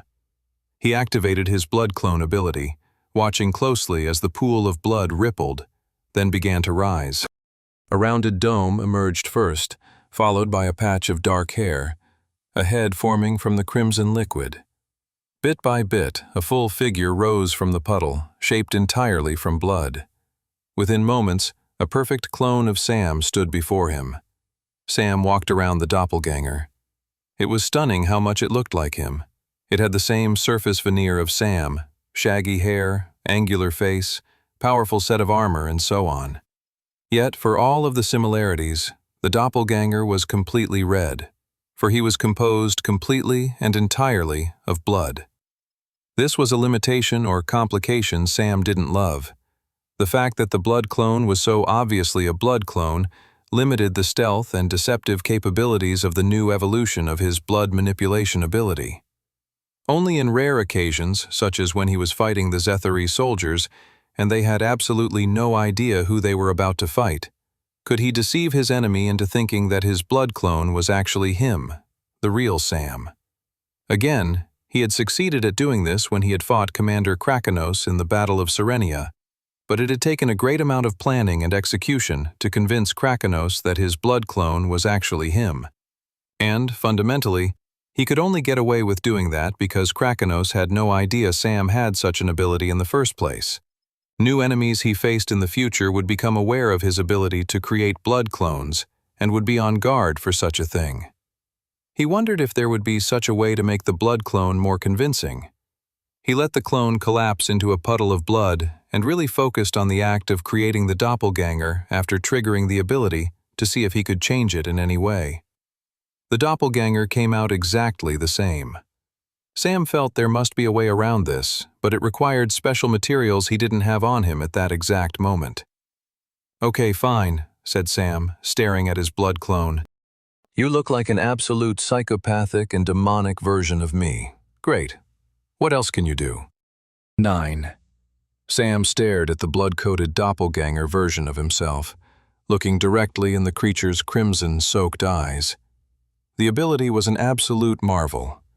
On an incredibly subtle level, the ability had opened up a portion of his mind that was able to control and dictate the actions of the doppelganger standing before him.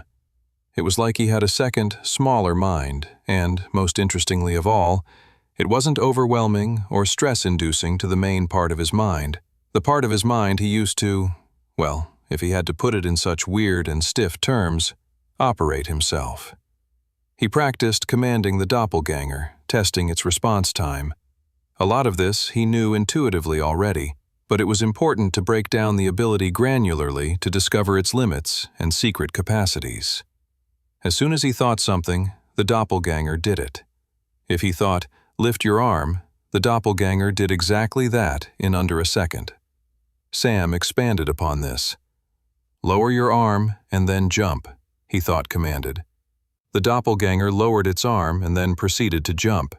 It returned to a state of motionless when Sam stopped commanding it. "Act natural," Sam commanded, and the blood clone proceeded to shuffle his feet, look around, scratch the back of its head, and generally move about. "Say, hello," Sam commanded. The clone opened its mouth to speak, and it proceeded to create alien gibberish sounds that were quite disconcerting to hear. Sam nodded his head at this. Interesting, he thought. So the blood clone can't form words. Once again, the blood clone's ability to be used as a tool of deception was incredibly limited. Unless he himself drenched his face and body in blood, it was very easy to tell him and his clones apart. Still, that could be effective enough deception within a battle. There were still so many things he wanted to try. He continued testing the ability. "Attack that wall over there," Sam commanded. The doppelganger rushed towards the nearby cavern wall with a raised fist and began punching and smashing into it. It kicked and punched the wall with no sense of fatigue or exhaustion. The clone showed no sense of futility, which in some ways Sam respected it for, as he knew he himself surely would question and balk at the idea of fighting a wall endlessly if their situations were reversed. Sam was also pleased the clone could interpret what attack meant, adding not only punching and kicking, but rushing towards its opponent as well. "Okay, stop, and return to me," Sam commanded. The doppelganger relented its attack against the stone wall and returned back to Sam like a good little soldier. Sam materialized his mithril sword and handed it to the blood clone. "Take this sword and then return to attacking the wall," Sam commanded mentally.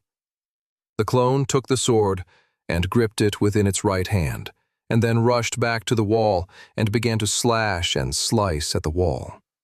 The echo of the sword clanged against the stone. Sam grinned. The clone understood how to hold a sword and how to fight with it. From this, Sam concluded the clone must have some connection to his own mind, borrowing memories, perceptions, skills, and understanding. He then felt a sudden rush of excitement as an idea came to him. "Trigger pain ring," Sam commanded, and watched on eagerly. Nothing happened, and the clone continued to slash at the wall. Disappointment filled Sam's stomach, but not enough to stop him from trying a few more moves. "Trigger hurting hook." Nothing happened. "Trigger blood teleport." Again, nothing happened. Having tried multiple abilities from both of his classes, Sam had to relent and accept that the blood clone could not utilize his powers. Another limitation, Sam mused. He then lifted his arm and sprayed another pool of blood on the ground and triggered blood manipulation once more. First, a patch of hair emerged, and shortly thereafter a second blood clone stood before him. He looked back to the other blood clone that was still slashing at the wall. Sam was pleased to see it hadn't disintegrated upon the creation of a second doppelganger. "Stop attacking the wall and return to me," Sam commanded. Sam figured it was unnecessary for the clone to keep attacking the wall, and the constant clanging could alert any nearby Zathari who might be looking for a fight. He grinned when he looked at his two clones in front of him. Like before, he now had the subtle sense that he had a third mind within his brain, the mind of the second doppelganger. It was so odd. It was like his mind was expanding, rather than splitting off and getting smaller with every clone. He wondered if this was what it felt like to have been Lilith, the insect queen with her mind roaches and bug creations, all operating and existing under her command. Or Dante, for that matter, with his mental magic and unsuspecting subjects that he psychically controlled. He commanded both clones to run around, and then went on to see how many more clones he could make. There didn't seem to be a limit, either physical or mentally. That said, by the time he had 10 clones in front of him, commanding them individually became more difficult, confusing, and challenging. Though commanding them all to attack the wall was simple enough. He eventually had the 10 doppelgangers collapse on the ground, splashing out into puddles of blood.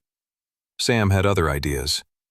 He focused on one of the blood puddles and tried to imagine his friend Toby and triggered blood manipulation. Nothing happened.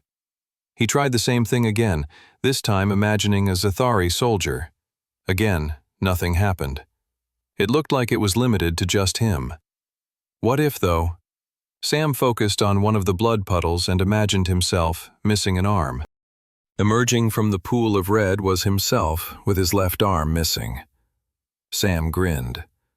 "I can't create clones of others," Sam mused, "but I can create variations of myself." Now that was something he was eager to see how far he could push. 10. A few days later, Sam found himself commanding a squad of hardened blood clones, a Zathari hunting troop of Sam's own making.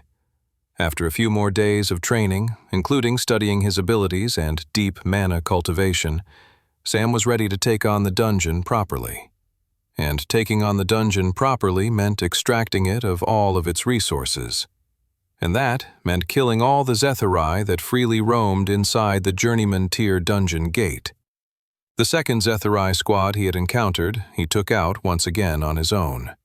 Immediately afterwards, though, he created 5 blood clones and had them equip all the gear of the recently slain Zathari. Sam commanded them to follow his lead and stick to a squad formation around him. The clones did as they were told exactly. If only Edgar Redfield or Captain Mordecai were so malleable, Sam chuckled to himself. Taking on the groups of Zathari became easy with his squad in place. Similar to his very first fight with the Serpent race, his blood clones functioned as distractions. The Zathari seemed to continuously think that they must be of equal strength and would fall into 5 separate one-on-one battles, which quickly led to Sam finishing the distracted creatures off, bouncing around the battle with the help of his time pause ability. With every squad Sam and his blood clones defeated, Sam looted the monsters from head to toe, stripping them of their weapons and monster stones. The monster stones would be used for himself later, to drain them of mana and absorb into his own core to help increase his magic affinity stat. The weapons he wanted to hold on to, seeing as he would never want to be short on equipment for his blood clones. Sam and his squad eventually turned a corner as they descended deeper into the depths of the cavern dungeon.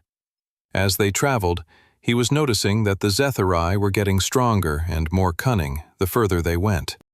He wasn't sure if information about their fighting prowess was getting back to them somehow, like some kind of hive sense, or if it were just the closer they got to the dungeon boss, the stronger the enemies got.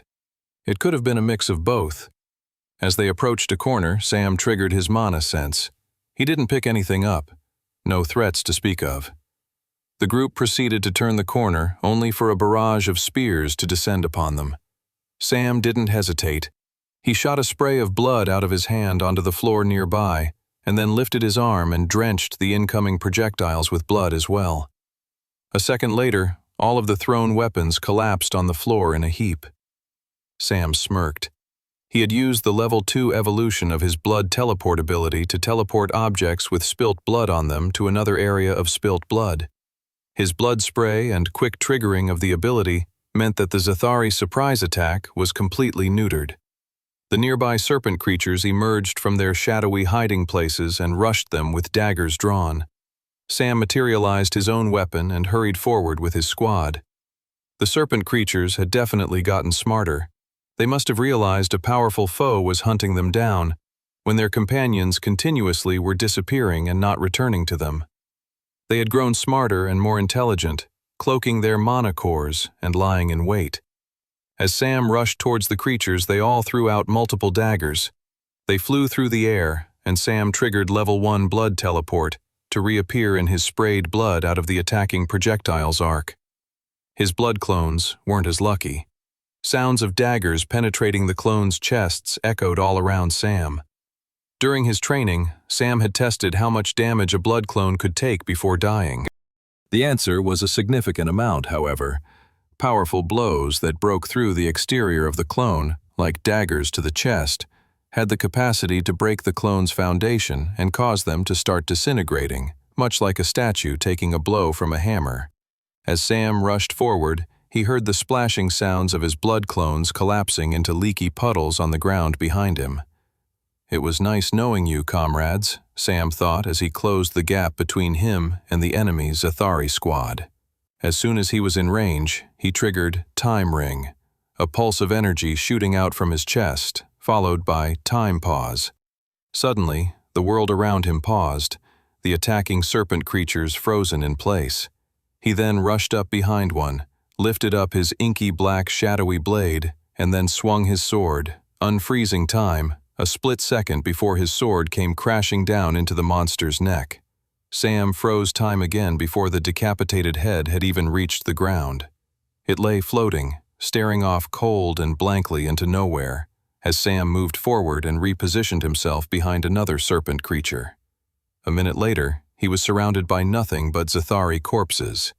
He picked up their left-behind weapons and monster stones, dematerializing them all into his inventory for later use. The cavern descent was going smoothly. His Path of the Goddess abilities were proving incredibly powerful inside of the dungeon. Sam knew, however, that was partly because he was fighting monsters on the same tier level as him, and so therefore he could deliver very powerful blows with ease. If he was fighting monsters of a higher tier, or even travelers at the same tier as him, but with high endurance stats or powerful armor, such trickery wouldn't be as effective. Nevertheless, Sam was glad to know he could push through a dungeon of journeyman tier level with significant ease and incredibly destructive power. Sam continued to roam through the dungeon, slaying monsters, until finally he came to the end of one tunnel where a purple flame glowed in front of him. He had finished off all the lesser Zethari that were stalking the caverns. There was only one thing left to do now: take on the dungeon boss. 11. Sam wiped sweat from his brow. He materialized a water bottle in his hand and brought it to his lips and took a long sip. He closed his eyes, taking a deep breath, in and out. Sometimes the small things were most important when preparing for a big fight.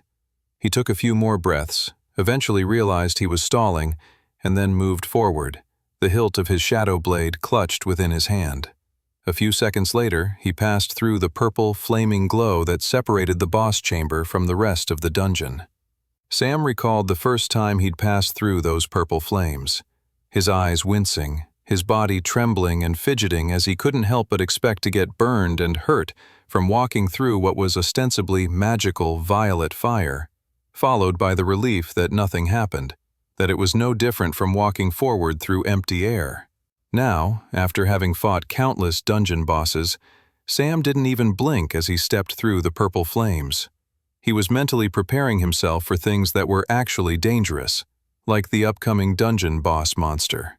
The inside of the boss chamber was a massive, high-ceiling cavern. It was like Sam had entered an underground valley. He wasn't surprised, considering that he knew from his research in his previous timeline the exact type of monster he was going to be facing. A massive dungeon boss chamber could only mean one thing: an oppressively gargantuan dungeon boss. Glowing mushrooms and fungi dotted the cavern from below up to its very highest heights. The far end of the cavern was shrouded in shadow, though dripping stalactite water told Sam there was a large puddle or pond of some kind. As Sam stepped deeper into the dungeon cavern, a set of glowing red eyes appeared within the inky blackness.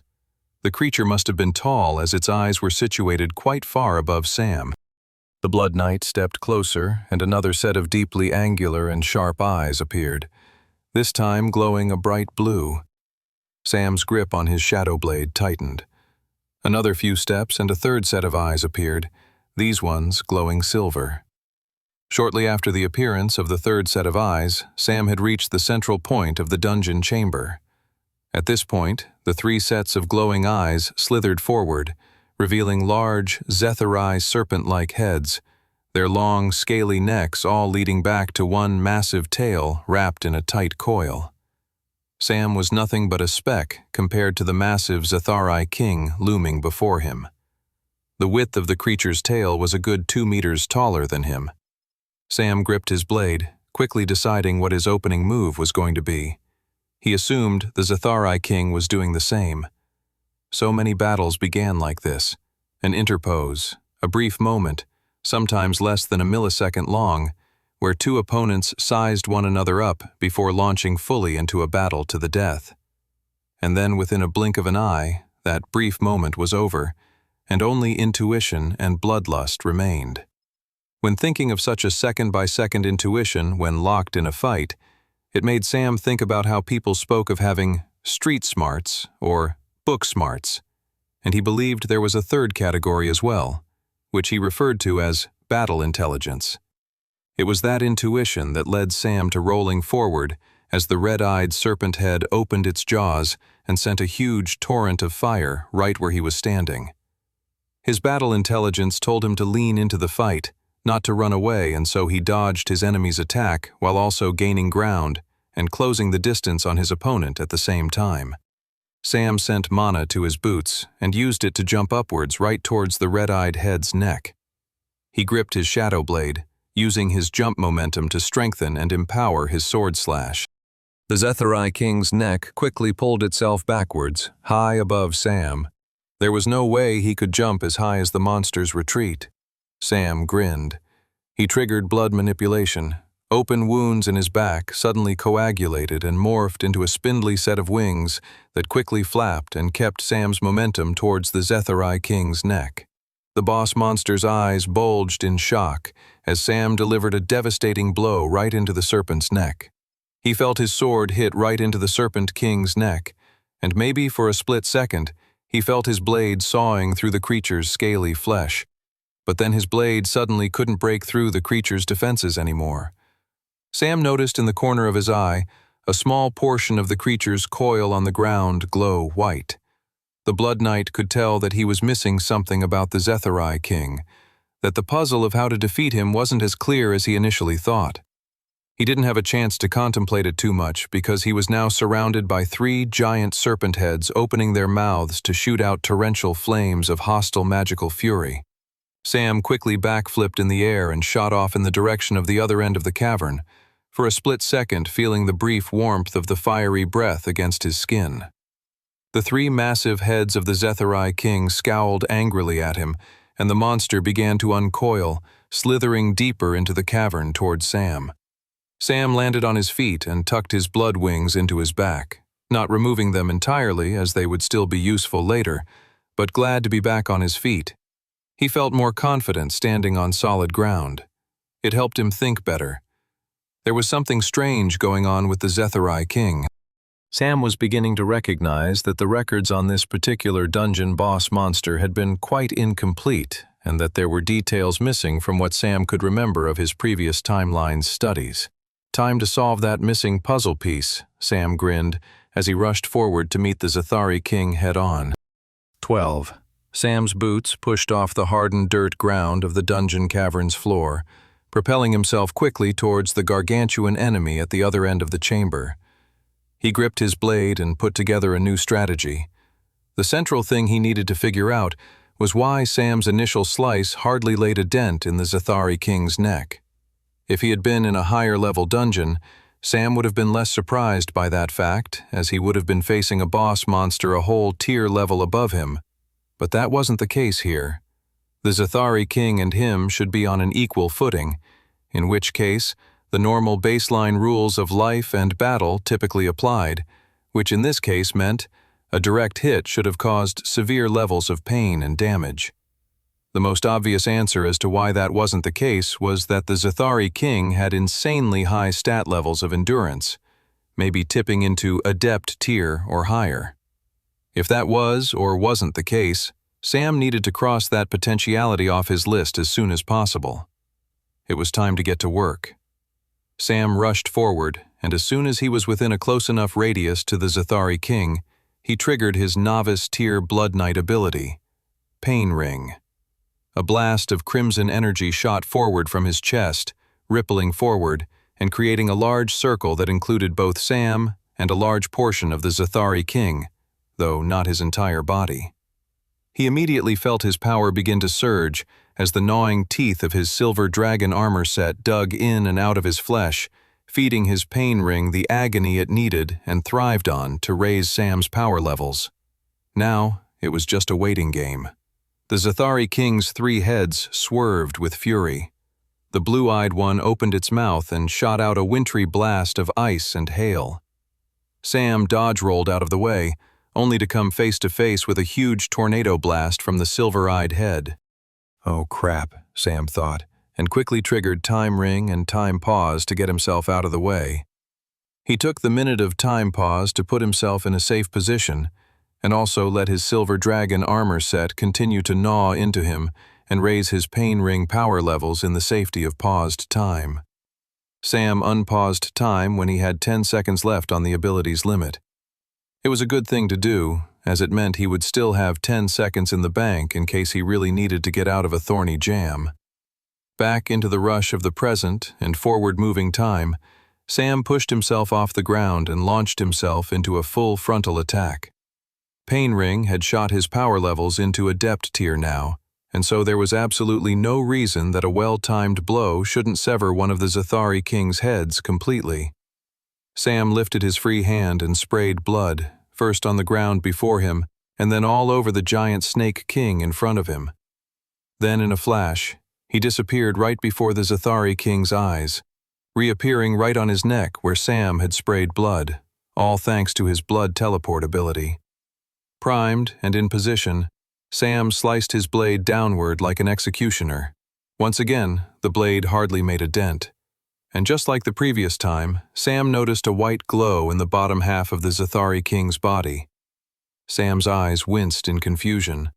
He blood teleported back onto the ground, and thankfully avoided another spray of deadly flames from the boss's fire-breathing head. While staying agile and dodging more magical blasts, Sam sprayed more blood on the ground. With his free hand, he used level 2 of Blood Flame to gather the fallen blood on the ground and create a hostile projectile of blood magic. He whipped one blood flame ball after another at random points at the Zethari king's body. After each blow, Sam paid attention and could see the white glow forming at different points of the monster. I see, Sam thought. He suddenly understood why his attacks weren't dealing the level of damage he had been expecting to deliver. He understood what was missing from the records about the Zethari king in his previous timeline. The monster was able to redistribute pain across its body. That's what the glowing white lights were. They were the scattering and diluting the pain across its large body. If lessened and spread out thinly enough, deadly attacks could feel like nothing more than a pinch. Sam understood what was necessary to defeat the Zethari king now. It looked like he was going to get some hands-on experience with the augmented abilities he had been training with for the last few days. He rushed forward, ready to get to work. The black-haired swordsman appeared across the 3 sets of eyeballs that the Zethari king had.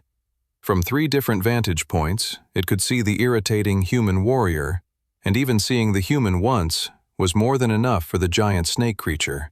Its 3 heads swerved and got into position to burn the human to a crisp. Except then, the human disappeared like it had before. The human didn't reappear, however. The Zethari king swerved its many heads around to see if it could make out where the human had gone. Then, coming out from the shadowy darkness was a strange spider almost the same size as the human, but slightly bigger. The Serpent King looked down at the spider with absolute horror and disgust. The spider was composed entirely of blood, but even more disgustingly was the spider seemed to have the same face as the black-haired swordsman it had been fighting. Then things went from bad to worse for the Zethari king. Emerging from the darkness was another strange blood spider, and then another and another. A whole swarm of blood spiders rushed forward and attacked the shocked Serpent King. 13. Sam grinned as he watched his army of blood spiders rush forward to take on the giant Zethari king. The strange creatures pushed forward and began to crawl up all over the Zethari king's body, covering the boss monster from top to bottom. Sam was very pleased with his army of blood spiders. They had been an invention of his training earlier in his time here in this journeyman tier dungeon gate. After discovering he could create doppelgangers of himself with missing limbs, he began to experiment with creating doppelgangers of himself with new appendages. Quickly, he realized he could actually create things quite different from himself, so long as he conceptually triggered the ability from the perspective that he was creating an altered blood clone of himself. And hence the army of Spider Sams came into being. Sam rushed forward and triggered blood teleport. He was now on the back of the Zethari king's neck now. He lifted his shadow blade once more, and with all of his might and fury, slashed down and removed the fire-breathing head of the Zethari king. A gush of blood shot forth in a raining fountain from the flopping, headless neck of the dungeon boss. The damage and destruction went through as it was meant to, because the Serpent King had nowhere it could dilute the pain across its body, not with all the blood spiders attacking every part of its body as well. Sam didn't waste any time, blood teleporting to the blue-eyed head's neck and slicing it cleanly off. He quickly repeated the blood-soaked ritual, removing the other head, leaving behind a spasmodic Zethari king quickly leaking blood and guts all across the cavern chamber until the boss monster was nothing more than a pathetic bloody husk on the ground. Sam caught his breath and leapt down to the dungeon chamber. He commanded all the blood spiders to dissolve, and the whole swarm collapsed in a massive splash of blood on the ground. The whole chamber reeked of the sharp, bitter, and metallic stench of blood. The biting smell was enough to make Sam's eyes wince. As Sam had predicted, the Zethari king couldn't dilute its pain across its body, not when his army of blood spiders were attacking it all at once. The huge body of the defeated boss monster suddenly began to glow brightly. Soon its entire silhouette was a bright, white light. The shape of the toppled boss monster began to diminish, its bright luminescence softening as the glowing figure shrank and shrank, until it was nothing more than an oddly shaped square and circle. The strange object eventually lost its glowing luster, revealing itself to be actually 2 objects: a large yellow monster stone and an impressive-looking treasure chest. Sam grinned. There was nothing quite like the reward at the end of a dungeon. Sam had completed 2 of his major training goals already. The first goal had been to come into the dungeon to train and study his new abilities for greater insight into how to utilize them. He thought about the blood spiders that had helped him defeat the Zathari king and smiled. There was always more to learn and study, but he definitely felt like he could satisfyingly say he completed that goal. With regards to the other goal he had completed, it might be more precise to say he had near completed it. That goal had been to clear the dungeon and show Opali that he and his companions weren't approaching their nation as enemy actors. Sam had basically done that. He had cleared out every Zathari fighter, including the dungeon's boss monster, and all that remained was for him to physically leave the dungeon. Now that the dungeon boss had been defeated, the dungeon gate would close and disappear from Westria altogether in just under 3 hours. In fact, if Sam didn't leave, he would disappear along with the dungeon gate. 3 hours wasn't a short amount of time, but he did still have to travel back through the cavern and get back to the entrance to leave, so he really didn't have time to waste inside of the dungeon gate now that it was clear.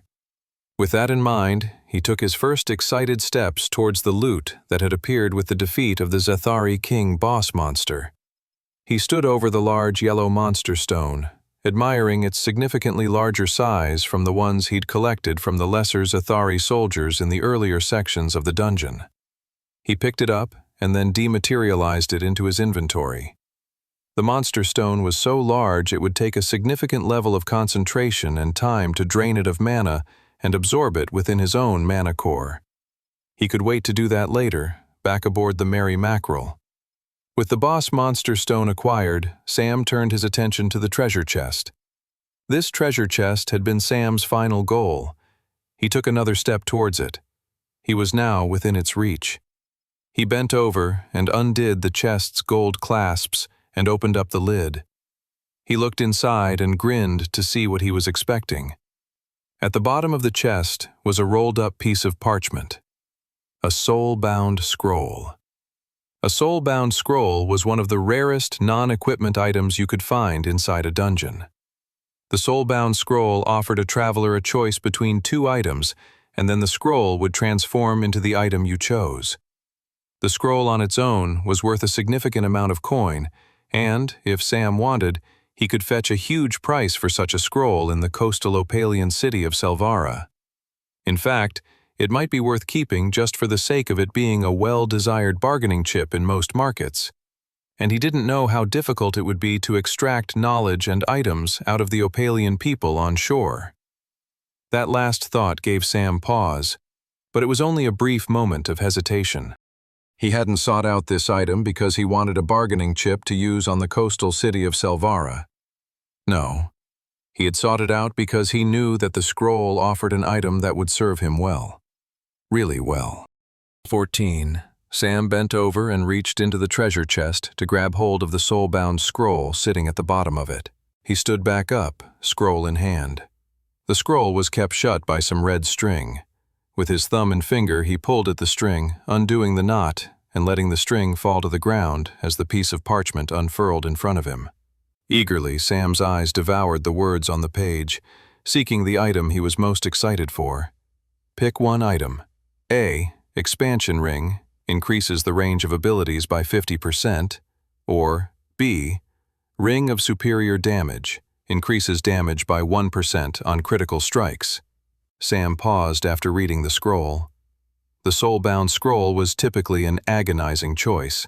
Sam had known about the expansion ring from the historical records in his previous timeline. However, he had not known about what was sacrificed in order to get it. Sam groaned. His goal had been the expansion ring, but now he had to consider both of his options. He took a deep breath and looked over the surprise option, the ring of superior damage. On the one hand, a 1% damage increase didn't seem that powerful at first glance, but as one rose in strength, 1% was a significant increase to one's power output, meaning the level of damage and destructiveness one could deliver upon one's own enemies. It was also the extra percentage that would matter when facing other immensely powerful foes, where even the tiniest decimal point advantage could prove to be the deciding factor of which way a battle might turn. Sam mulled over the ring of superior damage for a minute, and then turned his thoughts back to the ring of expansion, his original first choice of the soul-bound scroll's items on offer. The traveler already had an item that increased the effect of some of his abilities, and those were the bracers of expansion that he had acquired all the way back in the White Gate tutorial dungeon and hadn't taken them off since. That said, such an argument felt quite silly the longer he thought about it. Just because he already was gaining an advantage in a similar area meant he shouldn't pursue more advantage in said area? That was absurd. The possibility to expand his abilities even more practically made his mouth water with desire. Improving the radius of Pain Ring and Time Ring alone would make the item worth it. However, there was also another benefit to the Ring of Expansion. The item's wording was slightly different from Sam's bracers of expansion, in a way that hinted at an advantage that his bracers lacked. His bracers of expansion specifically increased the range of area of effect abilities. Such words were more limiting than one might initially realize. Only Pain Ring, Blood Flame, and Time Ring were considered area of effect abilities, as they were the only ones that created an entire area where an ongoing effect happened. That might sound outrageously pedantic to some, but Sam thought about it in such a precise way, because he would have argued that something like Blood Teleport should be included in his initial definition of area of effect. But according to his own trial and error, the bracers didn't increase the range of his Blood Teleport ability. That said, the Ring of Expansion's wording suggested it would increase the range for all of his abilities. That meant his Blood Flame projectile could fly further, his Blood Vision would see things at longer distances away, and the range of his own Blood Teleport would increase. Sam took a deep breath and closed his eyes and cleared his head. When he opened his eyes, he knew what decision he was going to make. It was the one he'd always been planning on. With no more hesitation, he chose the Ring of Expansion. The soul-bound scroll in Sam's hand suddenly exploded into a gentle puff of smoke, while a small ring fell into the traveler's palm. The Ring of Expansion was a small silver ring with arcane glyphs carved into the metal. He put the ring on one of his fingers and watched the glyphs glow for a few seconds before fading away. The ring had bonded with him and his power set. Sam grinned at the new item. He knew that the clock was ticking on his ability to leave the dungeon, but he knew he still had a few minutes to spare. He wanted to see how much the Ring of Expansion added to the range of his abilities. He started with the most obvious and triggered Pain Ring. A bright red light shot out from his chest, and he examined the new radius. It definitely looked like a larger circle than before, but he couldn't quite tell by how much. To get a better clarity on how much it had improved his Pain Ring, he actually took off the Ring of Expansion and triggered the ability again. After swapping back and forth between to see the different level of expansion, Sam could see that his new item was expanding the radius of his Pain Ring by a good meter or two all around. Sam was very pleased. He then checked his Time Ring in a similar fashion and could see that the radius of it had grown significantly as well. He then explored his other abilities. He took off the Expansion Ring, sprayed some blood on the floor, and then triggered level 2 of Blood Flame. With a swirling, hostile ball of blood magic in his hands, he walked over to the back end of the large dungeon cavern. When he turned around, he whipped the blood flame ball in the direction of the cavern's entrance. The ball zoomed across the cavern, but eventually puttered out just over halfway across the room. Interesting, Sam thought. Now let's see the difference when... He put the expansion ring on and conjured another blood flame ball. He whipped it and grinned as the hostile magical spell zoomed across the cavern, exiting the boss chamber and flying far ahead into the other room. Sam smiled. With regards to the choice of the soul-bound scroll, Sam had absolutely no regrets. 15. With a few minutes still remaining before he really needed to head out of the dungeon gate, Sam continued to experiment and observe the differences his new Ring of Expansion was offering to his abilities. He now started his testing with the Ring of Expansion off his finger. It made things more exciting that way, to start with less and then see how much greater the improvement was. Sam stretched out his arm and triggered the mechanism he'd augmented his Silver Dragon armor set with to spray out blood on the ground before him. He then took a step back and triggered the level 1 version of Blood Flame. The puddle on the ground began to glow, taking on an almost red-pink hue, until suddenly erupting out of the puddle were multiple thick tendrils of blood fire. The flames were almost as tall as him, but not quite. Sam then canceled the ability, and the flames disappeared in an instant. He then put on the ring of expansion and tried again. The puddle glowed and erupted with blood fire once more, and Sam grinned at the sight. The flames went far beyond his own head, reaching up towards the ceiling. Sam grinned. In the case of level 1 of Blood Flame, his new item's range expansion meant that not only was the fire bigger and taller, it was also simply more powerful due to its size. The Blood Knight imagined multi-layered battles where the height of his blood flame could be used to cause damage to enemies on multiple layers, or locked in a big battle in an underground chamber. The new height of his blood flames would make it difficult to jump over, therefore helping him control the battlefield more as well. Happy with his observations and tests, he canceled the ability and continued forward with his tests.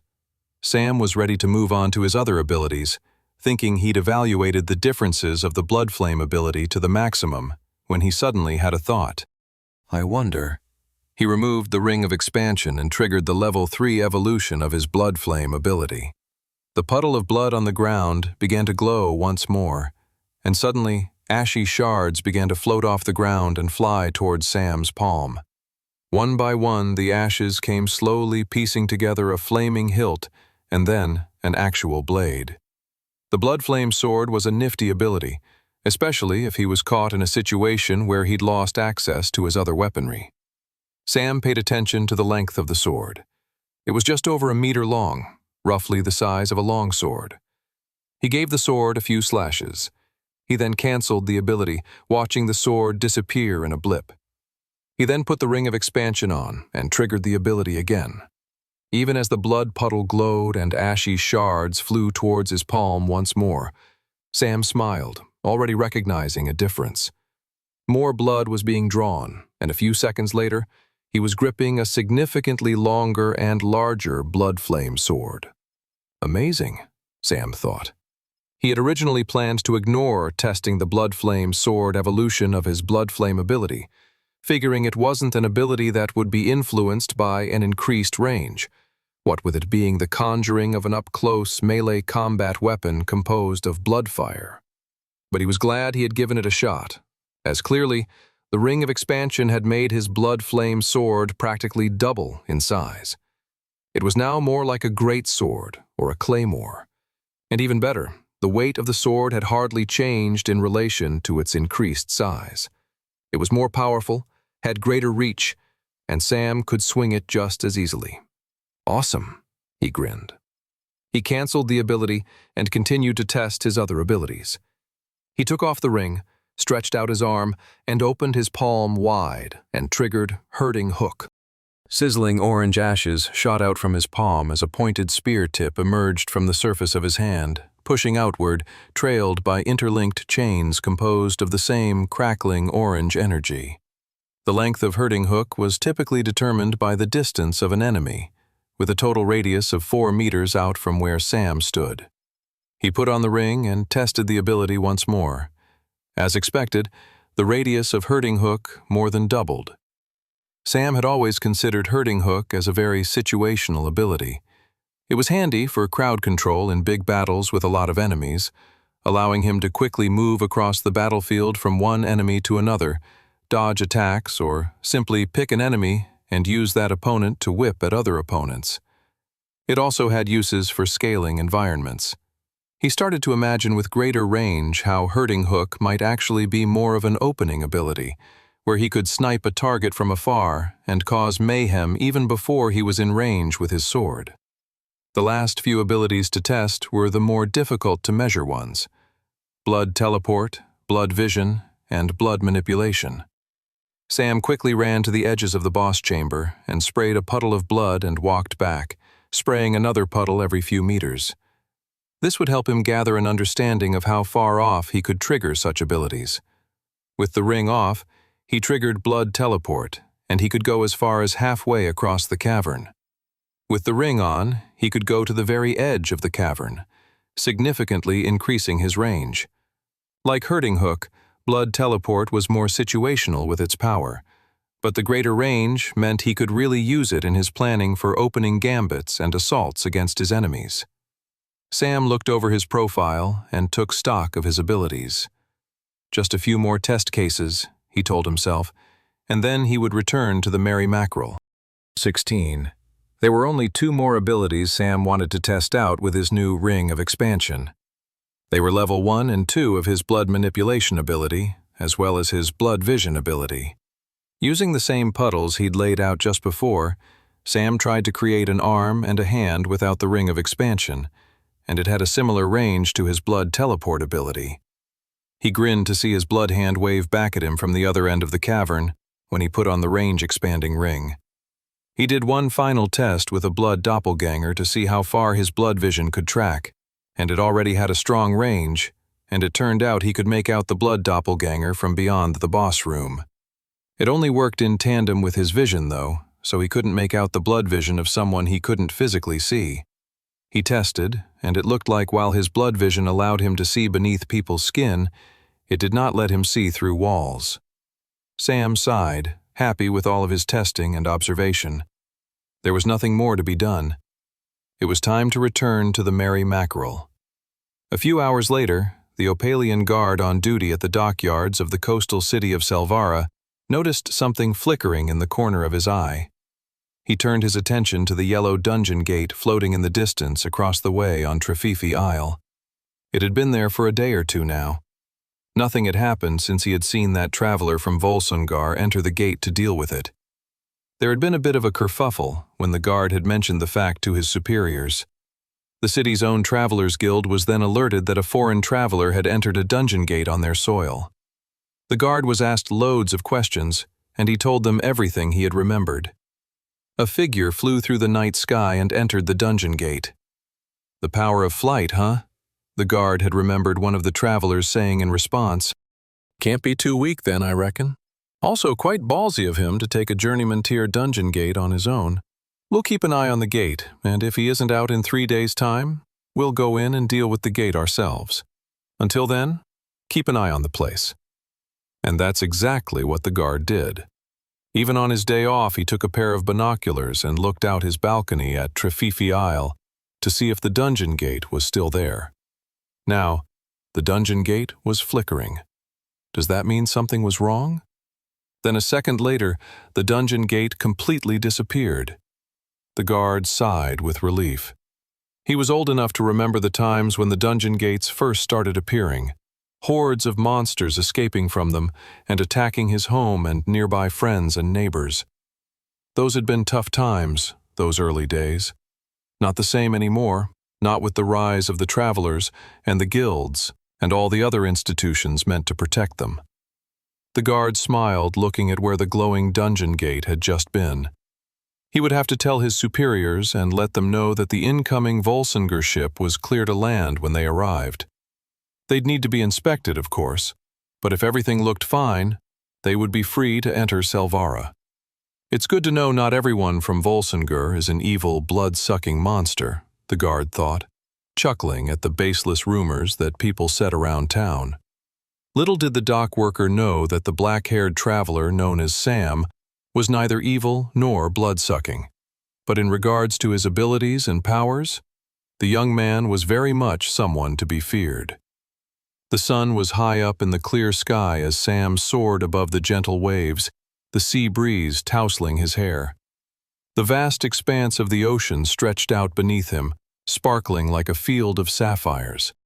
The silhouette of the Merry Mackerel grew larger as he approached, the ship's sails billowing gracefully against the azure backdrop. Everyone aboard cheered upon Sam's return. Captain Mordecai leaned casually against the ship's wheel, his eyes twinkling with mischief beneath his weathered tricorn hat. His grizzled beard and rugged attire gave him the appearance of a seasoned and ruthless pirate, but the warmth in his gaze betrayed his fondness for Sam and his companions. "Phew," said Captain Mordecai, grinning. "I thought you might have abandoned us after finding treasure that you wanted to hoard for yourself." "That sounds a lot more like something you would do," said Edgar Redfield. "A scoundrel is always on the lookout for other scoundrels," said Captain Mordecai.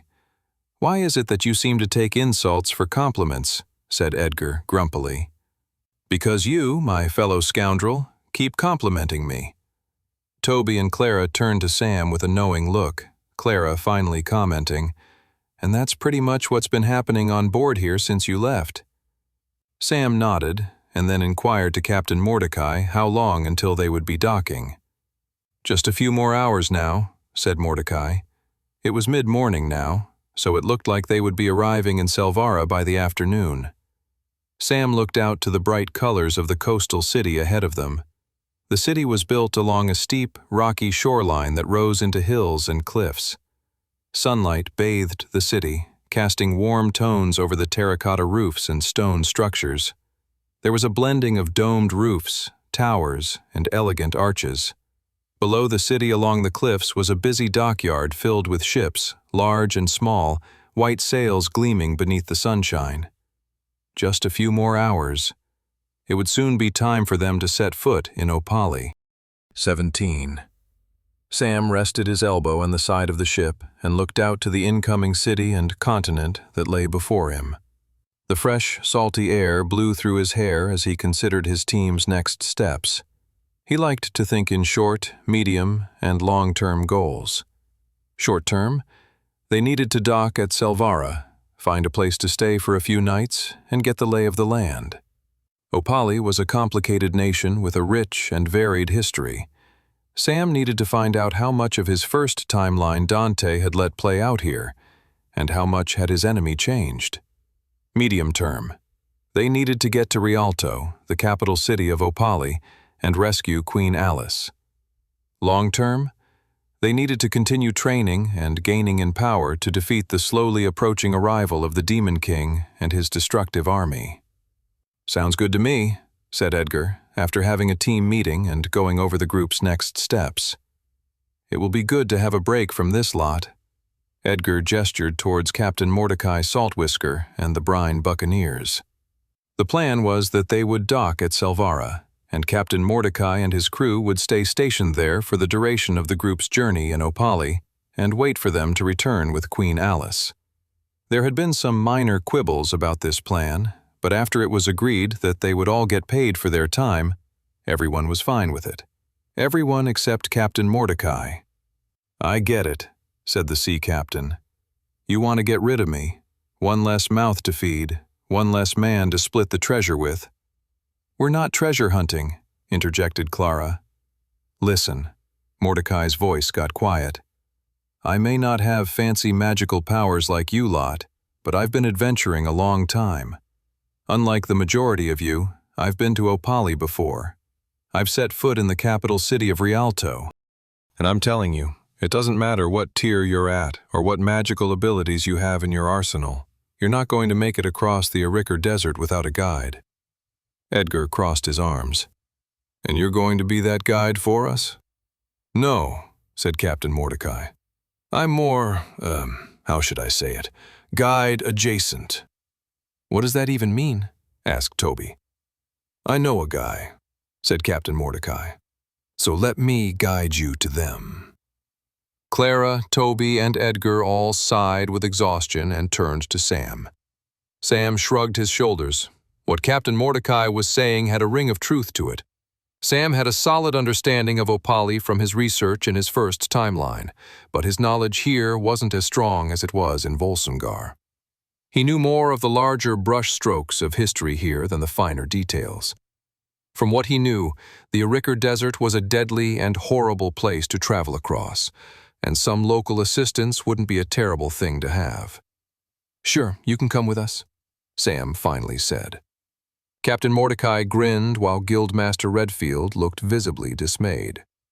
"Don't look so down, Guildmaster," said Mordecai, nudging his older peer in the ribs. "We can check out the bookshops. I want to get my hands on copies of the beautiful, buxom ladies of Selvara."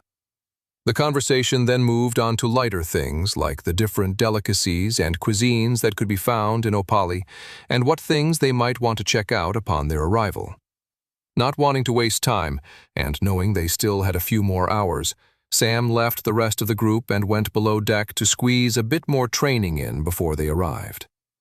10 minutes later, Sam found himself set up in the storage room of the Merry Mackerel, sitting cross-legged with a huge pile of yellow monster stones lying in front of him. He picked one up and closed his eyes. He sent mana from his core up through his shoulder and then down through his arms until some of his mana flowed from his fingertips and entered the yellow monster stone. Even with his eyes closed, he could feel the soft and warm glow emitted from the monster stone after making contact with his mana. This was the first step of draining a monster stone of its mana. First, you had to create a bridge between the monster stone and your own mana. The next step was to gently pull the mana out of the stone and let it enter one's own mana channels and meridians, leading it back to the mana core at the center of his body. He did exactly that, feeling the journeyman tier mana flow up through his body and enter his mana core. The foreign mana in his system was then subsumed by his core, a small percentage of the monster stone's mana being added to the core's overall strength and mana capacity. Sam took a deep breath in and opened his eyes. The formerly bright yellow monster stone he had been holding was now a lusterless gray. He placed it down on the floor beside him and reached out for another monster stone in his pile and began draining it. Sam planned to go through all of the stones he had acquired in the recent dungeon gate before they arrived in Opali. Over an hour later, Sam found his body vibrating with energy. There was only one monster stone left to drain. It was the big one left behind by the Zathari King boss monster. Sam rolled it over in front of him and placed his hand upon it, spreading his fingers widely across the crystal-like stone. He closed his eyes once more and prepared himself to drain the big monster stone. It required a lot of focus and energy, more so than the previous smaller monster stones. If he didn't follow proper monster stone draining procedure correctly, he could potentially do serious harm to both himself and his development as a traveler. Let's begin, he thought, and began to drain the stone. 18. Down in the storage room of the Merry Mackerel, Sam placed his hand on the large yellow monster stone left behind by the giant Zathari King dungeon boss monster he had slain. He needed to focus extra carefully on draining this monster stone. It was because this stone had so much more mana and power in it than the previous ones, which meant Sam had to be extra cautious when draining it. He couldn't draw too much mana out of it too quickly without potentially harming his own mana channels and meridians. It was slow, thoughtful, and tedious work, but after 20 minutes he managed to get all of it out. He opened his eyes to see the large monster stone had gone completely gray. No more mana was left inside of it. Sam sighed with relief at having gone through the work of draining all the monster stones. He could feel the gentle thrum of his mana core increasing in strength and power. He was then curious to see how much of that translated to his magic affinity stat within his profile. He called upon his profile in his retina and read everything over. Sam class, Blood Knight, super rare, rank, journeyman tier. Ability, Pain Ring, novice tier, level 3. Mark part of the battlefield as yours. Within that circle, the more you are hurt, the more powerful your attacks. Battle awareness also now increases as you take more damage. After significant damage is taken, user acquires split-second vision to see where their opponent is going to move, and do seconds before they do it. Hurting Hook, apprentice tier, level 3. Shoot a hook rope that if it hits an enemy, it can pull them back closer towards you or send you hurtling quickly towards them. Hook can be bended at will to whip and hurl enemies with. Hurting Hook can also latch itself onto inanimate objects and be used as a magical grappling hook. Blood Vision, journeyman tier, level 1. Can see blood vessels beneath the skin, allowing for greater accuracy and destruction. Can pinpoint and hit vital arteries and organs of one's enemies. Class, Death Lord, legendary. Rank, journeyman tier.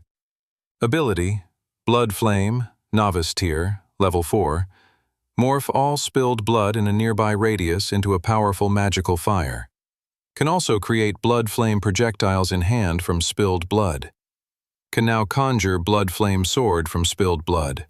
Can now also generate a blood flame storm within the vicinity of spilled blood.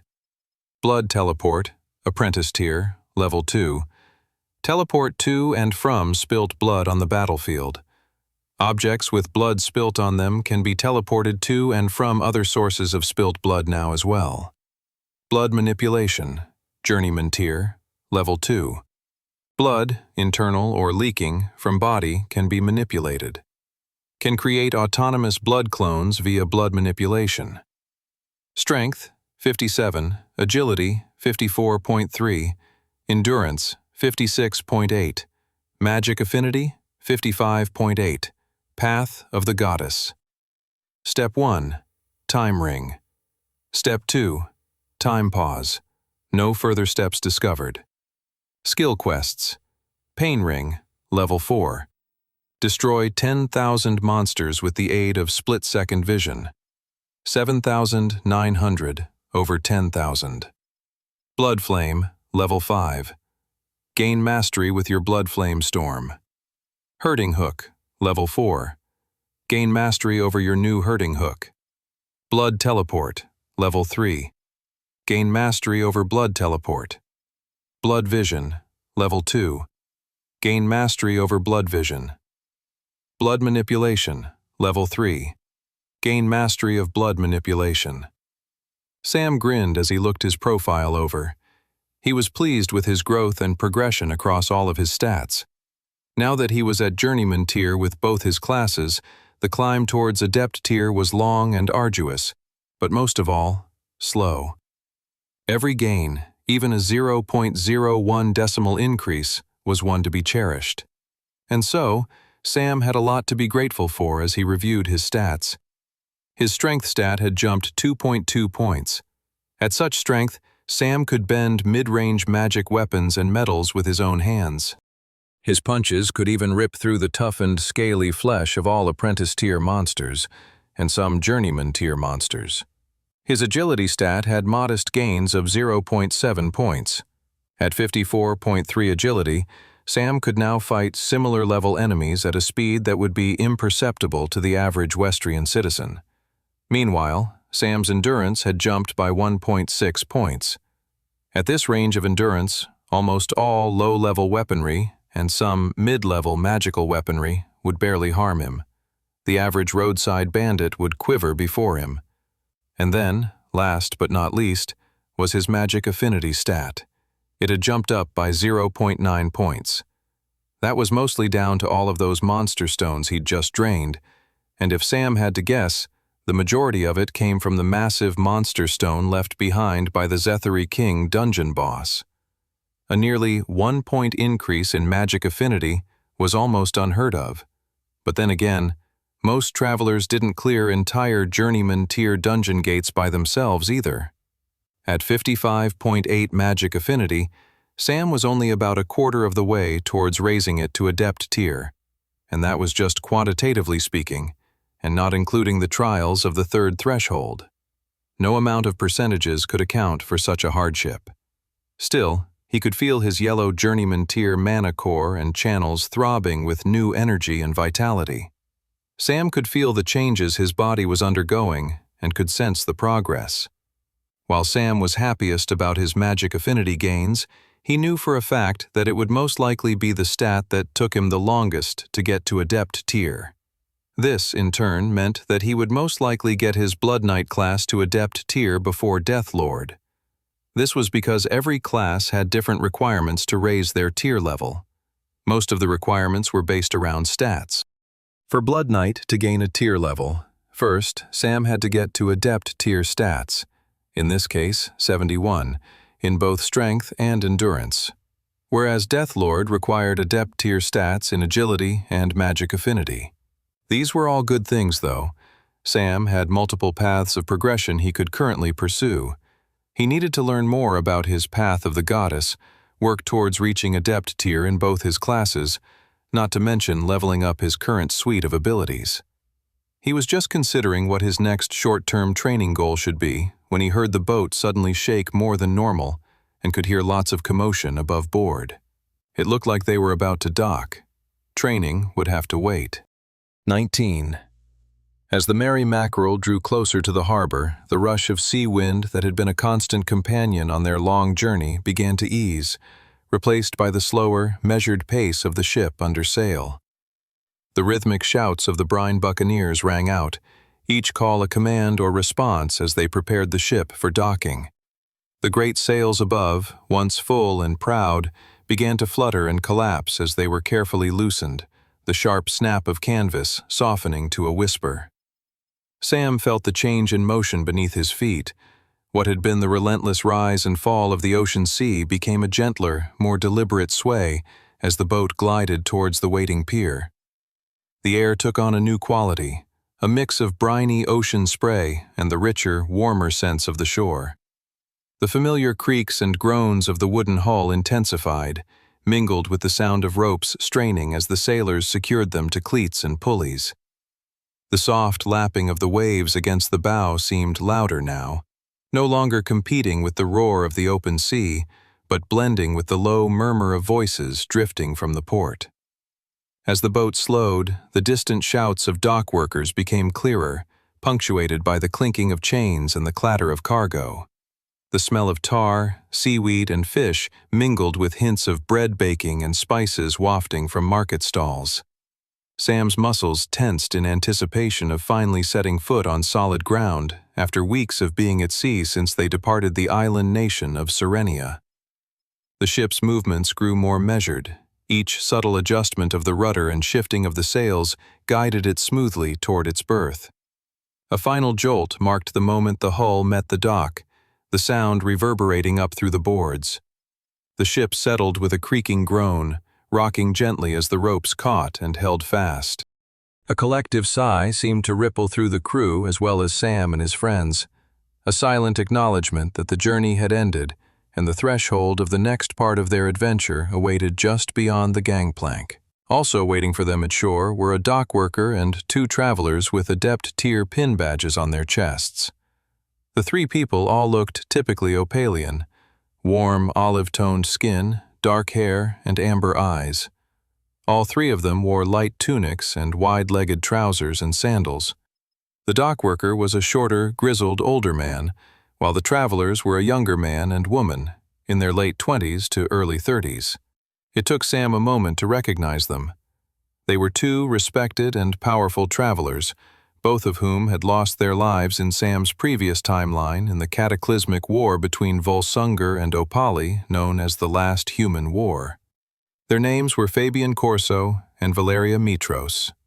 Fabian was an Adept-tier warrior with a specialty with short swords, and Valeria was an Adept-tier wizard with an elemental specialization in fire magic. This was both a sign of great respect that the 2 of them were waiting to greet them all at the dock. It was also a threat.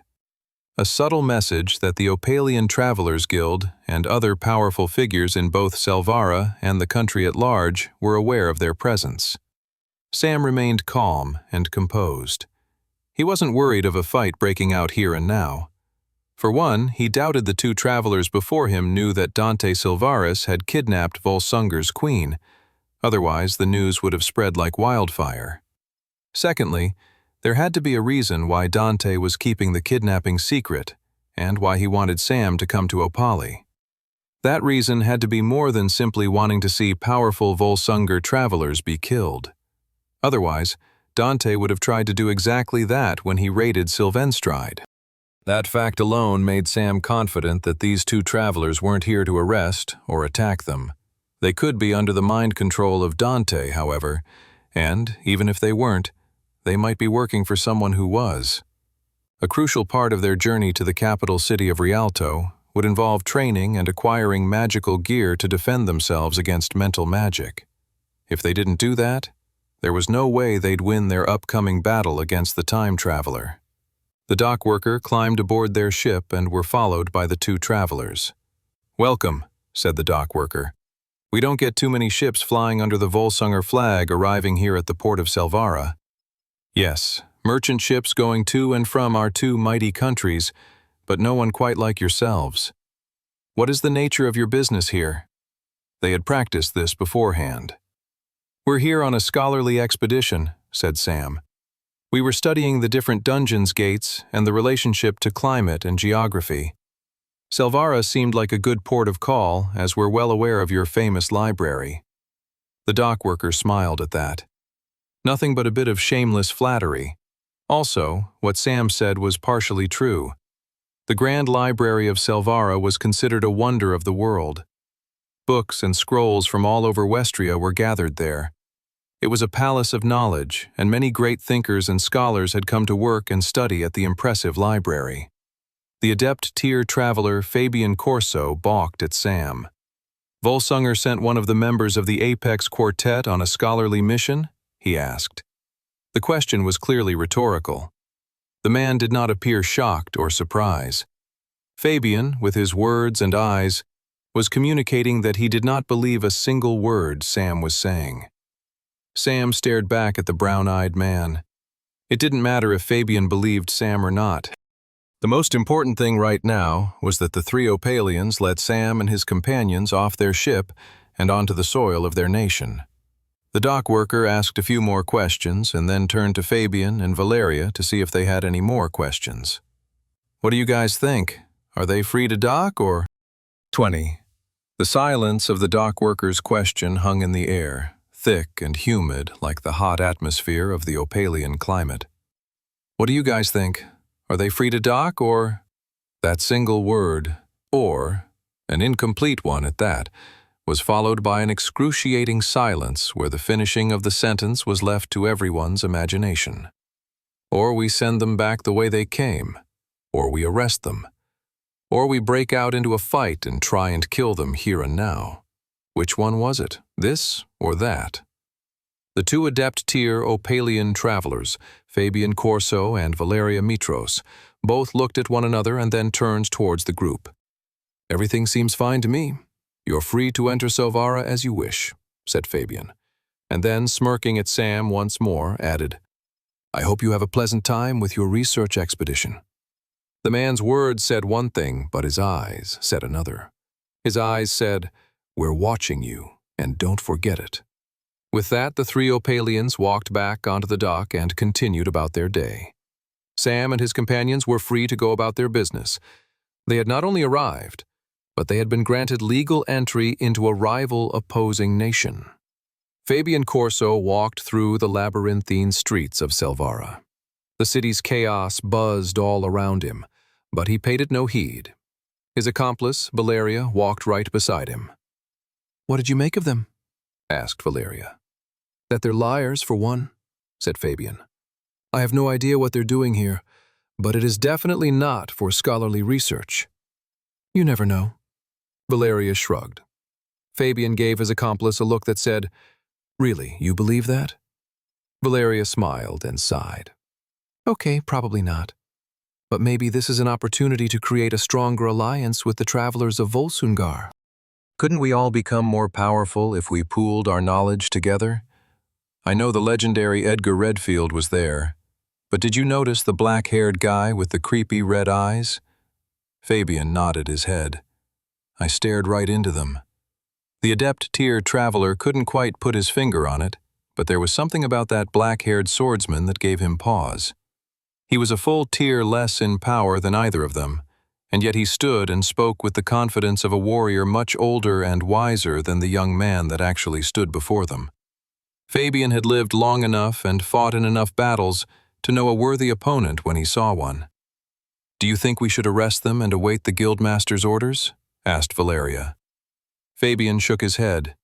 Let's not get ahead of ourselves. We were warned by the guild hall in Rialto that they were coming. It's best that we let them know that they've now arrived. If they want us to act, we can, but best if we hear from them first. Sounds reasonable, said Valeria. Will you write Guildmaster Morrow, or shall I? I'll do it as soon as we get back to the guild, said Fabian. Guildmaster Lucius Morrow would most certainly want to know that a fellow master-tier traveler of the Apex Quartet had arrived on the continent. Sam's first step onto solid ground was both jarring and reassuring, the unwavering steadiness of the earth after weeks of swaying beneath the open sky. The warmth of the sun felt richer, combined with the faint, enticing aromas of sea salt and skewers of freshly cooked meat from the market stalls nearby. The group walked away from their ship, soon finding themselves walking on dry cobblestones in a city alive with movement. Merchants haggling over exotic goods, sailors laughing and recounting tales of their voyages, children weaving through the crowds, their laughter ringing like wind chimes. They had arrived, no longer subject to the wills of the sea, but welcomed into the heart of Selvara, a city that pulsed with life, energy, and intrigue. Sam looked around with curiosity and excitement, but also a hint of melancholy. In just over half a year, this place would be decimated by the first arrival of the Black Gates and demons. The destructive and violent episode known as the Assault on Selvara was what eventually led to the formation of humanity's final army to take on the Demon King and the Black Gates. As Sam moved forward through the city, he felt the eyes of the inhabitants crawling all over them. They stuck out as foreigners. There was no denying it. Even after months at sea, their skin tanned against the sun, they still were pale in comparison to most of the local Opalians. Captain Mordecai's presence quickly proved itself invaluable, as the man knew exactly where to take them through the throng of labyrinthine streets. They eventually arrived outside an inn called the Golden Scorpion. "I know we only got off the boat like an hour ago," said Toby. "But does anyone else feel exhausted?" "Yep," said Captain Mordecai. "It's called post-journey fatigue. The promise of a proper bed is enticing your body to rest." They all grinned to one another and stepped into the inn. They got the entire top-floor suite of rooms in the inn, which was perfect. They each had their own bedroom, a nice change from sharing sleeping chambers aboard the Merry Mackerel, and even the Guildhall back in Resfall. On top of this, the group had their own common area. Sam demanded they have a group meeting before everyone collapsed into an afternoon nap. He wasn't planning on napping, and he wanted to make sure they were working effectively as a team before he set off on his own for a bit. By the conclusion of the team meeting, everyone had a mission or goal. Captain Mordecai was going to locate the agent who was going to help them across the Aricker Desert. Edgar and Clara were going to investigate and discover as much as they could about the political situation and what other major news developments had been happening across the Opalian continent that they may have missed during their time on the other end of Westria. "And is there anything specific you'd like me to do?" Toby asked, turning to Sam. Sam grinned. He had an extra special mission for his friend. 21. "You want me to go where?" Toby asked. "You heard me," said Sam. "The Grand Library of Selvara. They'll give you a pass for sure.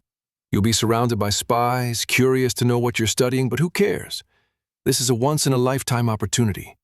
I thought you'd love this. You'll be surrounded by books." "And hired killers and spies, you just told me," said Toby, his voice cracking. "Come on, are you really telling me you don't want to check out the Grand Library of Selvara?" Toby grinned. "I mean, you promise the spies won't kill me?" "Look, I can't promise anything," said Sam. "But would they probably won't quell your fears?" Toby stared at him blankly. He then responded, "Is there anything specific you wanted me to research?" Sam nodded. A few months ago, they'd gathered a notebook full of hieroglyphs in an ancient Carvesi temple on the Starfall archipelago. It was time they started working towards translating the notebook of hieroglyphs. The Carvesi had developed an ancient technology so powerful as to break the fabric of reality and conjure forth terrifying beasts like the mighty Leviathan. Any secrets and lost knowledge they could rediscover would greatly help them in their battle against the Demon King in the coming year and a half. "All right, that does sound pretty cool," said Toby. "You've given me a good mission, but what are you going to do?" Sam grinned. His goal was the same goal he carried with him almost every second of every day. He was going to train and get stronger. An hour or so later, Toby and Clara were resting in their bedchamber together. It felt so nice to rest and sleep on a mattress, and even better to rest and cuddle with his fiancée in privacy, without any pervy guild masters or sea captains leering nearby. It was so nice to be in such close proximity to the girl he loved. "I can't believe Sam didn't even take a moment for a quick power nap," said Toby. "This mattress is so good." Clara rolled on her side and smiled at him. "I'm a bit concerned for Sam," said Clara. "He hides it well, but if you look closely, you can see he's overflowing with anger, seething with rage that Alice has been kidnapped." "Of course," said Toby. "We all are." "No, but with Sam it's different," said Clara. "Well, yeah, that's because Sam is totally in love—" "No, not that," said Clara. "Well, maybe that as well, but what I was getting at was, mistakes don't happen to Sam. Not since that day he woke up and his eyes had turned red, remember?" "Yeah, that was weird," said Toby. "The day old Sam disappeared and was replaced with new Sam." The couple had never really spoken openly about the strange change in Sam they had both witnessed. They had hinted at it before, but it was one of those mysteries and strange facts that felt too uncomfortable to press. New Sam had saved their lives, helped them grow stronger, to the point that they now had more in common with new Sam than they did with the old version of their friend. Still, there were quiet moments when if either Toby or Clara thought too much about it, they were filled with an immense sense of grief and regret, as if they had a lost friend who they never got to say goodbye to. "You can see it in his eyes," said Clara. "His cold, calculating eyes. He carries so much responsibility for everything, saving us, villages, the entire elven race. He acts as if he's responsible for all of it, and so far, he has succeeded in everything he's taken responsibility for. He stopped Clarence Erdstrom, he saved the dwarves, he defeated the insect queen, Lilith. And yet now, this is the first time I've seen him make a mistake. I don't know if he can ever forgive himself." "Wow," sighed Toby, looking up to the ceiling and blinking. "I just thought he really wanted to go on that date with Alice." Clara nudged him. "Don't joke," said Clara, seriously. Toby let out another deep breath. "Look, so long as we save Alice, I think Sam, and all of us, will be able to live with ourselves." "And if we don't?" Toby went quiet. He didn't know the answer to that. He didn't want to know. He just thought with concern for their queen, kidnapped and all alone. Suddenly, Toby jolted up and got out of bed. He felt a greater sense of empathy with Sam. There was no time for power naps. They had to get to work. Sam strode through the streets of Selvara. He paid no attention to all the citizens gawking at him as he moved past. For a city that welcomed merchants and mercenaries from all over Westria, the people of Selvara had never seen someone like Sam with his deep red eyes and equally foreign pale skin. As he moved across the city, Sam went over what he wanted to achieve next in his training. He had a strong feeling that leveling up blood vision would help him acquire more knowledge about his path of the goddess. He also knew, however, that he was quite far off from leveling up blood vision. The dungeon gate, perfect for training the ability, wouldn't be available to him until far later into their journey to the capital of Opali. But based on his knowledge from his previous life, he was keenly aware of a dungeon gate nearby, one that would not only help him get closer to leveling up his blood vision, but would help him level up Pain Ring to a whole new level of destructive power. He still had to defeat just over 2,000 enemies to level up the ability. Such a number almost felt impossible. The only way it could be possible was if Sam could find somewhere with an absurd amount of enemies to fight. He was on the outskirts of the city now, heading to the nearby farmlands and plant groves, where a bright orange dungeon gate was beginning to form. Sam knew this was the exact place he needed to go. An Adept Tier Dungeon Gate. 22. The Adept Tier Opalian traveler, Fabian Corso, stayed hidden behind a tree in an olive grove outside the port city of Selvara. It was late afternoon and the sun's rays were hot and heavy. Fabian welcomed the subtle, cool respite of the olive tree's shadows. The traveler rested his head against the rough bark of the tree. Behind him in the distance was a large orange Adept Tier dungeon gate. Normally, such a sight would be a welcome view, a chance to train and progress. And yet, on that afternoon it was more a sight of perplexity, awe, and resentment. Only a few moments before, Fabian Corso, who had been keeping an eye on the newly arrived travelers from Volsinger, had followed the black-haired swordsman across the city. There were so many odd things about the swordsman. He seemed fairly confident where he was going. His movements were so self-assured. It didn't feel like the kid had just stumbled upon the orange dungeon gate outside of the city. No, it felt more like he was looking for it, like he knew it would be there. How could that even be possible? Then, even more perplexing, the kid entered the dungeon gate all on his own. The young swordsman had entered a dungeon gate a full tier level above his traveler status. It was unbelievable. Whole squads of travelers would enter a dungeon gate of the correct level and work together to clear it, and many would die even in such cautious circumstances. The young man was either incredibly reckless or a traveler prodigy. Fabian couldn't say which. Fabian sighed and turned to look at the dungeon gate once more. We'll just have to wait and see if the kid returns from his audacious mission. As Sam stepped through the flaming orange dungeon gate, Sam left the heat of the southern Westrian continent for an even hotter climate. A thick blanket of heat palpably surrounded him as he took in the thick, lush jungle that the dungeon gate had transported him to. He was standing in a clear patch, a rough, grassy, strewn circle, surrounded by tall, tropical trees. The sky above was a bright, clear blue. He could see the silhouette of a small mountain in the distance. Sam materialized his shadow blade, gripping its hilt tightly. This was the first adept tier-level dungeon gate he had ever entered in this new timeline. The gates only got more challenging the higher the tier level of gates.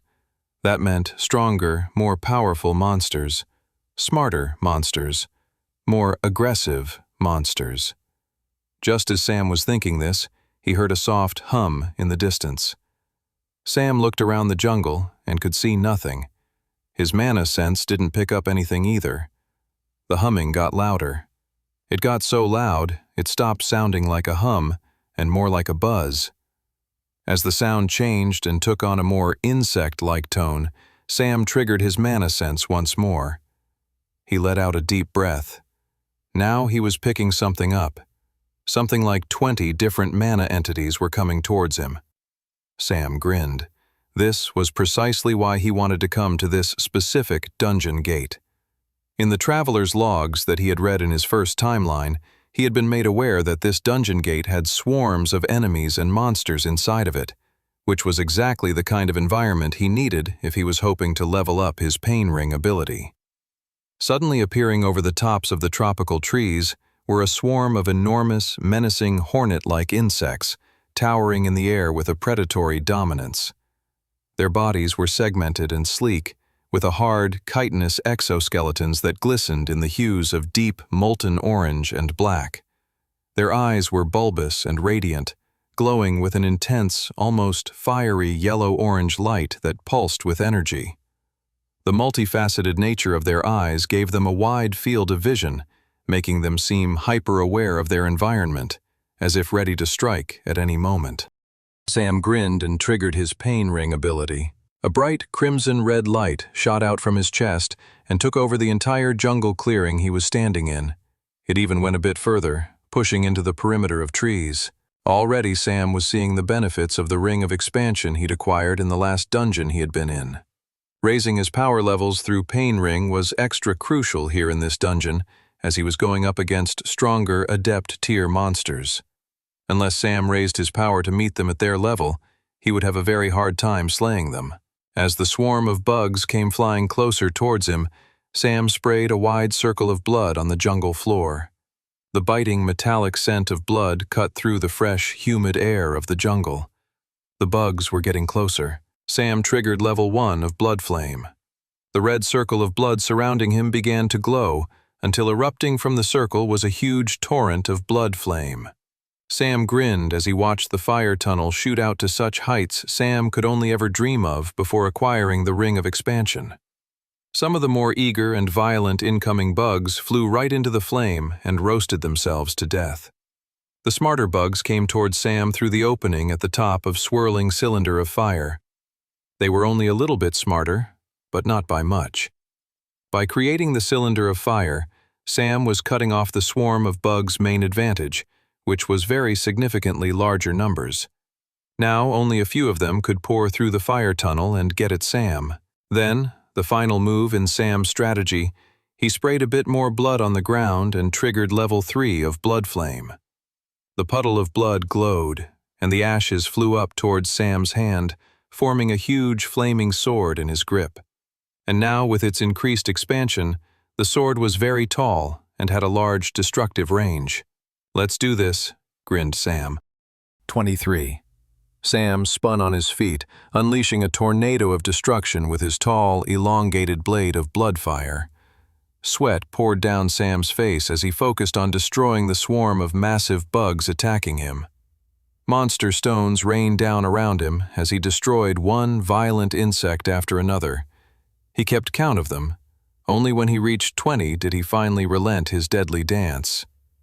He looked up through the still spiraling funnel of blood flame towards the clear blue sky. No more enemies incoming. Sam sighed with relief and let his blood flames collapse all around him. Suddenly, the formerly humid jungle was a welcome and cool relief to his senses. He grinned, looking at the monster stones that had fallen all around him. They all had an orange hue. Adept tier mana. Drawing the mana out of these stones would be great towards increasing his magic affinity stat. He eagerly picked them up and dematerialized them into his inventory for later use. Sam checked the location of the sun in this dungeon world and could see that it was only a couple of hours until dusk. Night was approaching. The clearing he was in currently wouldn't have been a bad place to set up base camp, but now, with all the blood and carnage spewed everywhere, the insects and other beasts would be drawn to the location in hope of edible prey. Sam didn't mind. He had another area in mind. He dematerialized his weaponry and rushed forward into the jungle ahead of him. 2 hours later, just as the sun was beginning to set and the sky had a warm orange hue, Sam found a nice cave and small pond in an elevated part of the jungle. He had shelter, height, and water. Generally, in jungle environments, having an elevated shelter was crucially important to avoid flooding from the jungle's heavy rainfall. However, in this jungle, it was a bit more complicated when there were horrible giant insects patrolling the clear skies of the area. Sam had planned for this already, though. The awful giant insects were known as dread hornets, and were nasty monsters that in Sam's first timeline were recorded to appear across loads of different adept-tier dungeon worlds. Thankfully, they had quite low endurance stats, so they were easy enough to kill, but they were very powerful and could easily kill a weaker traveler with 1 or 2 hits of their venomous horns. Sam was also aware that the closer he got to their queen and hive, the more their defensive capabilities increased along with their power. He wouldn't worry about that too much just yet. Right now, his main goals were to set up camp, create some relative protection from the enemy monsters in the area, and get back to work on his training. Sam materialized a cutting board, knife, and a bushel of lemons. He quickly cut the lemons in half and squeezed out their juice all around the edges of his new campsite.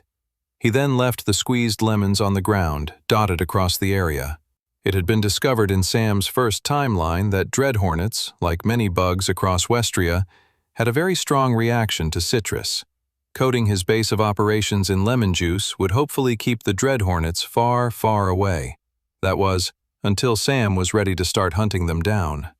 With his camp now protected from the main enemy monsters in this dungeon world, Sam got to work actually setting up his camp. From his inventory, he materialized a tent. He was done setting it up within half an hour.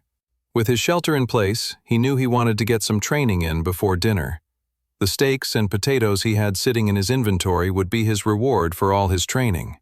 He walked a few paces away from the campsite and squeezed some more lemon juice around the area he was hoping to train and test his abilities in. Following that, he sprayed some of his own blood onto the ground before him. His main training goal in the dungeon was to level up his pain ring ability. However, to do so, he would need a bit of help from some of his other powers. He was very eager to continue testing out level 2 of his blood manipulation ability. Back in the previous dungeon, he had managed to make an incredible discovery. He could create whole new creatures with blood manipulation power, like blood spiders, so long as he started from the basis of creating himself. In essence, he was creating a clone of himself that could be augmented to such a degree it stopped resembling Sam in many different ways. The blood spiders had served his purpose remarkably well in the previous dungeon, But Sam was curious to know what else he could create now that he had made this incredible discovery. Looking at the puddle in front of him, Sam triggered level 2 of blood manipulation. He watched as his head began to appear out of the puddle of blood, and slowly a version of himself appeared. Sam focused in on the creation element of the ability.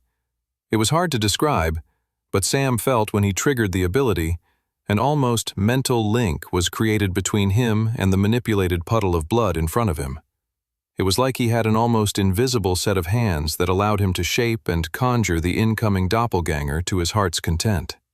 For his own curiosity and ego, he shaped the doppelganger's biceps and musculature, adding more muscle to the creature. Sam grinned as when he was finished, he was standing before a more muscular version of himself. One question remained, though. Was this purely aesthetic, or was this doppelganger actually stronger than a less augmented one? There was only one way to find out. Sam sprayed the ground with his own blood once again and created a bog-standard blood clone. He would have to test them both. Sam grinned. Training, improvement, and learning made him happy. Very happy. 24. Sam grinned, looking at the two different blood clones of himself standing before him. Both looked quite similar, except one was bulging with excess muscularity, while the other was not. He was trying to figure out the best way to test and see what their difference in strength was. He had two different methods he was keen to try. Sam materialized a set of mana weights from his inventory. Mana weights were a powerful invention to help travelers train their strength and physical stats. Once hitting apprentice tier, most travelers had no trouble lifting the larger weights only a few normal humans could ever dream of lifting. To make up for this, mana weights allowed imbuing mana into them to reach unheard-of levels of weight. Prior to the arrival of the dungeon gate system, the world's strongest man had famously lifted 3,000 pounds. Such a feat had never been witnessed before. Most apprentice-tier travelers, with some effort, could lift 3,200 pounds. At journeyman tier, Sam felt comfortable lifting 5,000 pounds and could probably push it under excess circumstances. He put his hand on the mana weight and began imbuing it with mana to raise its weight level. He put it to 5,000 pounds and handed it to the less muscly blood clone. Sam then commanded the clone to do a bicep curl. The clone managed it with ease. Nice, Sam thought. So an exact replica clone of me has a similar level of strength. He commanded the clone to pass it to the other, more muscly clone. He then told that clone to do a bicep curl as well. Just as with the other one, it completed the exercise with ease. Time to take it up a notch. Sam took the weight back and then imbued it with more mana to raise its weight levels. Let's go up to 6,000. Sam could lift that much, but it would be visibly difficult for him to do so, and he would struggle. He carried the weight with both hands and handed it to the less muscular clone. Do a bicep curl with this, Sam commanded. The blood clone began the bicep curl.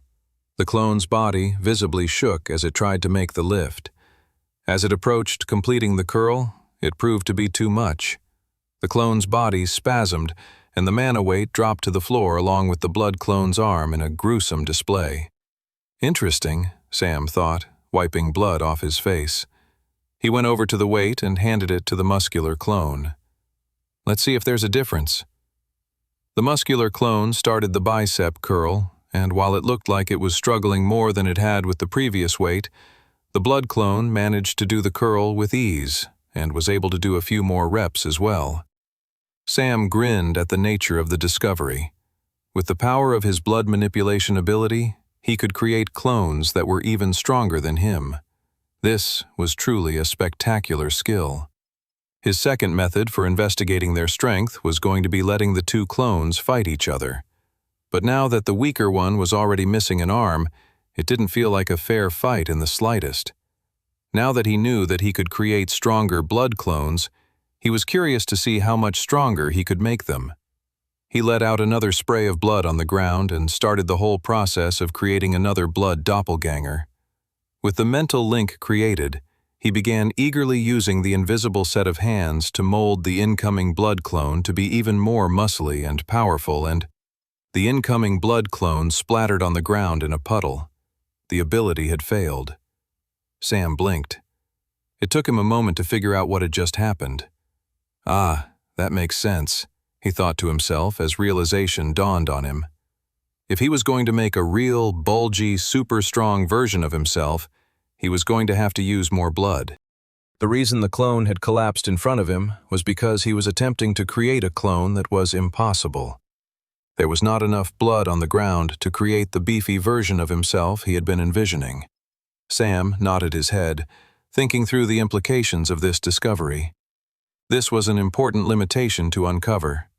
He had a healthy supply of his own blood, thanks to the augmentation of his silver dragon armor set, but the bag of blood he had in there, while constantly being replenished due to the gnawing teeth of the armor, would limit the size of how big he wanted to make some of his blood clones. Fitting another bag inside the armor wouldn't be easy. He already had 2 blood bags, one from blood vials and enemy monsters, and another specifically of his own blood. The way his contraption had been set up was that the bag carrying his own blood would stop filling up at maximum capacity. That meant, however, that he was wasting potentially usable blood being generated by the gnawing teeth of the armor. It would be extremely helpful if he could figure out a way to store more blood that he could then use to create doppelgangers with. This would require some greater investigations outside of the current dungeon world he was in.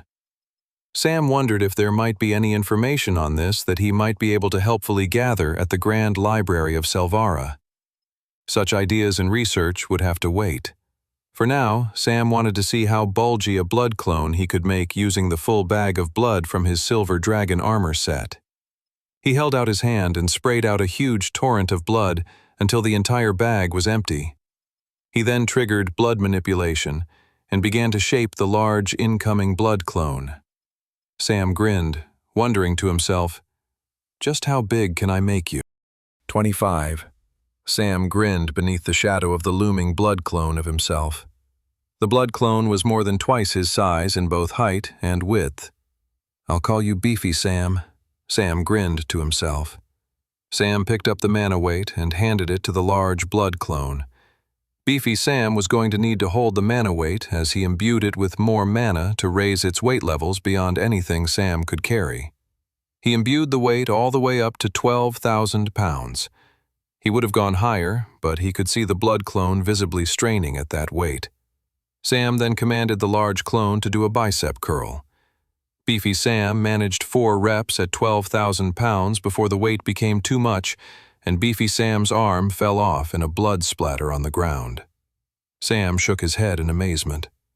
"Damn, Beefy Sam's strength is twice that of my own," he mused, impressed. He then materialized his shadow blade. He now needed to test the large blood clone for weaknesses. "I wonder." Sam stabbed the blood clone right where its heart would have been. The blade punctured the clone's chest, and within seconds, the blood clone exploded, collapsing in a large puddle of red liquid. There's the rub, Sam thought. That was one of the biggest limitations he had noticed when practicing with his blood clones in the previous dungeon. As strong as he was able to make his blood clones, they were always weirdly defenseless. They had no armor. They were all skin. In battle, the clones would prove to be a powerful and destructive distraction, but in their current state, they wouldn't be a fighting force that could endure long-lasting battles. Sam noted the weakness and then moved on to experimenting with his new ability even more. In the dungeon with the Zethary, he was lucky to acquire loads of equipment for his blood clones to fight with, but he wondered if he could augment them so they didn't need weaponry. He sprayed a blood puddle on the ground and triggered the blood manipulation. With the Mind Link invisible hands, he shaped another clone of himself, except this time, instead of having a normal fist, the blood clone's right hand was simply a sharp, sword-like pincer. He commanded the clone to slash at him, and he quickly sliced upward with his own shadow blade. A huge splash of blood shot outward across the area. Sam had sliced the clone's arm completely in half. Well, that failed quickly, Sam thought with disappointment. He took the opportunity to try another test. He focused on the clone, and using blood manipulation, he was able to recreate the sword arm. Awesome. So he could continue to augment his blood clones even after he initially created them. He created a second clone and equipped him with a scabbard that one of the Zethari soldiers had fought with. He then had the two clones fight each other. The blood sword arm was able to hold back the Zethari scabbard with ease. Sam noted down the observation. So, against high-level magical weaponry, the sword arm augmentation was not strong enough. But against normal weaponry, it could suffice. Now he wanted to explore how the abilities worked when combined together. Would there be any effect at all? Sam sprayed a new puddle of blood on the ground. He triggered level 2 of blood manipulation.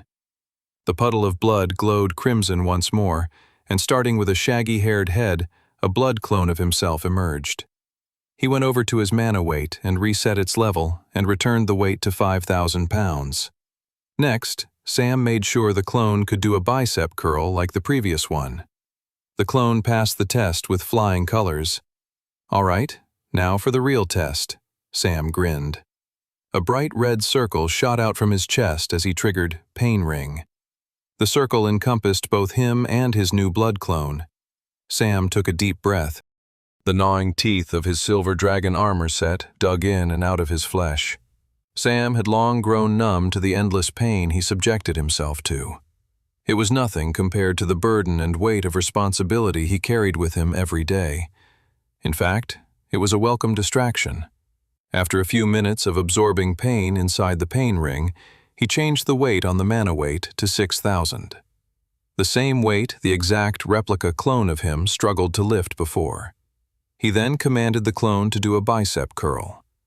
The clone lifted the mana weight, pulling it to his chest and then slowly letting it drop back to his side. Sam smiled. The blood clone had gained strength and power inside of his pain ring alongside of him. That's awesome, Sam grinned.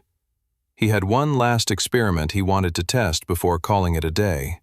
He stretched out his hand and sprayed 9 more puddles of blood on the ground. He then triggered level 2 of blood manipulation over and over until he had 9 blood-soaked replicas of himself standing before him. The pain ring was still running, so now he just had to wait. Sam was eager to see what happened inside the pain ring. Would they all gain power equally, or would the power from the pain ring be diluted across them? These were important questions to find out. Sam closed his eyes and let the time pass inside the pain ring, gaining more power by the second. Out of nowhere, Sam began to feel something was off in his stomach. He opened his eyes. His vision began to go blurry. A massive headache formed in his head. What's happening?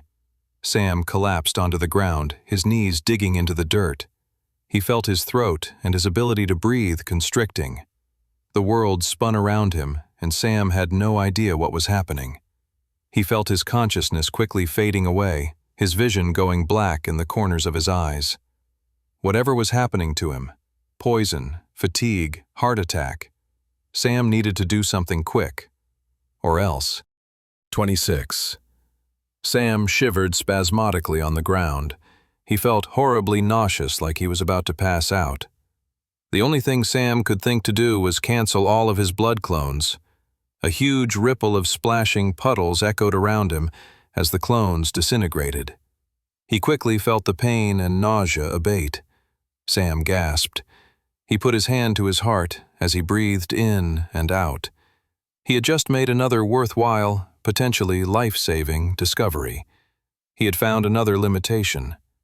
If he conjured too many clones, it looked as if his body and mind couldn't take it, and he would begin to collapse. He needed to be mindful of that. Sam let himself fall gently to the ground so that he was sitting. A cool breeze ran through Sam's hair. He looked up to see it was fully nighttime now, stars twinkling down from the canvas of the night sky. That's enough training for now, Sam thought. It was time to eat and then rest. Training would continue in the morning. Meanwhile, back in the harbor city of Selvara, Clara and Edgar sat outside a cafe in one of the market squares. A waiter came out and served them each a glass mug with a hot, orange-colored drink. The two travelers thanked the waiter, and the waiter returned to inside the cafe. "Is this the special mission you wish to take me on?"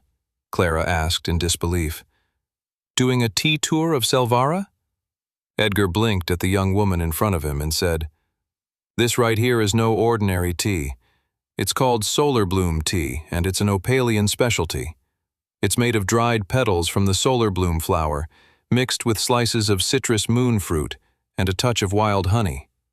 Go on, take a sip." Clara looked at the man cautiously. "When did you become a tea connoisseur?" "I am a multifaceted person, Clara," said Edgar. "Maybe if you weren't so distracted with lovey-dovey eyes over our resident water wizard, you would actually take the time to know your other companion." "Oh, stop it. I'll try your tea," said Clara, taking a sip.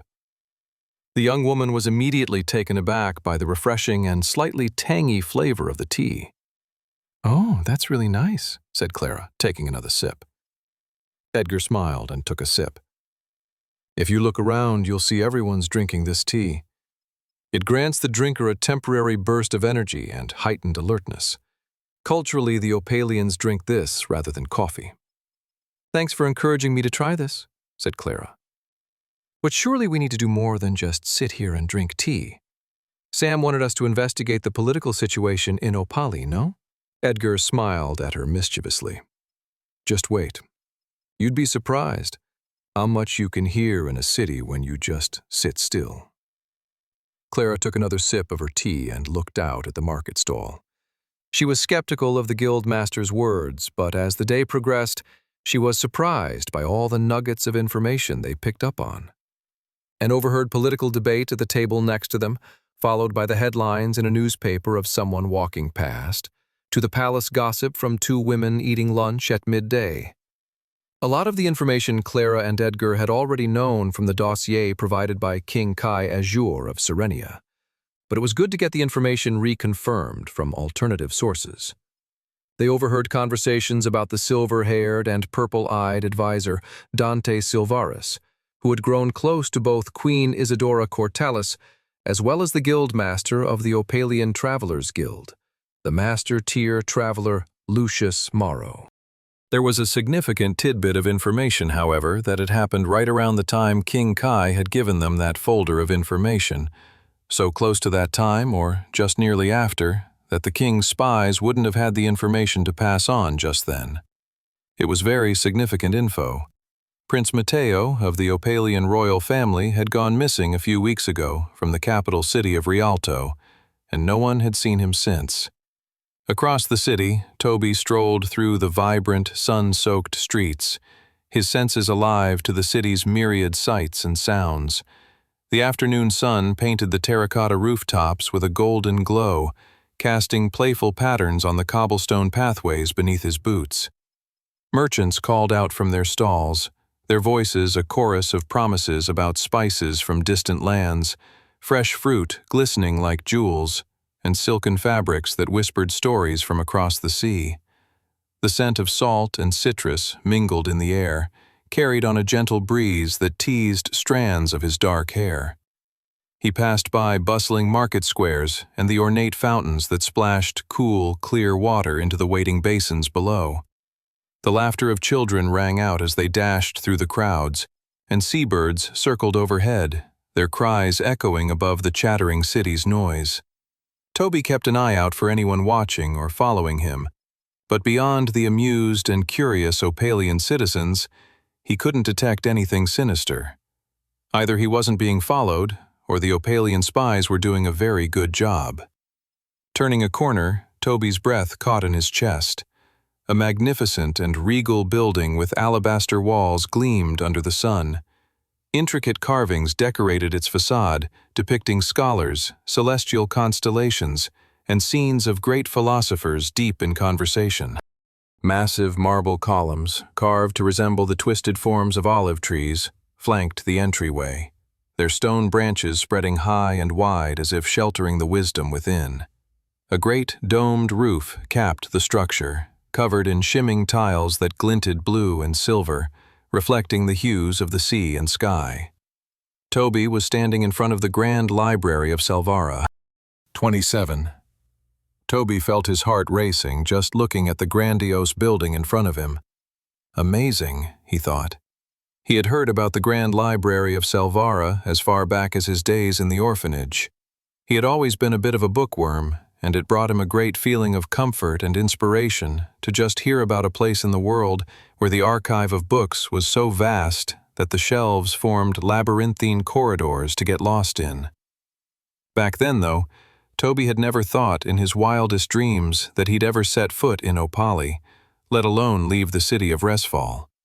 Now here he was, standing in front of a place he'd only ever imagined. Toby found it remarkable how far he had come. It was all thanks to his companions, especially Sam. And it was for Sam's sake that he was here now to research and study and find out information for him. "I won't let you down, Sam," Toby thought as he stepped forward towards the library's entrance. Toby walked across the sun-baked cobblestones towards the massive building in front of him. Scholars and researchers walked to and fro on the square, many of them wearing light brown linen robes with 4 squiggly white lines drawn into the back of their robes. Toby had read about these people. They were known as the Keepers of Knowledge, professional researchers and archivists dedicated to working in the Grand Library of Selvara. They were essentially monks, worshipping at the altar of learning. The young human traveler approached the stone staircase and ascended toward the massive doorway. From a distance, it had appeared as nothing more than a looming shadow, but as he drew closer, the darkness gave way to the soft glow of mana bulbs and the sight of countless shelves lined with books. Toby stepped into the building and found one of the cloaked keepers standing guard. He had a shiny, yellow-colored pin badge to show that he was also a journeyman tier traveler. Makes sense, Toby thought. The Keepers of Knowledge would need people to defend the library from outside threats. It would make sense that some of the keepers would then train as travelers as well. Not to mention all the information that could be studied inside the dungeon gates. There were bound to be loads of Keepers of Knowledge who were keen to do field work as well as bookwork. The cloaked traveler looked at Toby. The man had olive skin, chiseled jaw, and a shaved head. Hello," said Toby. "Can I?" "Pass," said the man. "Huh?" "You must show your pass to enter the stacks," said the keeper. "Oh," said Toby. "I don't have one." "That's fine," said the keeper, pulling out a piece of paper and handing it to him. "This is your guest pass." Toby looked down at the card and saw that it said, "Guest Traveler Pass." "Oh, are there different levels of passes?" Toby asked. The keeper explained that the Grand Library of Selvara had different passes for different people, based around the level of access each one was granted within the archives. For guests, there were 3 tiers of access: Guest, Guest Traveler, and Guest Scholar. Scholars were granted more access than travelers, because the library felt those who pursued knowledge rather than power were more trustworthy. And, from what the keeper explained, the access levels for Keepers of Knowledge themselves were quite rigid as well, and followed a similar hierarchy to travelers. There were novice keepers, apprentice keepers, journeyman keepers, adept keepers, and master keepers. As one rose through the ranks of the Keepers of Knowledge, one was granted more and more access to the massive stores of information within the archives. "Can I assist you further?" asked the keeper. "Yes," said Toby. "Could you point me in the direction of books on the study of languages, as well as books on the ancient Carvesi civilization?" The keeper looked at Toby curiously before continuing to speak. "The linguistics section is on the 3rd floor. As for books on the ancient Carvesi, you're quite limited in your access as a guest traveler, though there's a small section of books available in the Ancient Civilizations section on floor 6. Toby thanked the keeper once more, and with his guest pass in hand, stepped deeper into the library. "Oh, one last thing," said the keeper. "If you attempt to steal, damage, or try to sneak into sections you don't have access to, you'll be banned for life." He then pointed to other cloaked guards situated at different points in the library. "You are being watched." Toby nodded with understanding, and then headed towards the stairs. He looked with awe at the endless stacks of books and knowledge before him. He wanted to stay here all day, No, not just all day, all week, all month, all year. Starting from the ground floor, working his way up, just looking up all the different books available here. But he knew he had a mission assigned by Sam, so he stayed focused on that. He would head to the linguistics section first, gather some appropriate books on the structure and study of languages, and then he would head to the ancient civilizations section on the 6th floor. Toby spent a good half an hour looking through the different books on languages. He had specific subject of books in mind, so his eyes quickly skimmed over studies of the different Dwarvish and Elven language and the history of the evolution of common Westrian tongue. He was looking for less studies on specific languages and more on studies of how languages worked. Toby was hoping through a structural analysis he'd have a better understanding of how to decode the notebook of glyphs they'd gathered from the Starfall archipelago. He kept the notebook safely tucked in his traveler inventory, where people wouldn't have access to it. He couldn't help but think about the keeper at the front entrance, who had looked at him curiously when he asked about the ancient Carvesi civilization.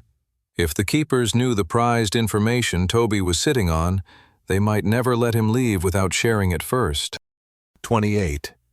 After another few minutes of searching, Toby felt like he knew what titles in the linguistics section were going to serve him best, so he pulled them out and tucked them under his arm.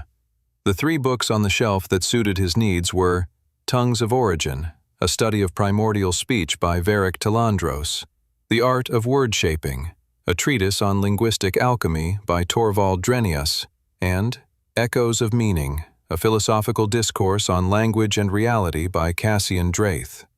With the 3 books acquired, Toby started to make his way up to floor 6 and the Ancient Civilizations section.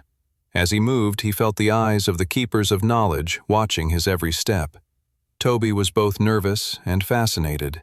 He was nervous because he could clearly tell the keepers were keeping a special eye on him, but he was fascinated because it clearly wasn't just a protective-based duty. No, the keepers acting as guards were more than just protecting the library. They were studying the scholars going to and fro, learning as much from what others were studying as the books and scrolls themselves. Toby wouldn't be surprised if in one of the high-level restricted areas, there were just books and books archiving the library's activity on a daily basis. Who borrowed what one day and then the next? Such logs would be a researcher's breadcrumb trail, a scholar's treasure map. Toby was sure they probably had keepers assigned to checking out the books borrowed and seeing if they could figure out what kind of research the scholar was pursuing. For this very reason, Toby decided to make a quick pit stop on the 5th floor and pick up some books on Opalian history, mathematics, and famous scientific discoveries, to make his scholarly investigative breadcrumb trail a little more challenging to parse through. Eventually, though, Toby did make it to the 6th floor. The floor was noticeably quieter than the previous floors. In fact, it seemed the higher he went up the library, the less scholars he could find studying. He chalked it up to most of the scholars being older and not wanting to climb the flight of stairs. He was sure more distinguished guests and higher-ranked keepers could get lower-ranked keepers to fetch them the books they needed. He walked through the stacks of books, passing by large sections on the ancient Elven and Dwarven dynasties throughout Westrian history, until eventually he turned a corner and found a small section, with only one shelf of dusty old books that looked like they hadn't been touched in decades, potentially centuries. Right away, Toby could tell that there must have been more written on the ancient Carvesi civilization than the extent of what he was seeing before him. They must keep the majority of their knowledge of the Carvesians in the restricted sections. Toby placed the books he was carrying on the ground and then sat cross-legged to examine the books on the shelf. There were so few of them, he was able to open and quickly skim through them to see if they had any value. He was hoping to find books that contained sketches, illustrations, anything that might give hints towards the notebook of hieroglyphs he had in his inventory. In the end, he managed to find 2 books that suited his purposes. The first was called Cities Beneath the Sand, Carvesi Ruins and Their Secrets by Velron Mirax. Toby had actually heard of Mirax before. He was a famous Opalian archaeologist, scholar, and explorer from almost a century ago. He had been born as a half-elf, half-human, and had famously visited and recorded his journeys to the different known sites of ancient Carvesi ruins, and even discovered a few more that had been lost to time. Seeing the famous explorer's name had given Toby a flutter of excitement. He had read about the man when he was younger, and some of his more popular books had been published widely and had been much more easily available. He even recalled seeing the title in one of Mirax's famous biographies under the Other Works by Velron Mirax section. Except Cities Beneath the Sand was an impossible title to find back in Resfall, or certainly wasn't held anywhere a grubby orphan boy could get his hands on it. Holding the book now made Toby's heart flutter. The second book was called The Vanishing Age, What Remains of the Carvesi Civilization by Craven Callanite. Toby had heard of Craven Callanite before as well. The man was less famous than Velron Mirax, but was still a distinguished dwarven scholar and historian from over 50 years ago. Toby picked up his large stack of books and carried them to the nearest table he could find. He sat behind the desk and picked up the Velron Mirax book and began his day of studying. Captain Mordecai Saltwhisker wiped sweat from his brow as he stepped into a dingy bar on the outskirts of Selvara. He had lost count of all the bars he had entered that day, asking for a certain someone. He knew it was important to find the person who was going to be their guide across the Arikar Desert. Not only was it crucial to the success of their mission, but it was necessary for their survival. Even though he'd only known Sam and the rest of the travelers for a few months, he'd come to care about them deeply. He wanted to make sure they were safe as possible, or, at the very least, as safe as death-defying adventurers could be. Mordecai looked around the bar.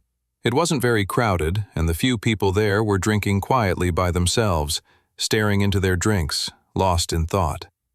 In the corner of the place, Mordecai saw a hooded figure. The figure's face was concealed in the shadows of their hood, but their long, salt-and-pepper hair was not. Mordecai smirked.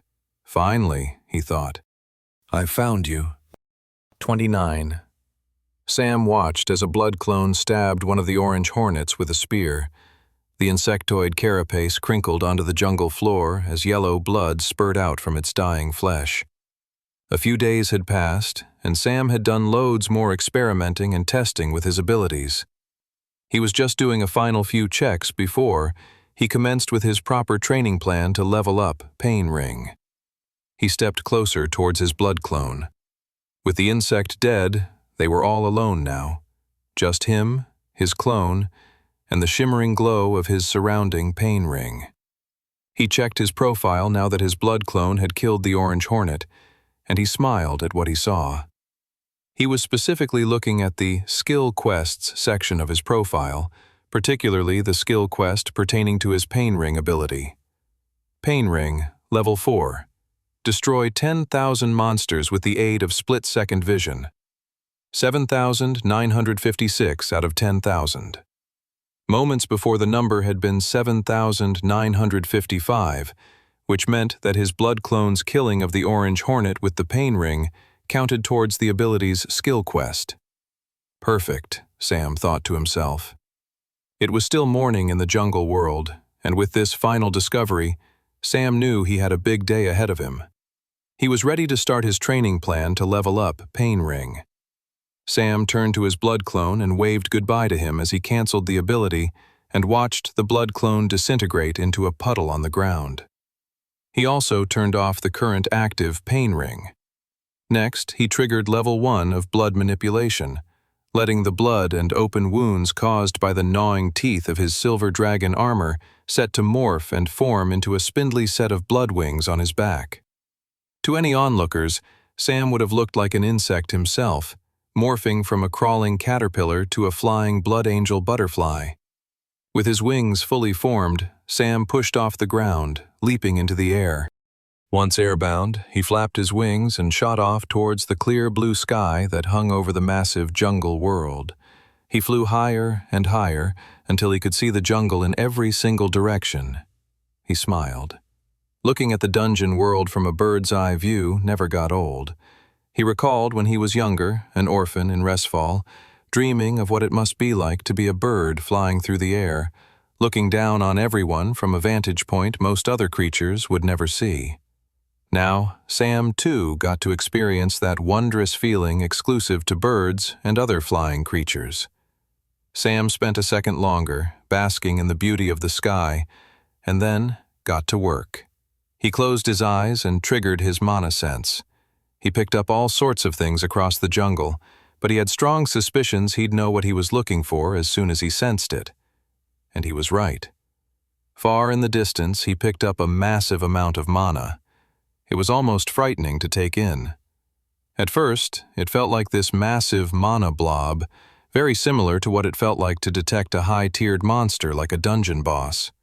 Yet, what Sam quickly picked up on was that it wasn't just a single massive entity. No, it was hundreds, if not thousands, of tiny little individual mana beings close together. Sam grinned. He had located the Orange Hornet's hive. The Blood Knight flapped his wings and soared across the dungeon, beyond the summit of a hill, and saw a huge, gargantuan tree. The tree was as big as a mountain, even its branches dwarfing all the other trees in the jungle. Hanging from one branch was a hugely magnificent hive, as big as the buildings in Selvara or Resfall.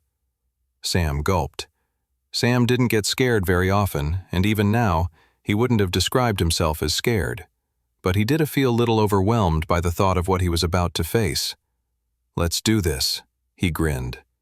He felt closer to the hive until it was only a few seconds' flight away from him. Next, he lifted up his arms, and from his gauntlets sprayed a huge blast of blood out into the air. He then quickly triggered level 2 of Blood Flame, the sprayed blood in the air quickly taking on a glow. Its falling descent towards the jungle below suddenly reversed, and began to flow back towards Sam, where he manipulated the swirling crimson energy into a massive, meteoric ball of blood flame. He then stretched his fingers, and with a little push of energy and mana, he shot the blood flame ball directly at the massive hive in front of him. The blood flame ball soared through the air and smashed into the hive. The giant hive's webbing began to sizzle and burn, first glowing bright orange, and then shriveling into gray ash and burning a huge hole in the hive. A massive plume of smoke leaked forth from the hornet's nest. Sam waited a beat, and then a swarm of large orange hornets began to emerge and fly out from the hive. Here we go, Sam thought.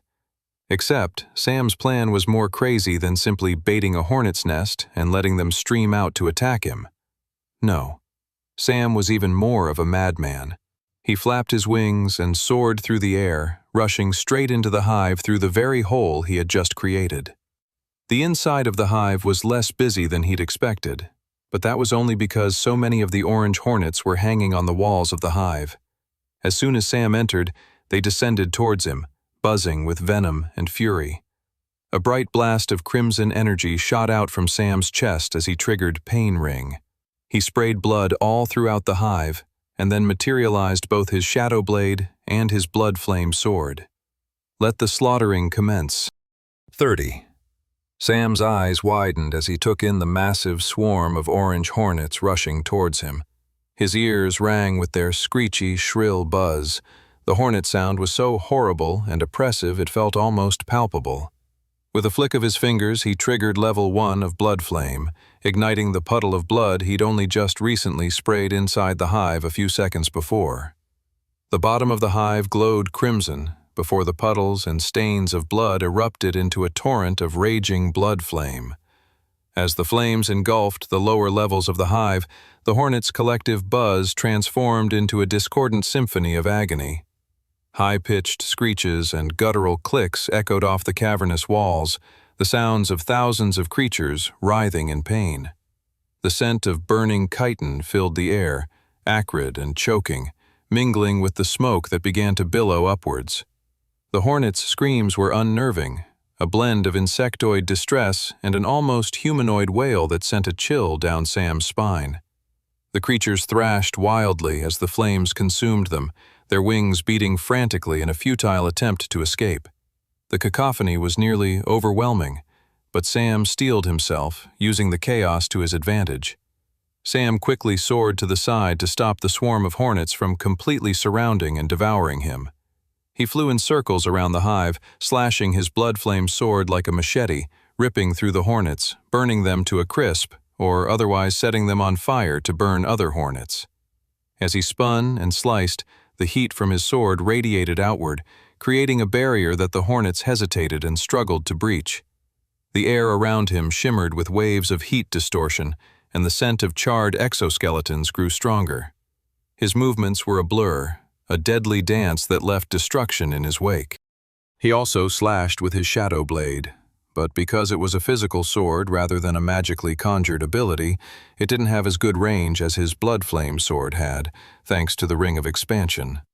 That said, because he was gaining power by the second inside the pain ring, and the orange hornets were all alight in flame, there was plenty of shadows for his shadow blade to strike at inside of the hive, and so, quickly enough, both of Sam's blades were creating utter carnage throughout the nest. Sam continued to mow down the thousands of hornets swarming after him, creating new gushing rivulets of blood that he then triggered into more blood flame that only contributed more to the utter destruction of the hive. The nest reeked of blood, flame, smoke, and burnt flesh. Still, the hornets did not abate. When the hornets began to overwhelm him, he triggered Time Ring and Time Pause, watching a ripple of energy shoot forward before the scene of utter carnage froze in front of him. Sam took a deep breath and let his head hang back. The silence of frozen time was a sweet relief after the few minutes of fighting the overwhelming horde of orange hornets. After catching his breath, he adjusted his position somewhere else and unfroze time, delivering a massive slash of his swords as he did this, obliterating a huge throng of orange hornets in the process. The battle continued like this for quite a while, Sam relying on Time Pause to get himself out of jams, and then readjusting his position when the situation got too intense. But slowly, the orange hornets caught on and started to operate in multiple swarms ready to take him on from everywhere. The battle was beginning to tire Sam out. As much as Sam was causing absolute mayhem and destruction, there were simply so many orange hornets that a few were beginning to get through his sword slashes and swirling blood flame. Even with Time Pause, there were simply too many hornets to avoid them. The peskiest of hornets attempted to bite into his exposed flesh on his face and neck. Sam shook his head, trying to rid his head of the crowding bunch of orange hornets. He had to dematerialize his shadow blade and grab the hornets and toss them into the distance, sending them hurtling into the raging blood flame below. Doing so, however, meant that one of his sword hands was causing less destruction and less defense, meaning even more orange hornets were getting through and close to him. Okay, Sam thought, irritably, time for the backup plan. He sent a mental command in his mind. Storm the hive. It took a few seconds, but emerging through the hole Sam had burned into the hive was a small swarm of blood clones with sword arms and flying wings. Sam grinned. The reinforcements had arrived. Sam had known all along he was going to take on the orange hornets in their hive, and that he might need backup.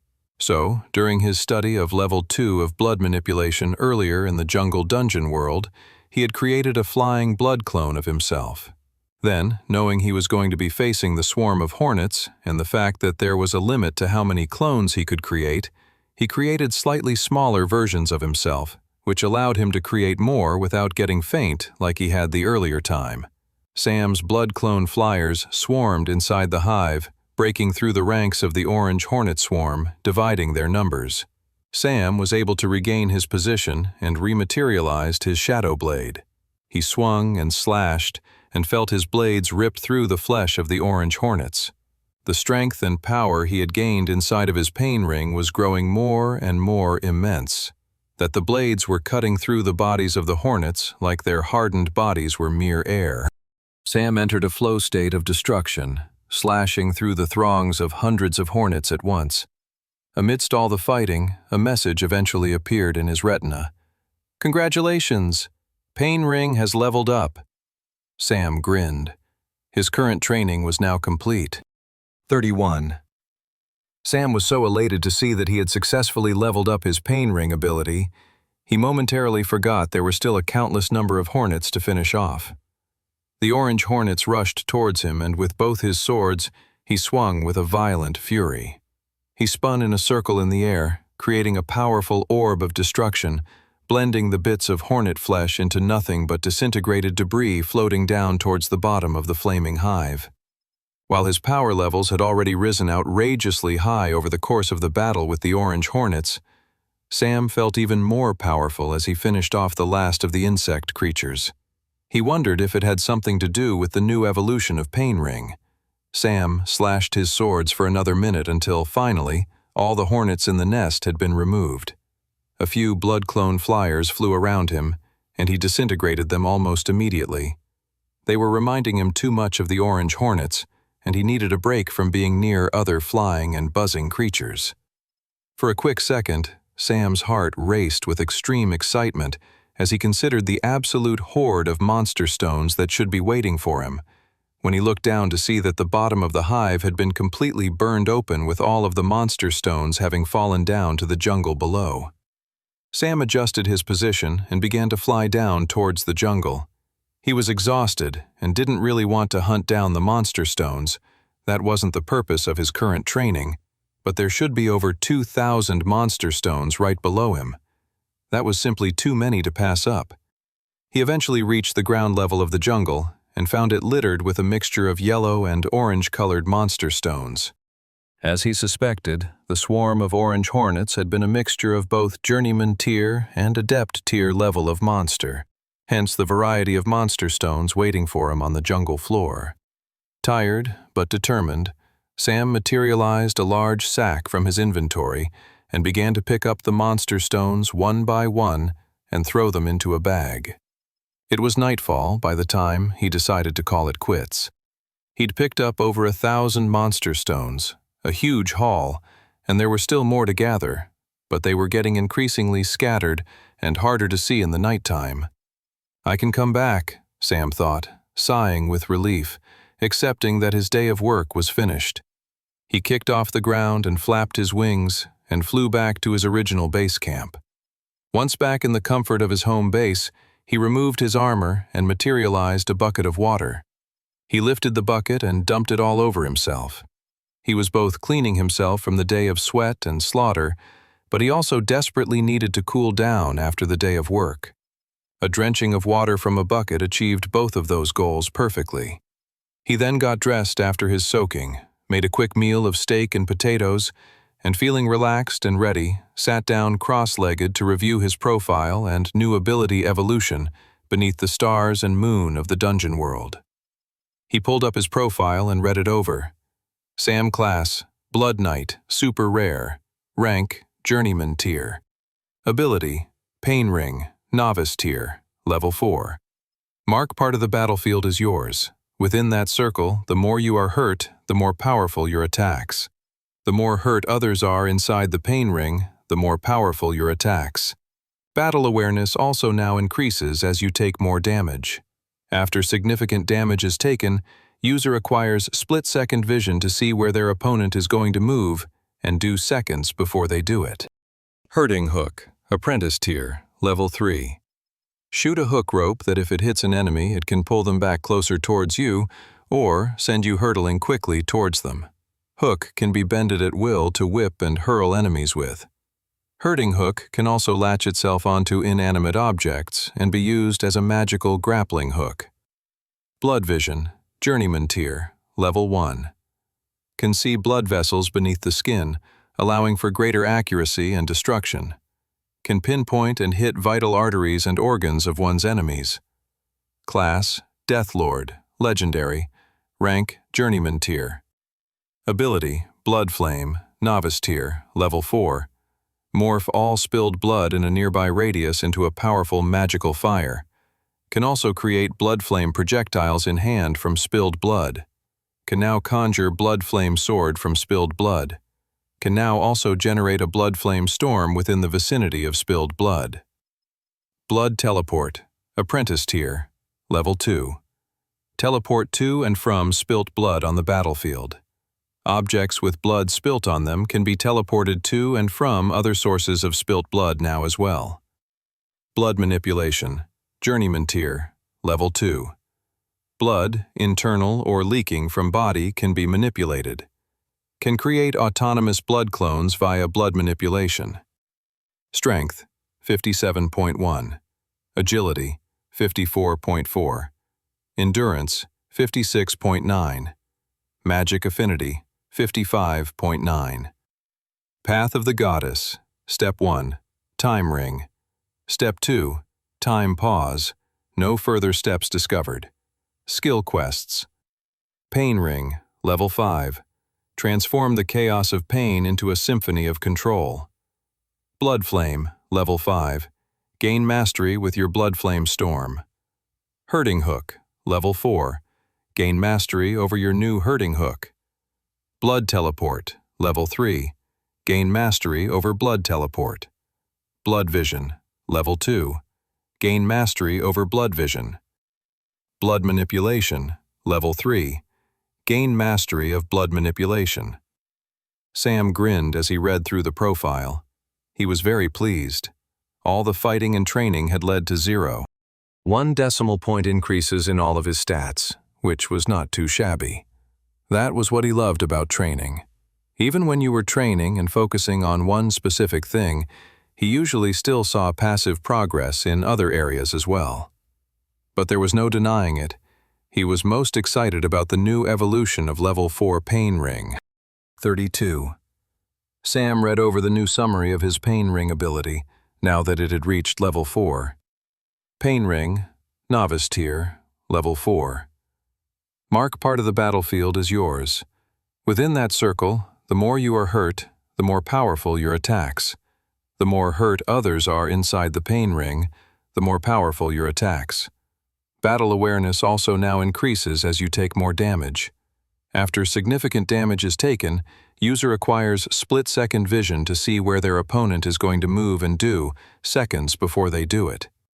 It took him a second to see where the change had occurred as it was buried inside the description, rather than being added to the end of the paragraph like the power's previous evolutions. The key new line was, "The more hurt others are inside the Pain Ring, the more powerful your attacks." Sam read it over with excitement. In his first timeline, he had never reached this level with his Pain Ring ability. Slaying 10,000 monsters within the Pain Ring was simply too difficult. Back then, without the extra enhancements of rare items and the extra class augmenting his abilities, it would have been far too dangerous for him to take on such a swarm of enemies on his own. He would have had to slowly and methodically slay enemies with a party of adventurers, and soon as you added other people into the mix, the training just got slower. He had known already what the evolution was going to be based on the recorded knowledge of the Blood Knight class in his first timeline. Other travelers in his first timeline who had unlocked the super rare class had managed to level up Pain Ring to this point. It was almost a complete doubling of Pain Ring's power. He now had 2 ways to increase his power inside of the Crimson Circle: receiving pain and dealing pain. Amazing. With regards to this particular ability, this was the furthest any Blood Knight had ever gotten with leveling the Pain Ring ability in Sam's first timeline. No one had ever reached level 5 with the ability. It had remained a mystery. And now that Sam had unlocked level 4 of Pain Ring for himself, he could see why. He looked down to the skill quest section of his profile to see how he needed to start working towards leveling up the ability for its next evolution. He read it over once more. Pain Ring, Level 5. Transform the chaos of pain into a symphony of control. The skill quest was cryptic and elusive. It was far from the simple, slay 10,000 monsters of the previous skill quest. It felt more like a riddle than a quest. He read the sentence over again. What does any of that mean? It would take some serious training and experimentation to figure out what the system was trying to convey to him by transform the chaos of pain. Right now, he was using pain to empower himself, but he certainly wasn't transforming it. Or maybe that was exactly what had been happening all along. The system was rendering his pain and transforming it into power. The only reason he didn't think of it that way was because the system, new magic, did so much of the work for him. As Curtis' sister Thalia Ashgrove had explained, the fundamental difference between old magic and new magic was that of an organic system versus an artificial system. Maybe the key to understanding the skill quest for the next level of Pain Ring was to begin to look beneath the system's prompts and descriptions and really begin to truly, organically understand the power behind Pain Ring. Alas, Sam planned to park the immediate development of the next level of Pain Ring for the time being. For one thing, he knew he had his friends waiting for him back in Selvara and a rescue mission to accomplish, so he had to manage his time inside the dungeon gate well. And secondly, he still hadn't practiced or trained with the newest evolution of Pain Ring. It seemed wise to deepen his understanding of his current ability rather than seeking out the next evolution straight away.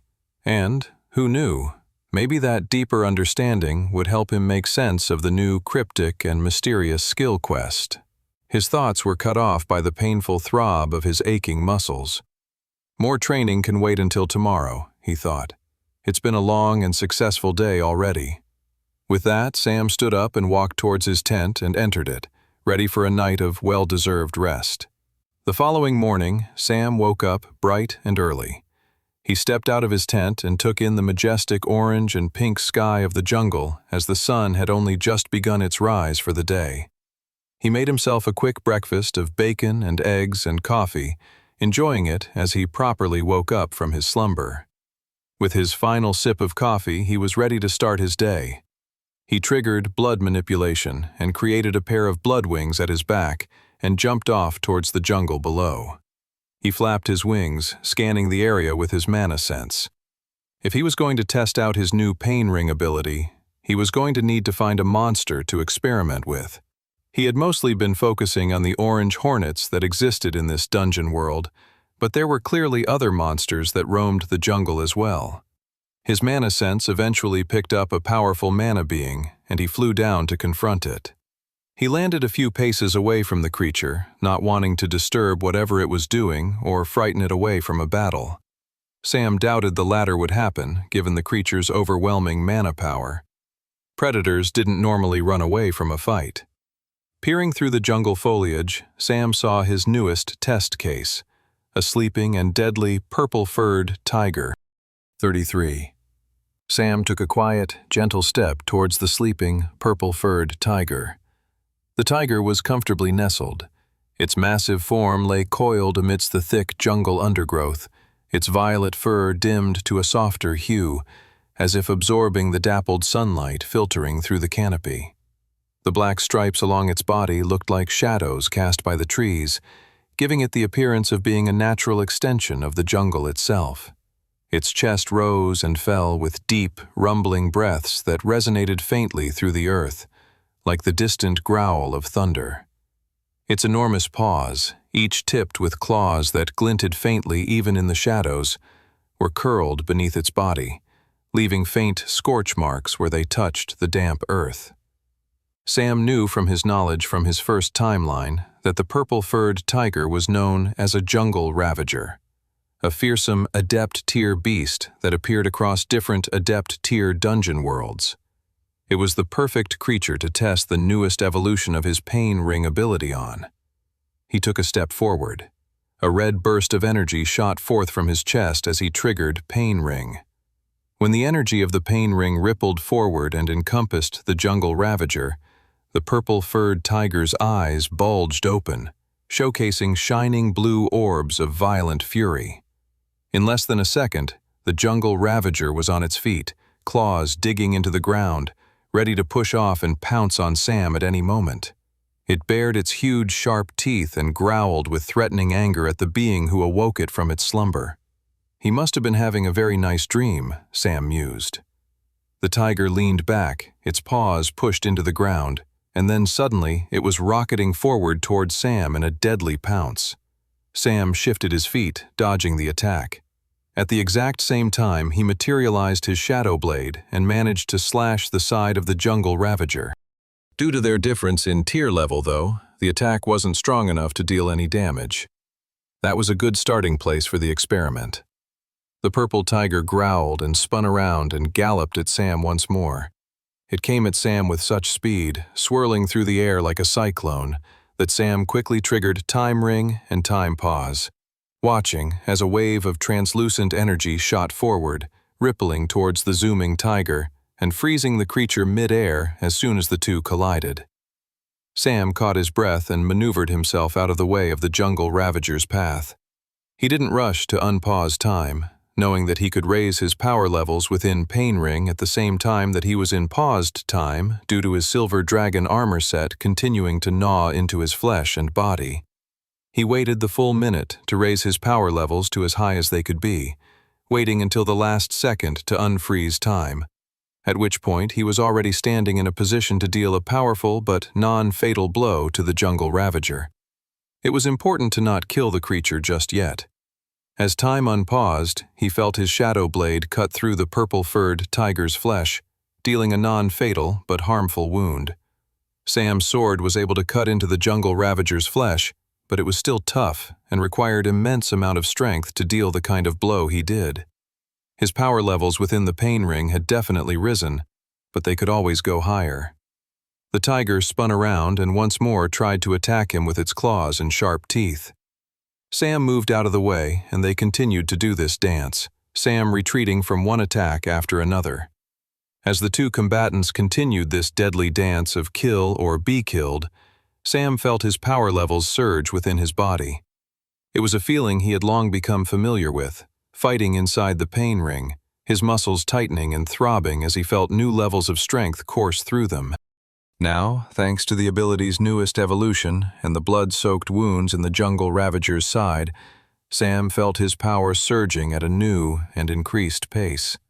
The ravager came at him once more, and he sidestepped quickly and then slashed downward with his blade.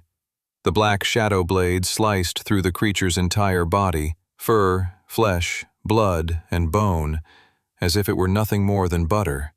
Sam stood over the sliced-in-half jungle ravager in amazement. He caught his breath as the dead creature glowed and began to melt down into an orange-colored monster stone. Wow, Sam thought, impressed. The newest evolution of Pain Ring was truly incredible. To now have another factor contributing to his rising power levels within Pain Ring was truly an astounding and incredible step up for him as a traveler. The increased pace of his rising power after harming the jungle ravager was awe-inspiring. While it was a truly awesome new ability evolution, there was one thing Sam couldn't help but question. The ability's utility seemed slightly questionable. It was a problem that many travelers had discussed around certain abilities, and it was a concept known as win more. The issue was that by the time Sam had managed to land a non-fatal but deeply harmful attack on the jungle ravager, he was most likely already on his way to defeating the creature, regardless of the increased pace of his rising power levels inside the Pain Ring. That said, against a stronger opponent like a fearsome traveler, such advantages might not be as stark, and that increased power gain could be the difference between life and death. And, if he was fighting more than one enemy, the increased power from harming one of the enemies would also contribute to his attacks against the other enemies. Sam thought about that for a second. Other enemies. He looked over the Pain Ring ability in his profile once more, zeroing in on the ability's phrasing. The more hurt others are inside the Pain Ring, the more powerful your attacks. Sam grinned. He thought he had discovered another component to his newly evolved ability. 34. Sam reviewed his Pain Ring ability in his profile. Pain Ring, Novice Tier, Level 4. Mark part of the battlefield as yours. Within that circle, the more you are hurt, the more powerful your attacks. The more hurt others are inside the Pain Ring, the more powerful your attacks. Battle awareness also now increases as you take more damage. After significant damage is taken, user acquires split-second vision to see where their opponent is going to move and do seconds before they do it. His eyes kept zeroing in on that newest phrase that had been added in since he had leveled up the ability. The more hurt others are inside the Pain Ring, the more powerful your attacks. He couldn't stop smiling. He needed to find another monster to trial his theory on. Sam picked up the orange monster stone on the ground, left behind by the jungle ravager, and then dematerialized it into his inventory.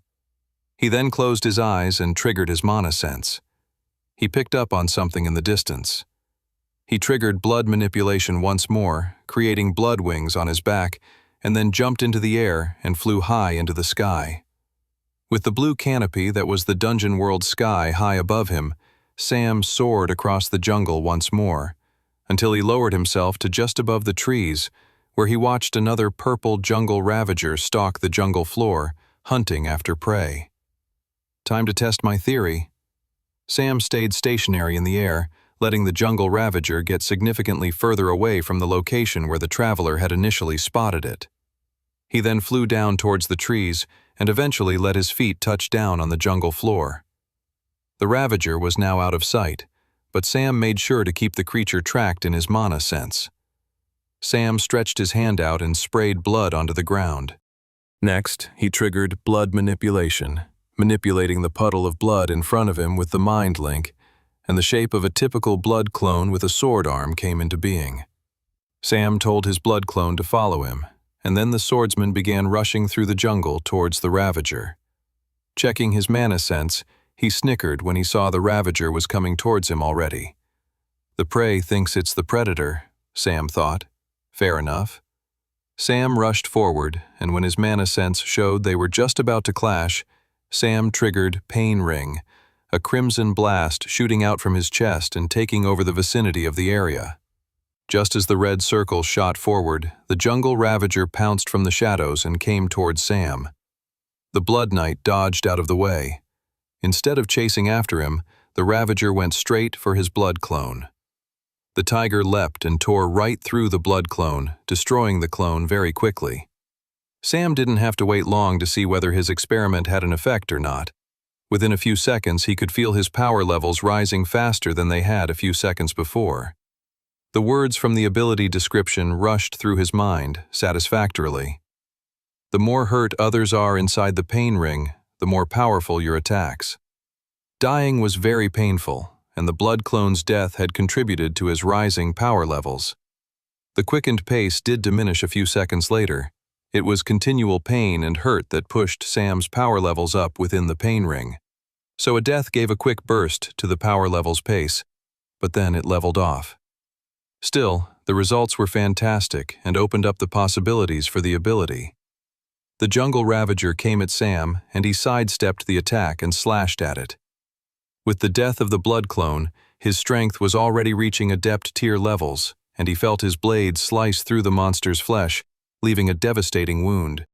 With that one wound, Sam had effectively doubled the pace of his power levels rise within the pain ring. This is so good, Sam thought. A minute later, he was standing over the dead jungle ravager, once again sliced right in half, lying in a puddle of blood. The creature started to glow and morphed down into an orange monster stone. Sam was very pleased with his experiment and discovery.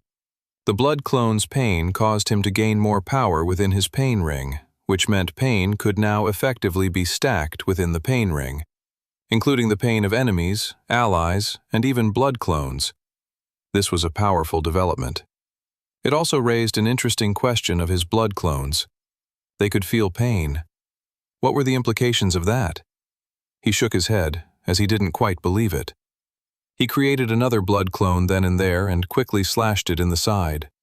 Sam stared at the blood clone the entire time, and the clone didn't budge, twitch, or flinch at his attack.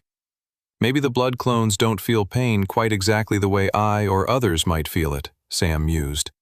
It's more like they absorb damage, and then the pain ring calculates that as some form of pain absorbed.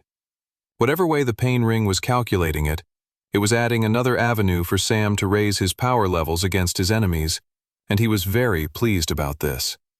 He crouched down and picked up the monster stone. The orb quickly disappeared as he sent it to the spatial realm of his inventory.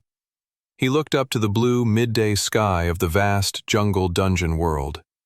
There were other things he wanted to test about his newest evolution of Pain Ring, other combos he wanted to explore, but he figured for now, he'd learned and trained and grown enough. He was satisfied with his discoveries about the newest evolution of Pain Ring already. It was now time to finish the dungeon boss monster, acquire some new loot, and return to his friends and companions in Selvara. 35. It took Sam a little while, scouring across the skies of the jungle dungeon world, before he located the dungeon boss. In the far western corner of the vast jungle, Sam picked up a huge amount of mana coming from a single entity. Looking down below from above in the skies, Sam could see a large set of stone cliffs, containing its own small zone of the jungle. That must be the dungeon boss chamber, Sam thought to himself. He couldn't entirely be 100% sure this was indeed the dungeon boss chamber, since he couldn't see any purple flames indicating that it was.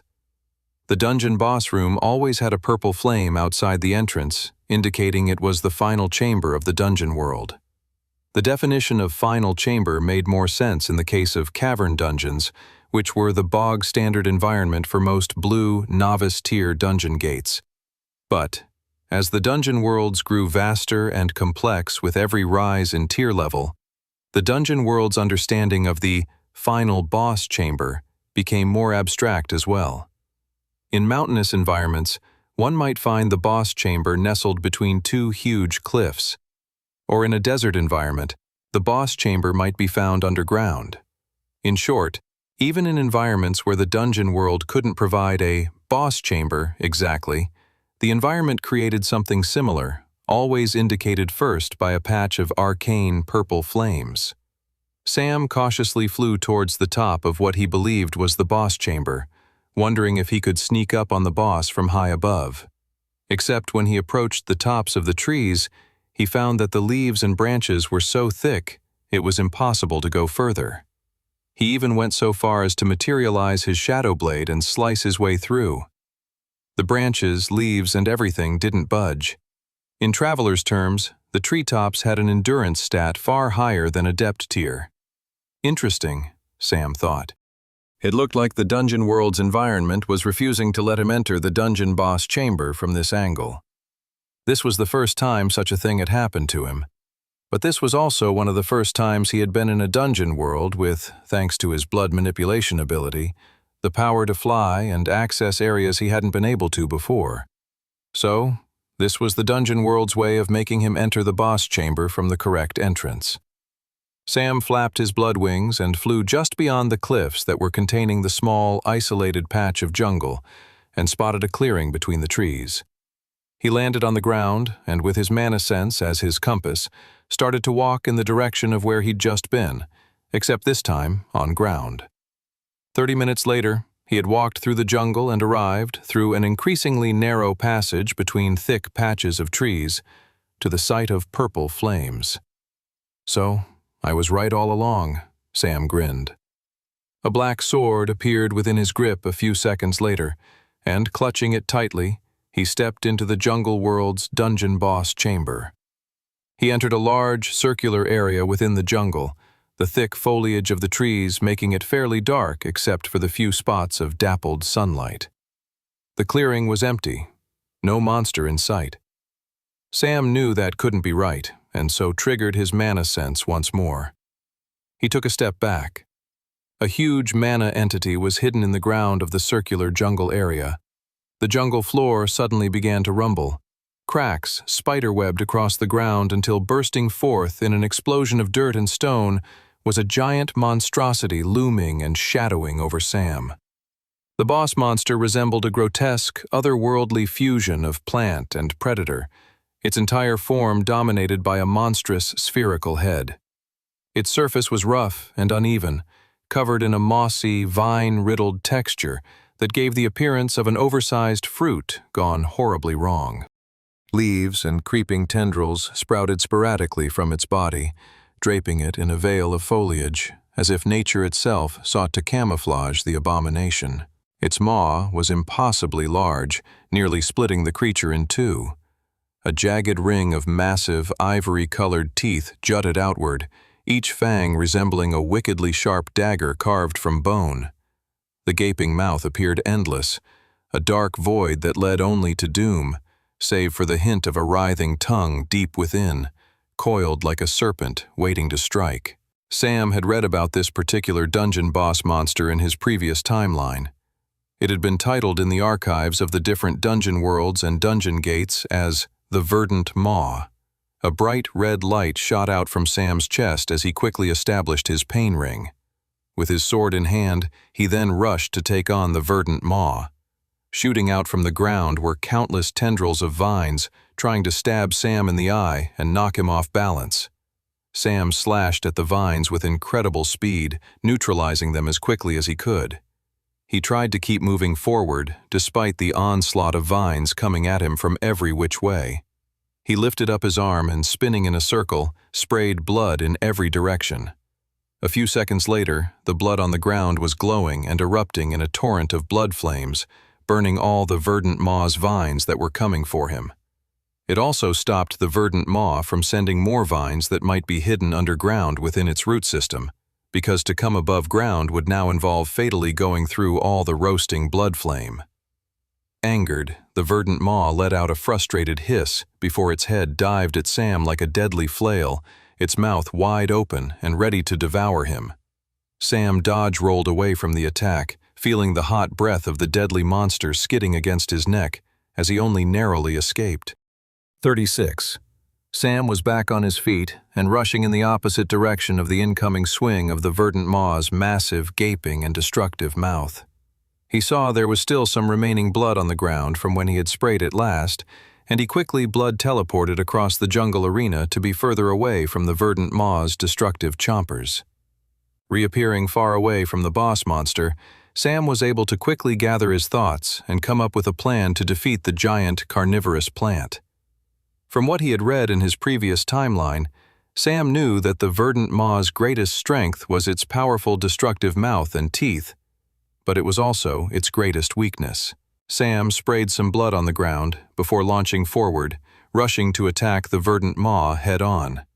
The giant plant shot its head forward, opening wide to scoop Sam right up. Rather than trying to dodge, Sam jumped right in the direction of the plant's giant mouth.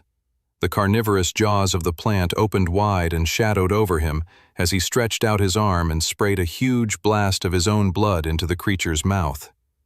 The verdant maw's gaping mouth began to close. Sam realized he was fully inside the monstrous plant and quickly triggered blood teleport, returning to where he had started his full-on assault of the verdant maw. Sam only had a few seconds to do what he needed to do next. He triggered the abilities and watched as the verdant maw began to writhe and squirm. Blood clones of Sam with sword arms appeared one by one inside the verdant maw's mouth, stabbing the boss monster from the inside out. The boss hissed and screamed. Its head writhed uncontrollably with anger and agony. Sam grinned and commanded every new blood clone to stab and attack the monster they were inside of again and again. And as the verdant maw swallowed and killed each blood clone, Sam felt a huge surge of more power course through him due to the newest evolution of Pain Ring. Soon enough, Sam's Pain Ring had surged his power to the highest echelons of Adept tier.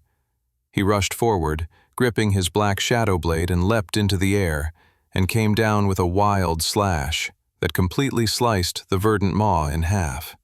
The boss monster's two sides collapsed onto the ground, causing the earth to shudder. Sam caught his breath and watched as the boss monster began to glow silver and morph down into a large orange monster stone and a large treasure chest. He wiped some sweat from his brow before crouching down and picking up the monster stone and dematerializing it into his inventory. He then approached the treasure chest and opened it up. Inside was an item scroll of the generic variety. The dungeon gate Sam had entered wasn't considered an irregular gate or a gate of special note, so the end reward was a bit more generic. He wasn't expecting much from the scroll, to be honest. He unfurled the scroll to see what 2 items he could choose and read its contents. Breaker's Ring plus 15% chance of breaking, or Ring of Fire plus 15% increase to fire magic. Sam read it over. "This is a lot more interesting than I was expecting," he admitted to himself. The first option was the option that had immediately excited Sam. Breaker's Ring. Breaker was a supremely rare subset of items and equipment that one could find in Adept-tier dungeon gates and higher. A Breaker's Strike, or Break Attack, was an elevated form of landing a critical attack. At rare moments, breaking was said to unleash the true strength behind one's blow, overwhelming even enchanted defenses. Normally, he wasn't that bothered by items that increased his critical strikes, as it felt a bit like an item that he couldn't rely upon. Sure, it was a nice added bonus, but there was no guarantee he'd ever get the critical strike when he needed it, so such items never felt like they deserved being on the top of the priority list of something he needed to acquire. Still, a critical strike, especially when combined when his power levels were skyrocketing due to Pain Ring, could unleash absolute carnage on whomever he might be facing. And to unleash a break attack was even more powerful. The second option wasn't very exciting. The ring would increase fire damage, but Sam didn't have any fire magic. Even his blood flame attacks fell under the umbrella of blood flame, not fire. So, this item was basically useless to him. He could sell it for some gold at the market, but he wasn't feeling particularly cash-strapped, if he was being honest. Maybe if the ring had been for water magic, he might have considered it, simply to give to Toby. But he didn't have any allies who utilized fire magic, so the ring was no good. Sam sighed. In the end, the choice was easy, which was a bit refreshing, as sometimes the scrolls could force you to make agonizing choices. He selected Breaker's ring, and the scroll puffed into smoke, and falling into his palm was a sparkling gold ring. The traveler put the gold ring onto one of his free fingers. He couldn't say he felt any different with it on, but he was excited to witness how much more powerful his Breaker Strike was, whenever it chose to show up next. Part of him wanted to go hunt down some more monsters to test the break attack ability, but given its semi-random nature, he figured it was better to save for another time. It was time to leave this dungeon world behind. He had gained a lot in here. He had raised his stats. He had acquired thousands of monster stones that he still needed to absorb. He had gained new insights into a bunch of his abilities. He had gained a nifty ring. He had leveled up his pain ring from level 3 to level 4. Not to mention, he had cleared the dungeon and averted a dungeon break from releasing monsters that would raise havoc upon Selvara. Yeah, Sam thought to himself, grinning satisfactorily. Not bad for a few days of training. Not bad at all. 37. As Sam stepped through the shimmering portal of the dungeon gate, the oppressive heat and humidity of the jungle world gave way to the crisp, cool embrace of the Opalian night. A gentle breeze carried the scent of salt water and wild olives, caressing his skin and tousling his sweat-dampened hair. The sudden contrast in temperature sent a pleasant shiver down his spine, and he took a deep breath, filling his lungs with the fresh coastal air. The stars overhead were like scattered diamonds against a velvet sky, unobscured by clouds. The moon hung low on the horizon, casting a silvery path across the calm sea. Sam closed his eyes momentarily, savoring the tranquility of the night, the soft rustle of olive leaves, the distant whisper of waves lapping against the shore, and the absence of the constant drone of jungle insects. It was a welcome respite after days of relentless combat and training. In the distance, he could see the twinkling lights of the different windows and rooms of Selvara. 30 minutes later, he was walking through the glow of the vast, coastal merchant city at night. He eventually arrived back at the inn, walking up the stairs to find the comforting voices of his companions bickering with one another. "You guys are always teaming up on me," said Captain Mordecai. "It's not fair.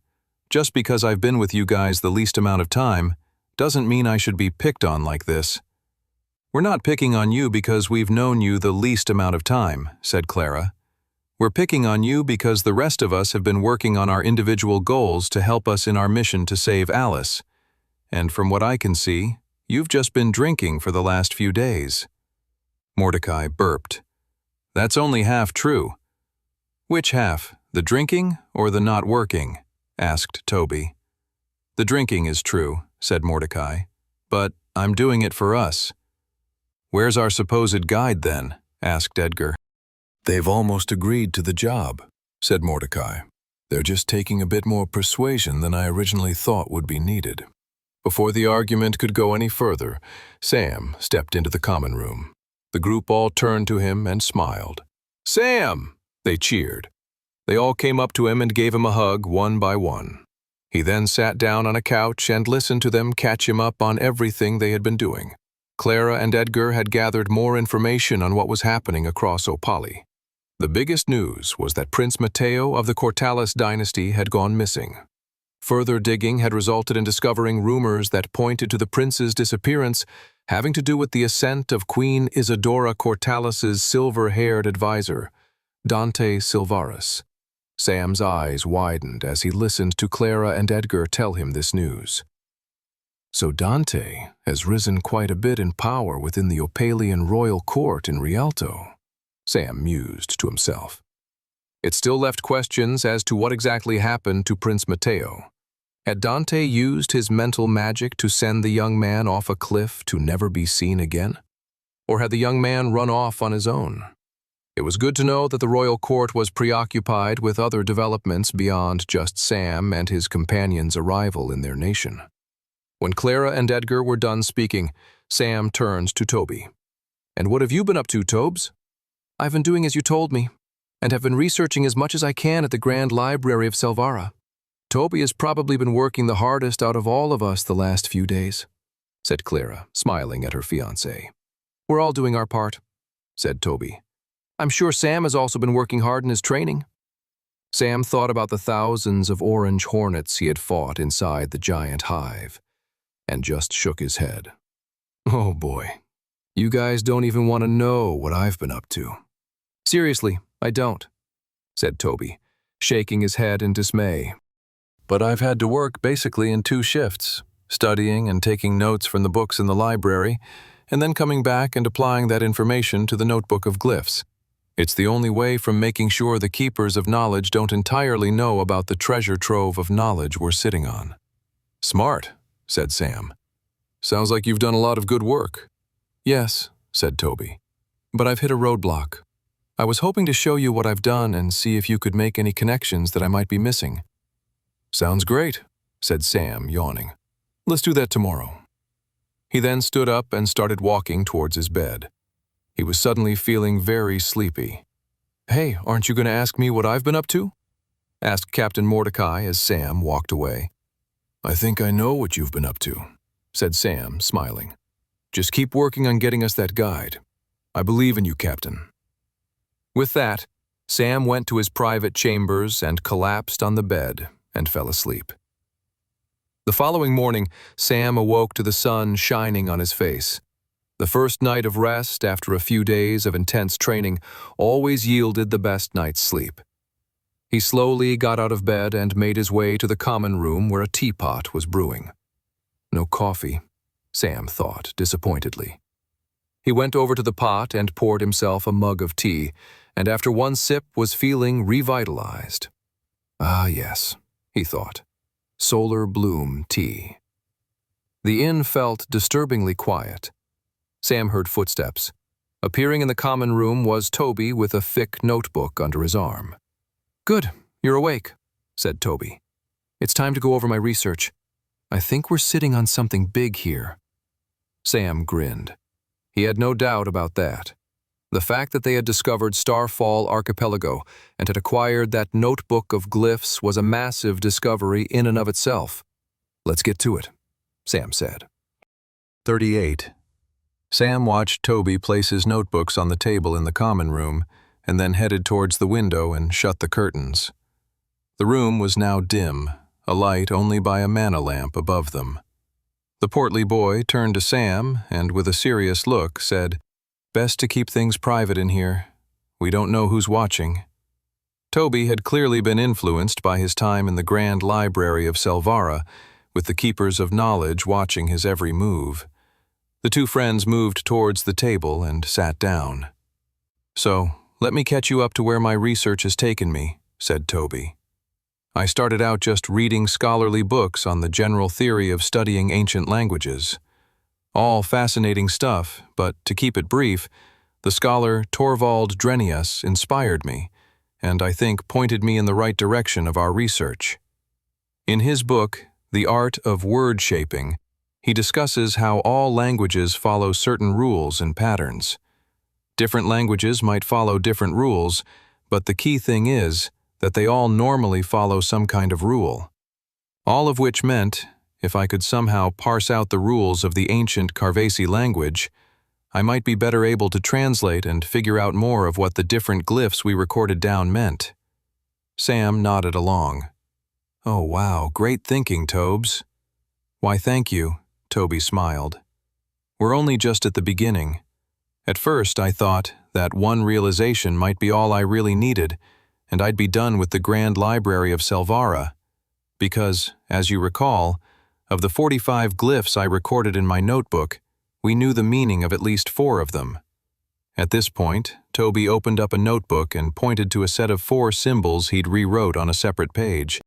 Those characters included a swirling circle, which they believed to mean mana, a full circle that was empty on the inside, meaning person.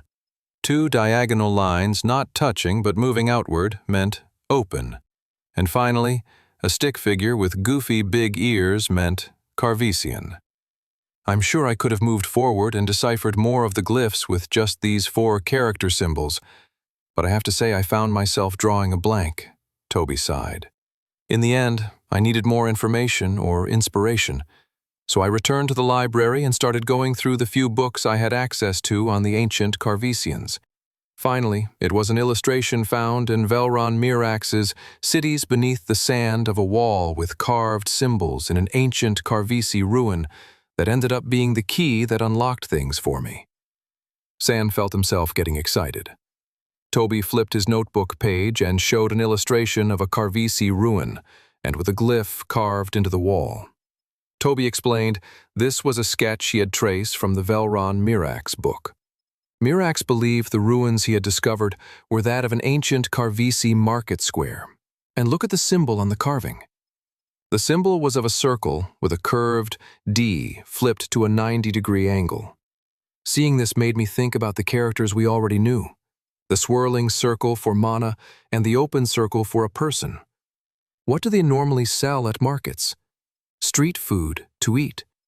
So here we have an open circle with a symbol inside that could easily be a banana or a melon. The symbol could mean food or food to eat. This helped spur me on to really examine the glyphs we had once more. Were the symbols in conversation with each other? Toby flipped the page of his notebook. Some of this is still speculation, obviously, said Toby. But I really like where I got to. He pointed in his notebook to the swirling character for mana, and then a similar wavy line but in a less composed circle. Given that we know that mana is this swirling circle, said Toby, what does it mean when that same swirling line isn't quite as composed? Could that be leaking energy of some kind? Interesting, said Sam. Very, said Toby. And now we're catching up to where I could use your insights and help to go even further. Toby flipped the page. Here's 2 glyphs I recorded down back at the Starfall Archipelago. He pointed to one symbol which was just a bunch of light dots scattered like small holes or stars in the sky. The other symbol was a solid square with those same dots. Remind you of anything? Asked Toby. Sam's eyes widened. Yes, it's just like the symbol for person and the symbol for mana. A swirling circle and then an empty circle that could be a vessel for the swirling circle. The symbols are speaking to one another. Exactly, said Toby. But now the question is, what do those dots mean? And what is that square enclosing on them? Sam stared at the 2 symbols very closely. His heart suddenly began to race as he started to think of something. He suddenly flipped back through Toby's notebook to the original 4 symbols they had deciphered. He looked at the stick figure of the Carvesian, particularly its weird ears. At first, he had thought those ears were just the archaic editions of ancient carvings. But what if... He gulped. Sam flipped back to the last page Toby had been showing him. In Elvish, they have a word for the energy all around us that goes even deeper than mana, so deep to be the fundamental building blocks of reality itself, said Sam. The word is Iarwen, the direct translation being essence. Okay, said Toby, nodding along. Iarwen, or essence, is always in contention and in flux with what the elves refer to as Quilinde, the direct translation being order. Order is always trying to box in or control essence. Sam then pointed to the 2 symbols. What if these dots represented essence, and this square containing the dots represented order? I can believe that, said Toby. But isn't that a bit of a stretch? What do the ideas of Elvish have to do with Carvesians? Sam had already flipped back to the initial page and was pointing at the Carvesian symbol. Toby's jaw dropped. Oh. Sitting together in the common room of an inn located in the city of Selvara, Toby and Sam had just made a historical and scholarly discovery so massive it had taken Sam 2 lifetimes to uncover it. 39. Toby leaned back in his chair, eyes vacant, completely stunned. I know, said Sam, who decided to stand up and start pacing around the common room. It seems kind of obvious now that we see it. I mean, look at that figure's ears. That's clearly an— Shh, said Toby, eyes peering around. We don't know who's listening. Sam took a deep breath. His heart was pounding. He was so excited by what they had just uncovered. And while he did think Toby was acting paranoid and over the top, as per usual, it wasn't a bad idea to lower his voice. Just to be clear, said Sam, speaking in a near whisper, you're seeing what I'm seeing. Yep, said Toby, nodding his head, surprise still written all over his face. The elves are descendants of the ancient Carvesians, said Sam. Yep, said Toby, now shaking his head in utter shock. Sam and Toby had just pieced together a massive hole in the jigsaw puzzle that was ancient Westrian history. For centuries, scholars couldn't quite pin down who arrived in Westria first, the dwarves, the elves, or the ancient Carvesians. Some believed they all coexisted simultaneously, others believed the elves were the first to live and breathe, and a few, mainly dwarven scholars, believed the dwarves were the first people of Westria. The ancient glyphs of the Carvesians were showing Toby and Sam that the very building blocks of the language and concepts used to describe old magic were created long before the elves. This opened up whole new questions in the ancient history of Westria. The ultimate mystery of what befell the Carvesians and wiped them from Westria still remained unknown. How come the elves in the glittering forest were so far removed from most ancient sites that remained of Carveshi scattered across the known Westrian world? How come the elves had no recollection or record of their past as Carvesians? Sam and Toby had uncovered a puzzle piece, a massive one at that, but it hadn't completely cleared the massive hole of knowledge in their understanding of ancient Westrian history. Far from it. They had merely altered their understanding of the shape of what that hole even looked like. Still, it was undeniable. This was an incredible discovery. What are the implications of this? Toby asked. Right now, began Sam. I'm not entirely sure. He knew this insight changed everything. If the elves were descendants of the ancient Carvesians, then every new discovery about that lost civilization could directly support his research into old magic, and by extension, the training of his path. Old magic had already revealed profound truths about the dungeon gate system. If Carvesian knowledge expanded their understanding further, then it could unlock even greater insight into the gates themselves. Toby let out a deep sigh. What do we even do now? Where do we go from here? Sam smiled.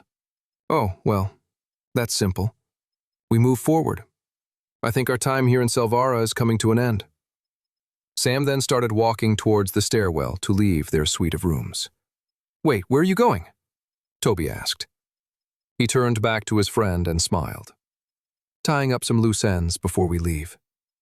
And with that, Sam left the inn. His work was never done. It was still morning by the time Sam stood outside the Grand Library of Selvara.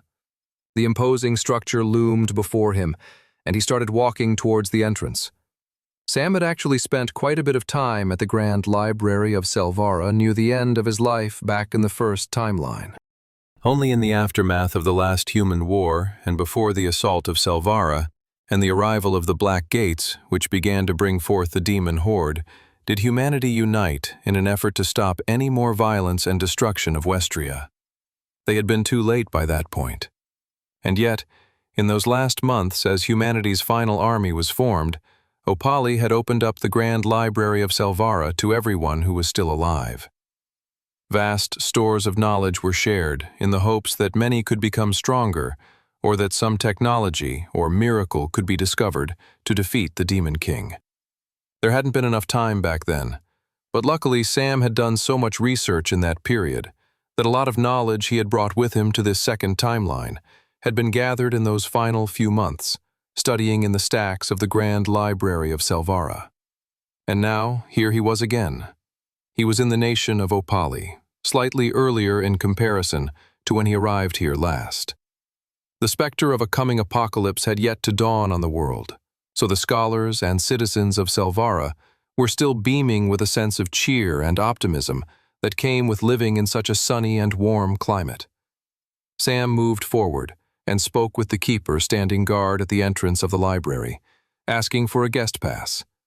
With his guest pass in hand, he went up the steps to the 7th floor, where the growing section of books and scrolls on the study of travelers and the dungeon gates were housed.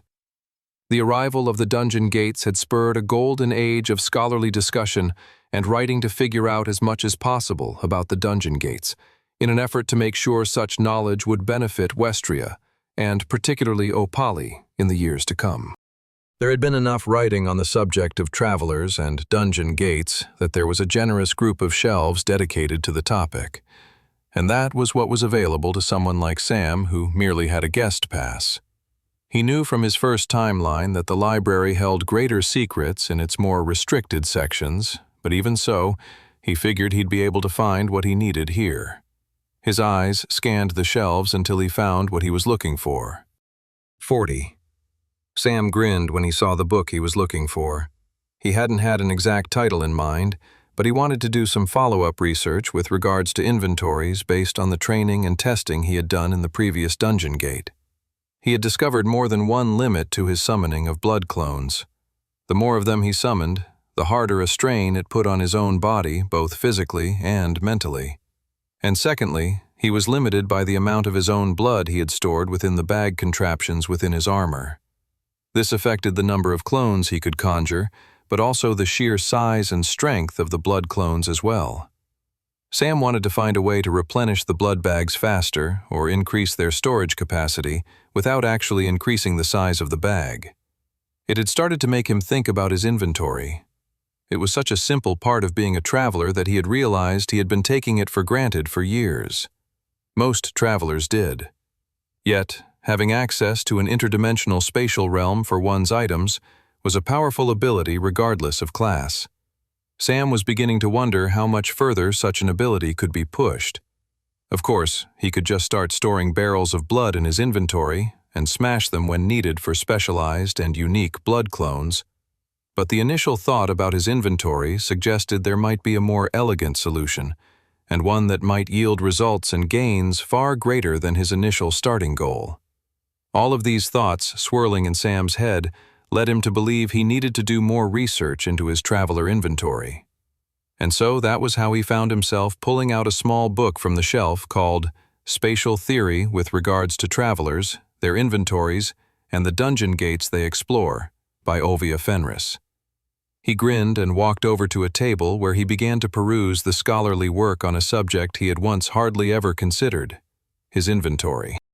A few hours went by as he read through the book by Olvia Fenris. Most of the chapters he ended up skim reading as they covered a lot of history of the dungeon gate system that he already knew about. Finally, though, he landed on the chapter specifically dedicated to traveler inventories above all else. One line he found particularly illuminating. The common materialization point for most travelers with their inventories is their dominant hand, be it a sword or health potion that is being conjured from the traveler's personal spatial realm. Sam hadn't considered that before. Whenever he materialized his sword, it was in his grip, just as everything else he conjured from his inventory was. It was the most convenient and made the most sense. He had never considered doing anything differently. He was about to materialize one of his swords, only to look up and see a keeper of knowledge watching him. Right, Sam thought. I am in a library right now. The Grand Library of Selvara had a reasonable policy of no food, drink, or weaponry inside the stacks of the ancient building. Sam recalled he did have some empty glass vials in his inventory, and so that would suffice for his experiment. He materialized the glass vial into his right hand as per usual. He dematerialized it. Then, with a bit of thought, he materialized the same glass vial into his left hand. This wasn't anything he hadn't done before. Sam paused, thinking about the limits and capacities to his inventory as a traveler. Materializing items within either hand made sense. He then recalled that equipment like his armor, he could materialize and dematerialize on his person as well, which presumably meant he could materialize an item so long as it was touching his body somehow. He focused for a few seconds, and next thing he knew, the glass vial was sliding off of his head. Sam fumbled and quickly caught the glass vial before it shattered on the floor of the library, which was potentially a ban-worthy offense. Sam leaned back in his chair. "This is all very interesting," he mused. He spent another 30 minutes reading through the rest of the Olvia Fenris book before calling it quits at the library. The insight into the inventory materialization and its relation to his physical body was very interesting and would require more testing and finessing in a safer setting than a library filled to the brim with vigilant scholars spying on him. Still, Sam was very pleased. He knew where he needed to go with this line of his training. Just another thing to add to the list of things he needed to train and test. On his way out of a library, Sam couldn't help but notice a familiar Opalian man sitting at a desk, studying. The man looked like a serious scholar with a hint of melancholy in his eyes. Then, Sam realized who he was looking at. That's Cornelius Faraday. Just before him was the inventor of the Faraday pill, a history-changing pill that helped travelers grow their magic affinity and break through the first threshold. Of course, Sam had invented the pill years before Faraday had ever created it himself. He even let Nimriel Silverwood take credit for the invention. In this second timeline, the original Faraday pill was now known as the Silverwood solution. Sam looked at Cornelius Faraday, studying quietly alone. Sam felt the tiniest pang of guilt. He had robbed the scholar of his most famous discovery. He then had an idea. Sam materialized an ink feather and paper in his hands, and quickly scrawled down a list of ingredients. He moved by Faraday's desk and dropped the piece of paper beside him, and then hurried away. Sam smiled at his good deed as he stepped out of the Grand Library of Selvara. Cornelius Faraday would be going down in history as the creator of the Faraday pill, after all. Except instead of helping travelers break through the first threshold, he would be helping out an even larger group of people. In this timeline, Cornelius Faraday would be the inventor of the Faraday pill, the pill that completely cured hangovers. 41. Captain Mordecai pushed through the pair of half-height swinging shutters that only in a city that was baking hot for 90% of the year could ever be thought of as a doorway, and entered the bar he had been going to every day since him and his companions had arrived in Selvara. He strode over to the figure he'd been visiting and cajoling for the last week and sat down emphatically. "We're out of time," said Mordecai. "We're going to be setting off to the Arikar Desert tomorrow, most likely. Either you come with us as a guide, or you're letting us walk into our own debt." The figure slammed their drink on the table. The figure then removed their hood, revealing a strikingly beautiful older woman. The woman's skin bore the deep bronze of someone who had spent countless days beneath the unforgiving sun, etched with fine lines that told a story of experience rather than age. Her sharp features were framed by silver-streaked hair, untamed and windswept, as though it had long ceased to answer to combs or convention, instead dancing freely with the desert winds.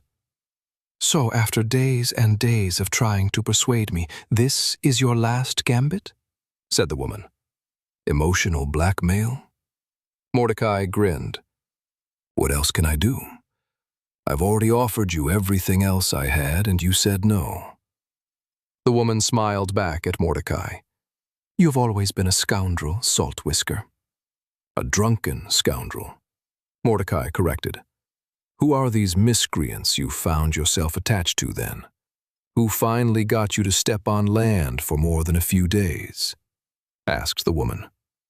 The question was one of genuine curiosity, but an icy bitterness was laced in the words as well, a kind of venomous subtext undetectable to anyone other than two people with a long history sharing a chat after many years of separation.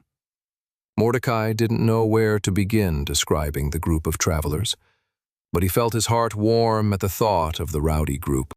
The lovable Toby, the fierce Clara, the awe-inspiring Sam, and even the grouchiest of all grouches, Edgar Redfield, had his charming moments. "Remember back when you were still a pirate," said Mordecai, "and we dreamed about being part of an adventure so grand it would end up in the history books.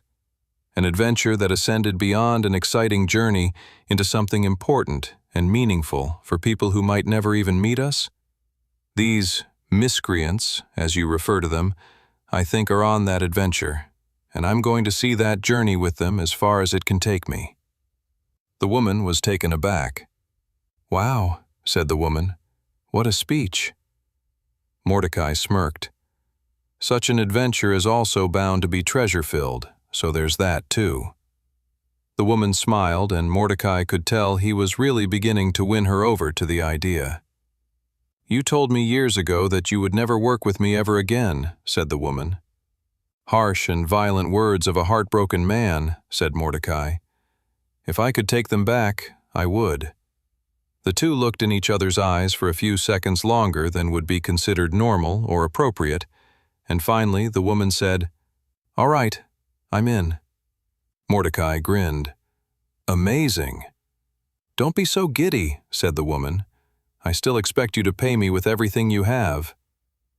Later that evening, back at the inn, lanterns cast a gentle glow over the wooden table where Sam and his companions gathered. The aroma of fresh bread and spiced broth lingered from their evening meal.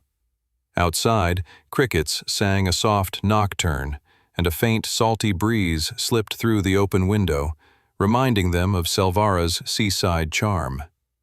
They huddled over a detailed map, inked lines tracing mountain ranges, rivers, and the vast expanse of the Arikar Desert. Sam tapped a finger thoughtfully on the parchment, his companions leaning in close. The journey would be long and treacherous, and would take at least 2 months, potentially longer, depending on the route Sam chose for them to take. They still had a lot more training and preparation to do. They weren't ready to face off against Dante and his allies just yet. Such a battle was going to be one of the most difficult they ever faced, and surviving and winning such a fight would take massive amounts of training and preparation. All of their lives depended on it. Alice's life depended on it. "Just hold on, Alice," Sam thought. "We're coming. I'm coming." The group's conversation was cut off by the arrival of Captain Mordecai, returning to the inn. Striding right behind him was a strong-looking woman in nomad's robes. "I'd like to introduce you to our guide across the Arikar Desert," said Mordecai. "Raina Duskrider, former pirate, journeyman tier traveler, and my ex-fiancée." Sam grinned. He could always rely on Captain Mordecai Saltwhisker to keep things interesting. Morning light drenched the city in pastel hues the following day as Sam and his companions set forth. The dawn chorus of birds accompanied them, and the crisp air bore no hint of the day's impending heat. Selvara's streets were quieter than usual, a gentle lull before merchants opened their shutters and ships set sail. The companions passed under the arched stone gateway, the guards giving them a polite nod. Raina Duskrider was waiting for them all on the outskirts of the city, just beyond the gates. While the group had enjoyed the city of Selvara, there was no melancholy in departing it. They were here on a mission, to save their queen and friend. They headed towards the hills in the distance. They didn't look back. The Opalian travelers Fabian Corso and Valeria Mistros watched the group head in the direction of the Arikar Desert. "So, we didn't get to fight them in the end," said Valeria, disappointment in her voice. "We did as we were told," said Fabian. He watched the group as it got smaller in the distance. I'm not worried about them, though, said Fabian. If they prove a threat to our nation, Lucius Maro and Dante Silvaris will surely take care of them all in Rialto. And that's if the Arica Desert doesn't kill them first. 42. After a few days of traveling, the lush and verdant lands of the Opalian coast gave way to a vast and barren scrubland known as the Dustvale Flats. This was the transitional zone between the coastal climate of East Opali and the harsh desert climate of West Opali. A vast open area stretched far across the horizon, with patches of low, sparse vegetation scattered throughout. Small shrubs and grasses clung to life amidst the cracked, parched earth, their muted green and brown hues a stark contrast to the bright blue sky above. In the distance, gentle hills rose, their slopes dotted with sparse trees, their leaves a mix of dark greens and muted grays.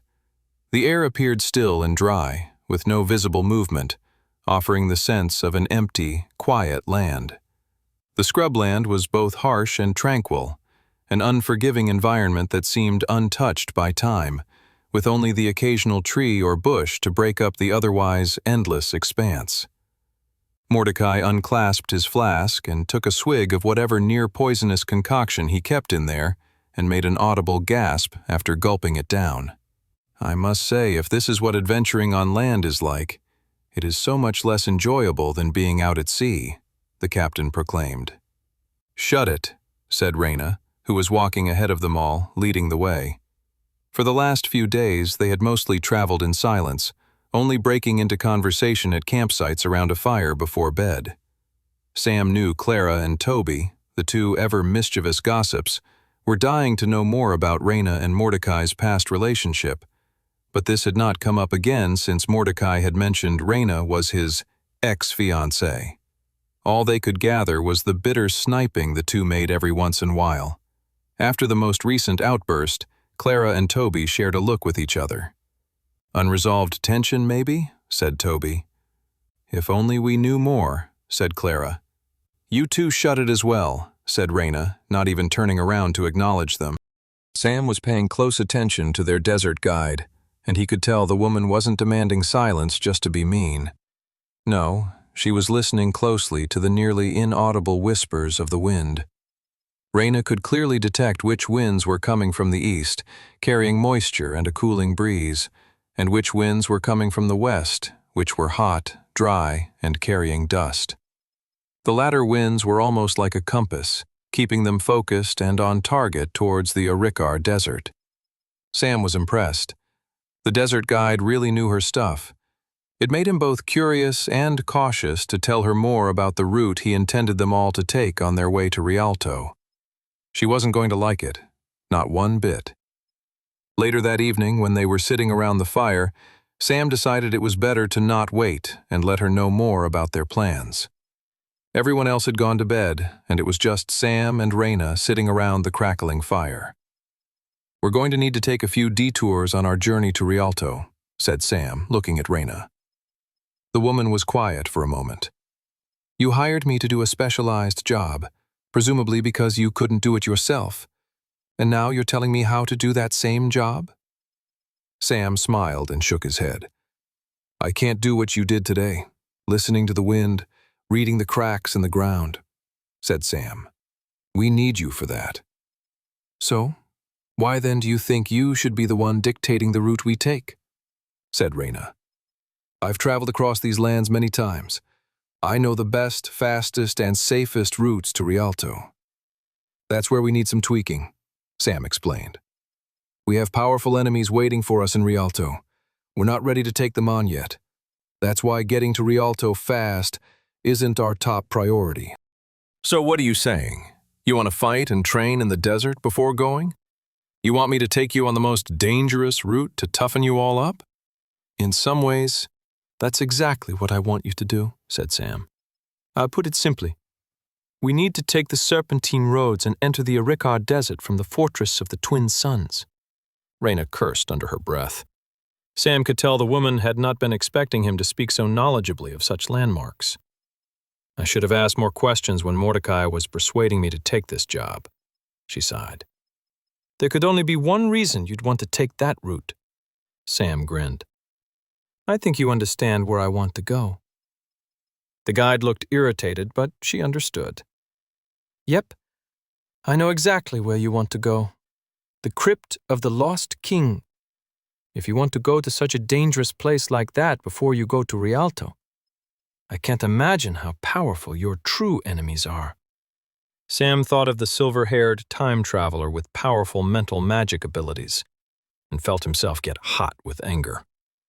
He took in a deep breath to calm himself.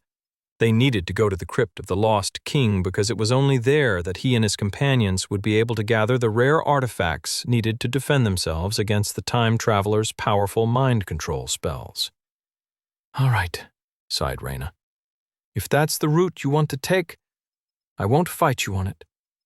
Mordecai seems to believe in you, and crazy as that man is, deep down he has a good heart and knows when things are important.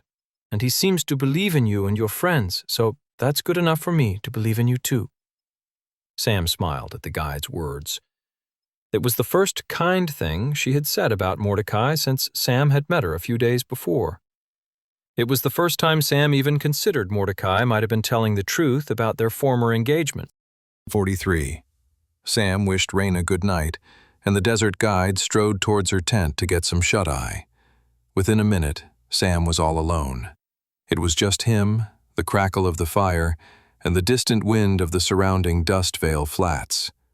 He was on guard duty that evening, a duty he was more than happy to oblige, for he had a lot of training to do. Currently in his inventory was a mixture of both Journeyman Tier and Adept Tier monster stones from his massive fight with the Orange Hornets back in the dungeon gate near Selvara. He wanted to absorb the mana from the stones to help raise his magic affinity, at least as much as he feasibly could. Sam did some quick math in his head. He had roughly 1,300 monster stones altogether, and it took him around 20 seconds to deplete one. So if he moved through the stones one by one, it would take him roughly 26,000 seconds to get through them all. That would be 433 minutes, which meant it would take him over 7 hours to drain them all. Sam sighed at the thought of such a monotonous task lasting for so long. Better get started then. He quickly checked his profile and could see that his magic affinity stat was still where it had been the last time he checked, at 55.9. He would officially hit Adept Tier when he raised the stat to 71. Even with thousands of monster stones in front of him to drain, Sam knew better than to think he'd be hitting Adept Tier in his magic affinity stat that evening. For one thing, just going from 70 to 71 would require Sam to undergo the trials of the third threshold. He shook his head at the thought of the deadly trial. I don't even want to think about that right now. Secondly, as his magic affinity stat got higher, the effectiveness of the monster stones would lessen more and more, until it reached a point that draining them became meaningless. Still, he had enough to significantly raise the magic affinity stat for the time being, and whatever remained he could share with his companions, Toby and Clara. With his expectations thoroughly in check, Sam began the process of draining the monster stones. He materialized 200 monster stones in front of him and picked one up and started the process of incorporating the stone's mana into his own mana core. When he was done, he placed the depleted mana stone on the side and got work on the other. And on he went like this into the night. After a few hours, Sam could sense that the stones had lost their effectiveness. He could feel in his core that every little new bit of mana he was adding wasn't actually increasing its strength, but just splashing into his core ineffectively. This was confirmed in his stat profile when he could now see he had reached 63.6 in his magic affinity, and it had been like that for almost 30 monster stones, with not a single decimal budge. He'd hit the capacity of mana he could drain from monster stones. Still, he was very pleased. A 7.7 stat gain in magic affinity over the course of a night was virtually unheard of. That was a powerful stat gain, and Sam was very satisfied. He knew that to continue progressing his magic affinity stat, he would either have to find very large Adept Tier monster stones, or, and this would be even more challenging, get his hands on coveted Master Tier monster stones. Such monster stones could only be gathered inside master-tier dungeon gates, and such dungeon gates didn't spawn very often. Beyond this, he could also implement vigorous and intense mana core cycling techniques, as well as make sure he was cycling his mana core when fighting difficult monsters. Growing mana cores was similar to growing muscles. The more stress you put your core under, the stronger and more powerful it got. Simple enough, but significantly more difficult as one's core rose through the tier rankings. Sam had used just over 600 monster stones to accomplish his big magic affinity stat gain. He'd gift the rest to both Toby and Clara, with the majority most likely going to Toby because with the wizard class, magic affinity was a much more important stat in terms of raising one's tier rank. Sam looked over his profile once more, considering where he needed to take his training next. Sam. Class, Blood Knight, super rare. Rank, Journeyman tier. Ability, Pain Ring, Novice tier, level 4. Mark part of the battlefield as yours.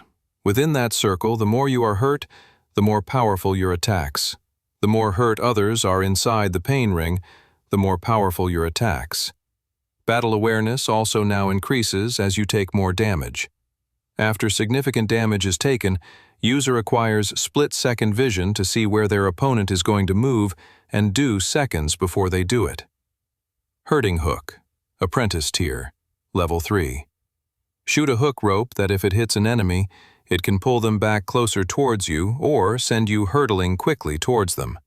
Hook can be bended at will to whip and hurl enemies with. Hurting Hook can also latch itself onto inanimate objects and be used as a magical grappling hook.